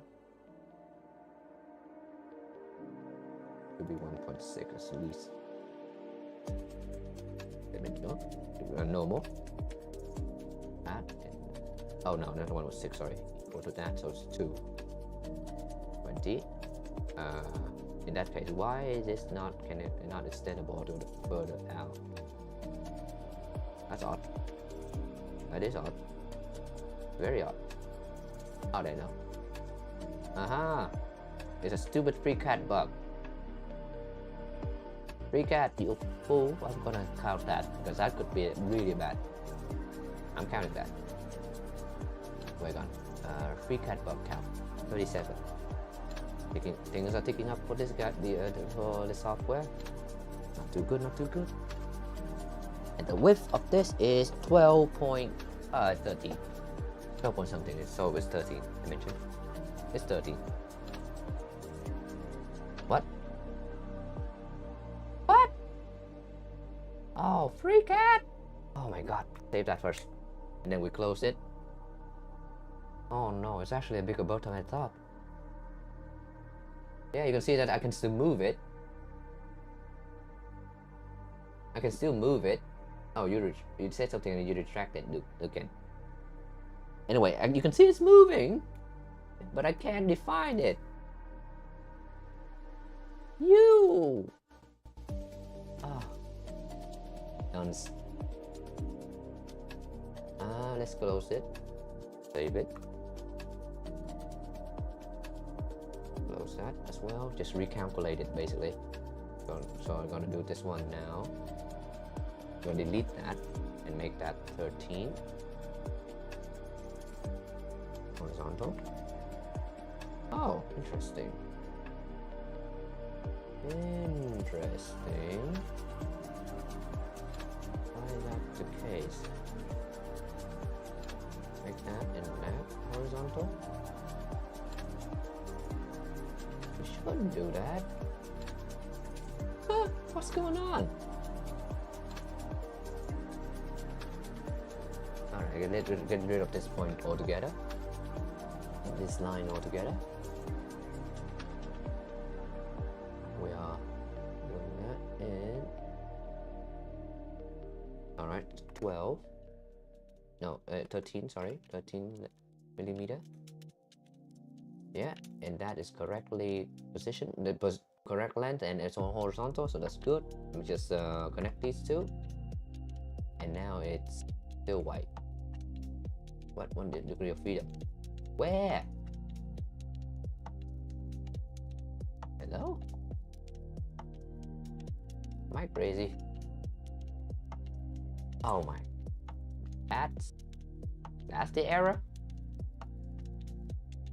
Really? Yeah, no, the degree of freedom is that the point was not on, the point were not joined together at that edge, so that would, the moment I delete that line, it's gone. But I do not know why this is fully constrained. I have no clue. I have no clue. Yeah, that's all I have. I just deal with it. Deal with it. All right, grab the. I can find it. The tray that I have as a prototype. Down there. Yep, a little tray. This little tray down here. That's the old version. This is 60, I believe. Yeah, I'm going for 80. Yeah, I'm going for 80.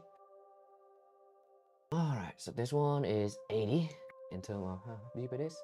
Oh, didn't work. There we go. That's how deep this thing is. Alright. Okay, save that first. Like that. Put that there. We're grabbing. Oh. We're grabbing. One, yep. Yeah, we're grabbing this sketch here. We don't want too many others. Okay. Actually, we only need 2 of these. That one and that one. A healthy habit to have. Healthy habit is to not reference too many things. In case you know, if you change something and then all that reference gonna go wonker. And thing can go wrong, really wrong, and you have to go fix everything. Oh, you wouldn't want to wish that upon yourself, would you? Oh, C for connected. C.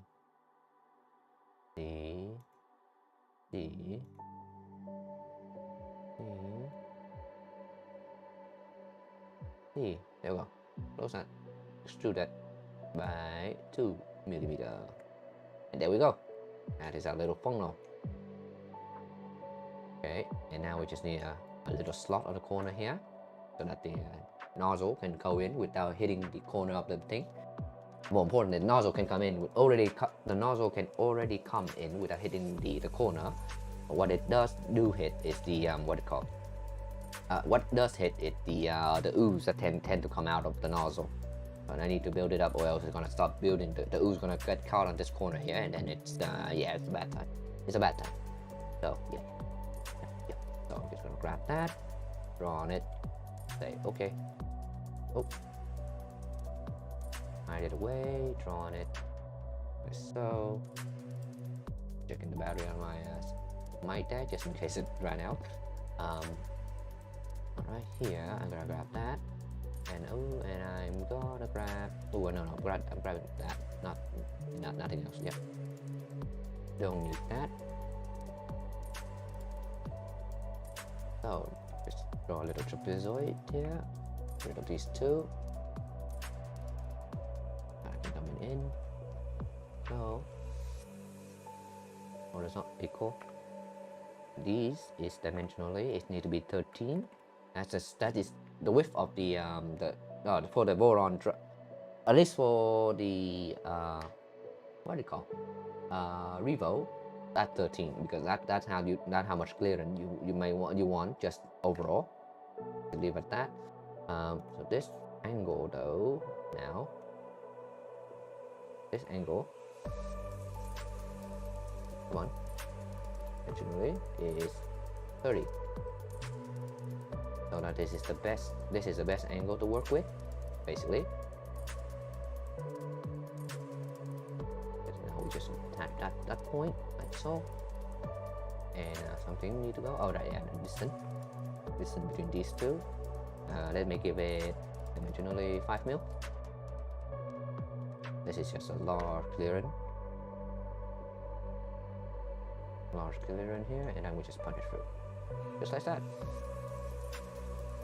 Okay, now last thing, when it came in the future, of course, this is for the future work, but when it came in, I want the ability to purge some material, not for this specific, right now we don't need it, but this is for future work. So we want to to give it a way to catch hot filament coming out of the nozzle without touching and have it not touching any other filament, basically. So what I have done here is I will do here is that I make a plane right there. I'm gonna turn it 90 degrees in the Y, yeah, just like that. I'm gonna move it in that direction, in the X, yeah, 2 millimeter, 1.6, yeah, 1.6 millimeter in the X, like so. Then hide it, draw on it. Before we do a cutaway, we grab that line there, grab that, and we cut away now. Where's the cutaway button? There we go.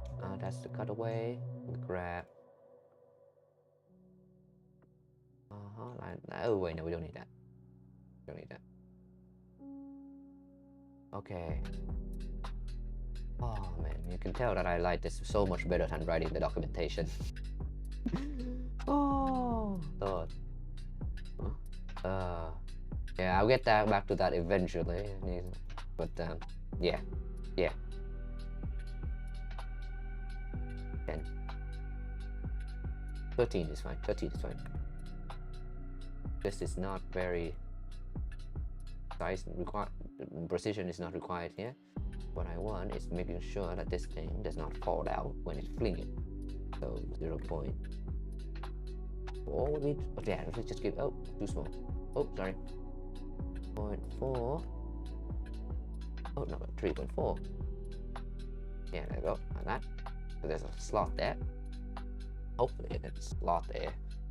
Little do that in there in due time. And that's it.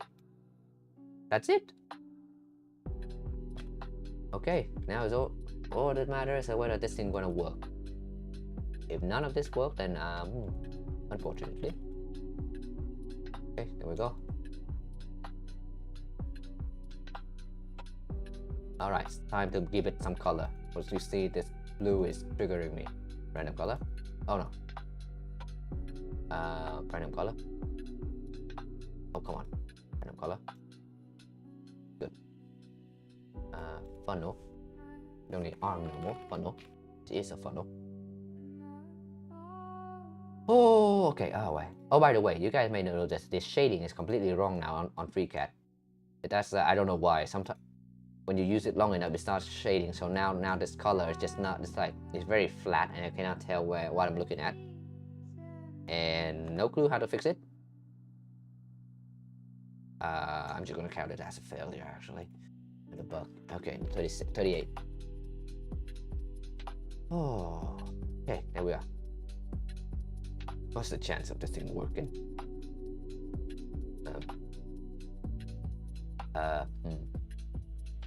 Any second thought? Anywhere? Any second thought? We don't have any M3 by 20, do we? Technically, this being the shorter this angle, the more likely it is to break, right? So we want it to be as gentle as possible. So if we can reduce the length of this straight bit, that would be nice. But I don't have a bolt that is suitable for that. I want an M3 by 20, but all I have is an M3 by 16. Best M3 by 16. Maybe that actually, yeah.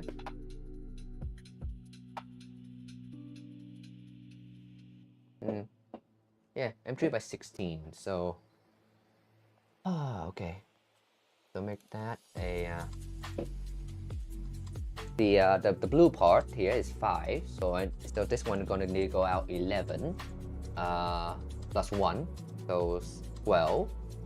Plus 1 just to again to 13, just so that it is a little bit redundant. No, so there's a millimeter of redundancy in case there's a little stuff on the top of the thing. All right, that's my final answer. Oh wait, no, there's one more thing. I need to connect these two with something. Right, forgot. Dude, will you believe it? If you believe that we come from where's it gone? Where the hell is it gone? Oh, there you go. We come from this. We come from this dinky little thing here. A 4-bar linkage thing here. 4-bar linkage with a rotating link kit there. We come from this. Do that. Oh my lord. Oh, okay. Love it. Alright, finally. Linker. Alright, we got the transolar. That's the name I came up with randomly. Anyway, I shall grab the transolar. Then I got a funnel in there. And this thing shall be called... cancel. How shall be called... That's it. So, linker. The naming on this one is much better than the other one too, so I'm happy with that. So I need to try to find these two now so that I don't accidentally click on them. But we shall grab that surface. Very important because that's the same surface that this tender is referencing. So I don't want to grab this one because now I have to reference, which is bad. Not detrimental, obviously, but rather not do that if you can. And this is very simple. I just need to grab these two, connect them, make sure that what dimension are these? Just make sure that these are 2.9, yep. 2.9, yep. So these new 2 hole here. 3.7, 2.4, 3.4, sorry. 3 equal. Add those dimensionally 3.4. 3.4. Distance between that and that is 2. And that's it. Those extrude that by 5 millimeter. 5 mil. Do I have enough mil there? So we are 15 mil now. Yeah, we have plenty. It's gonna be difficult to put this in though. So that's something I need to worry about. But yeah. For now, we shall just stuck with this. by sticking with this, I mean I'm gonna print these out. It's gonna take like a days to print, I would say. It's a lot of material. Even if I can have a slow number, it's gonna get a lot of material to move. Okay. That's that. Speaking of the view here, let's trying to fix this. Drawing style, yeah. Point, view, drawing style, and is. There we go. See, this is what it's supposed to look like, not that washed-out color there. Save that, and it will happen. No, if the file get too big, the shading gonna turn off automatically. But it doesn't have to get too big to have the shading turn automatically, because sometimes it's just there was some sort of process right in the background that's just running too long, so the system just think that it is too being taxed, and it just turned that on, which is not great.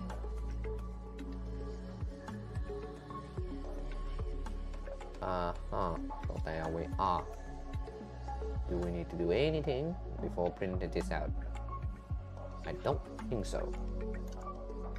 So let us just pump this onto the bed and just get it done over with. Anything that is tripping against each other? Oh, I can think of something. Oh, I can think of something that I might need to do. Right now, this is depending. Oh, this. Oh yeah, this link is not good. Okay. Wait. I can fix this quickly. Because this right now is touching this. This surface and this face touching, and in reality there will be a washer there, which means I need to make account for that. Like 2mm I need to account for in the funnel here. And to do that, I'm just gonna grab that and so expose it really quick so that I can see it first. Then I'm gonna push this 2mm to the 2mm. Okay, yep, like that. And now you don't see it, nothing changed, but you need to click on the sketch, close it to force it into calculate. Yep. So now I can shove a millimeter washer here and a millimeter washer there, and everything's gonna be okay. I think the thing in the middle here is fine. It's so small. But that doesn't matter either, because it doesn't matter how much millimeter I got here. It's going to be evenly happening. So yeah, so that's that. Save that. Final answer. Yep. Put it in orthogonal mode so I can see it. Make sure that the nozzle cleaner folder is empty. Now we start recording these. Nozzle cleaner. Save. Oh. Save. Save. Oh, it's only five pieces. Where's the? Oh, there you go. Ah, good thing I didn't print this out. Good thing I didn't send this on the print. Because now all of it is gonna change. No. Oh, there's so much. There's so much. Oh boy. How long is it gonna take?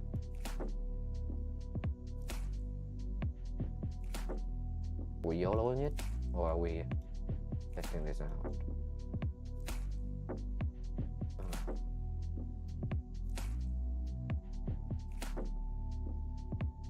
Okay, like that.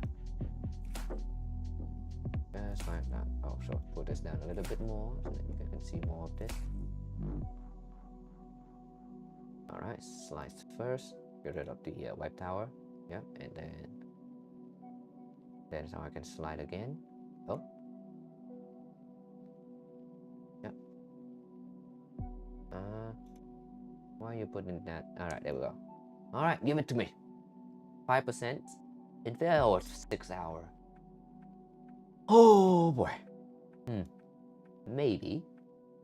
Get me out.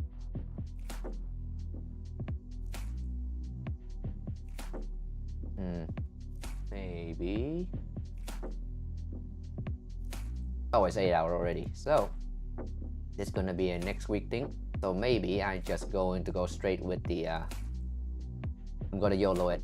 Yeah, I'm gonna YOLO it. Send it like full quality, all of it. Do the print. Oh, why? Send it all through. And we'll hope for the best.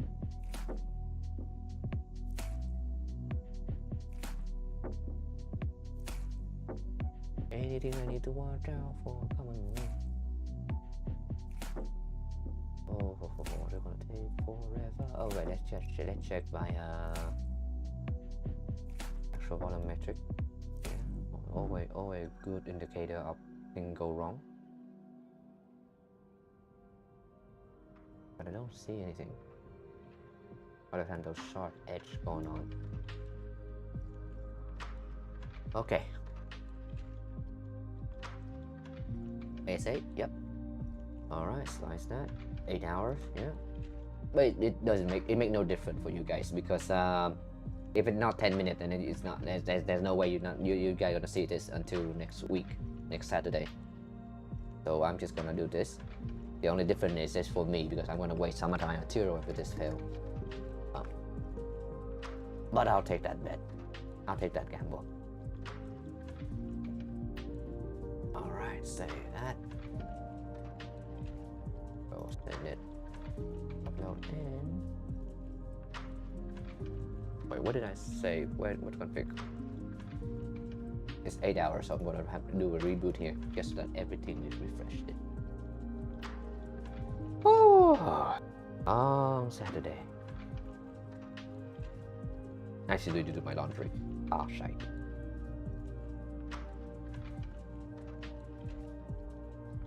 Give it a hard minute. Still haven't figured out why the screen is now bugging. It's white. Screen is a little busted. Usually.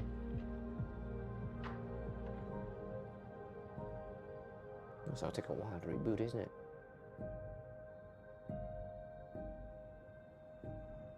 Another one. There we go. There we go.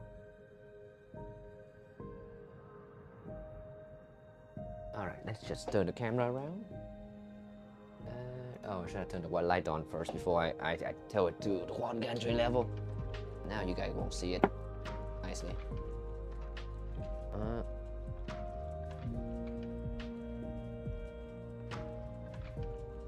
Yeah, I'm trying to.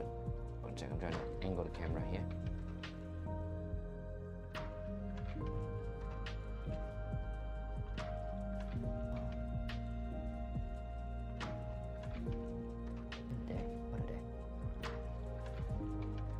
What left for me to do?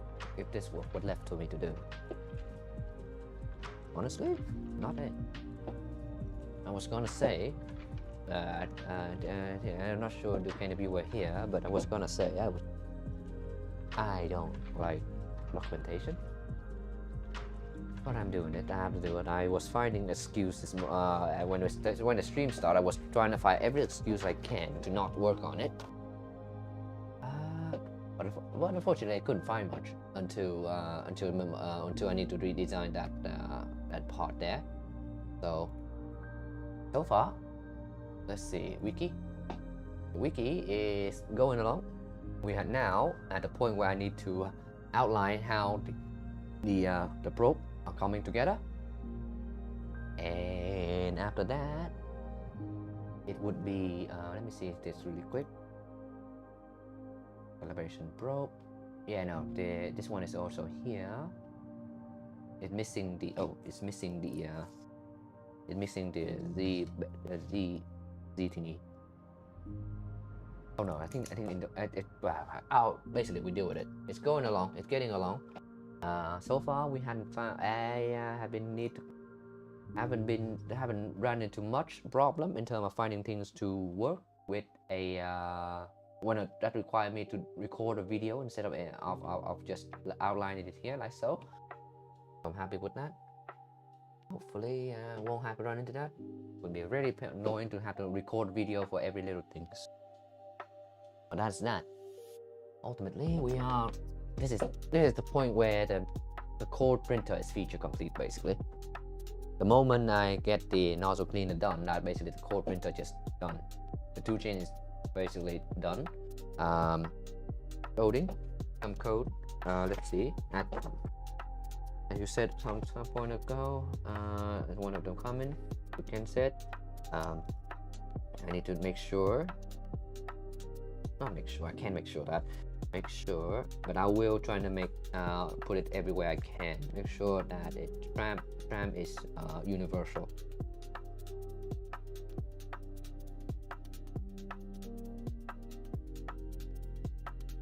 Right, tram is universal.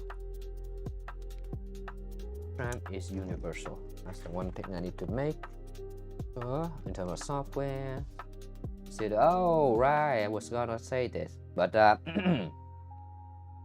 I am considering supporting the LDO orbital user. There's no contact point at the front or the side for it out of the box, but if a little bit of elbow grease, I assume I can design something like a bracket or something for it to just hold the motherboard, the two headboard at the front. So that's the idea. As for the timeline, quite some time, because first of all, I am intending to go back to Vietnam, so get on a plane, travel to Vietnam for 3 weeks for Lunar New Year. So yeah, February may not be a time that I will be on at all. And of course, right now I'm saving up all the money that I can for that holiday, because I already bought the plane ticket, but what's the point of being there if you don't have any money to spend on anything, right? So all things given, I think it's at the end of February is when I actually bought the LDO kit, LDO extruder, and actually work on it. Yeah, so that's about it. That's all the plan there is for planning. Not sure. I don't want. It feels bad now to reach out to Jason, because I know if I reach out to Jason of LDO once, asked for a sample, and he did send me one. Send me the two headboard sample. But now, specifically now that I have concluded that I'm not becoming a YouTuber of any kind, reaching out for manufacturer for sample is kind of weird. So I would rather not. So I go out, and it's not that expensive. It's like it is expensive. Buying a couple multiple extruders is too expensive. So yeah, no, I can afford it. It's just that I don't want to spend any money until I finish my holiday. That's all. So yeah, that's the plan. For at least for this month though, we will be wow. Where is it? Yeah, let's just go. Yeah, go see that. Go look at that. Yeah. So this month, for this month, we will just be putting things together, putting the final bit together, i.e. the brush dock that the nozzle wiping dock that we had just designed, and yeah, then start doing the documentation so that people can start copy and paste, can finally see what can finally know what to do with all the file and all. Oh yeah, so that's that. Anyway, I'm gonna upload this. Let's try and go here actually. Yeah, the plan. That's the plan. Okay, put that in there. 2.0, and there we go.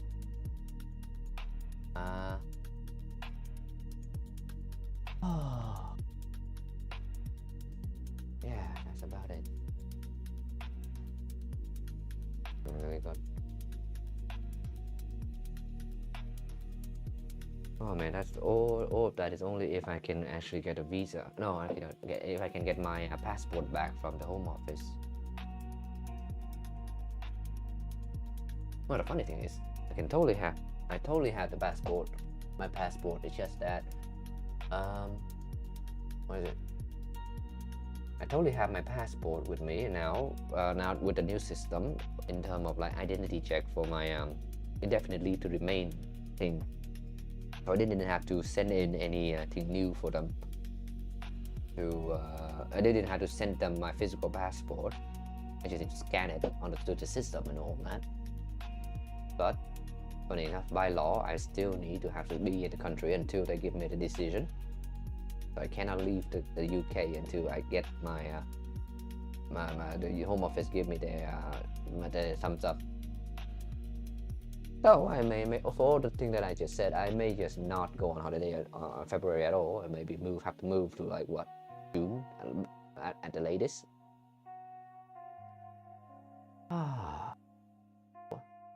Good time, but quite unpredictable. Anyway, I'm not gonna bore you guys with the print. It's gonna be I'm not gonna be here long enough to see it and finish anyway. So with that, thanks guys for actually joining me today. All's well. We at the final stretch for the, and by the final stretch I mean the documentation. We at the point of the documentation where we can finally start preparing to release this for everyone to use. We have something for everyone to use. There will be future thing coming on as well, optional component to be attached to this thing, but that's come later. So yeah, thanks X-America, Lucan, and I know you guys are looking in the chat, so thank you for joining me, and I will see you next week or tomorrow, or right, all right. I'm not gonna. Oh, no, wrong end.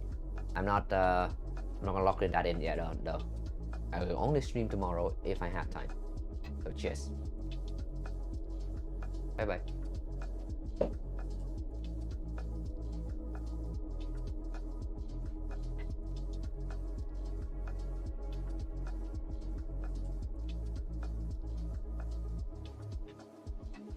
Oh, Ponemo, I definitely didn't forget about you. Yep, no worries. I know you look into that as well.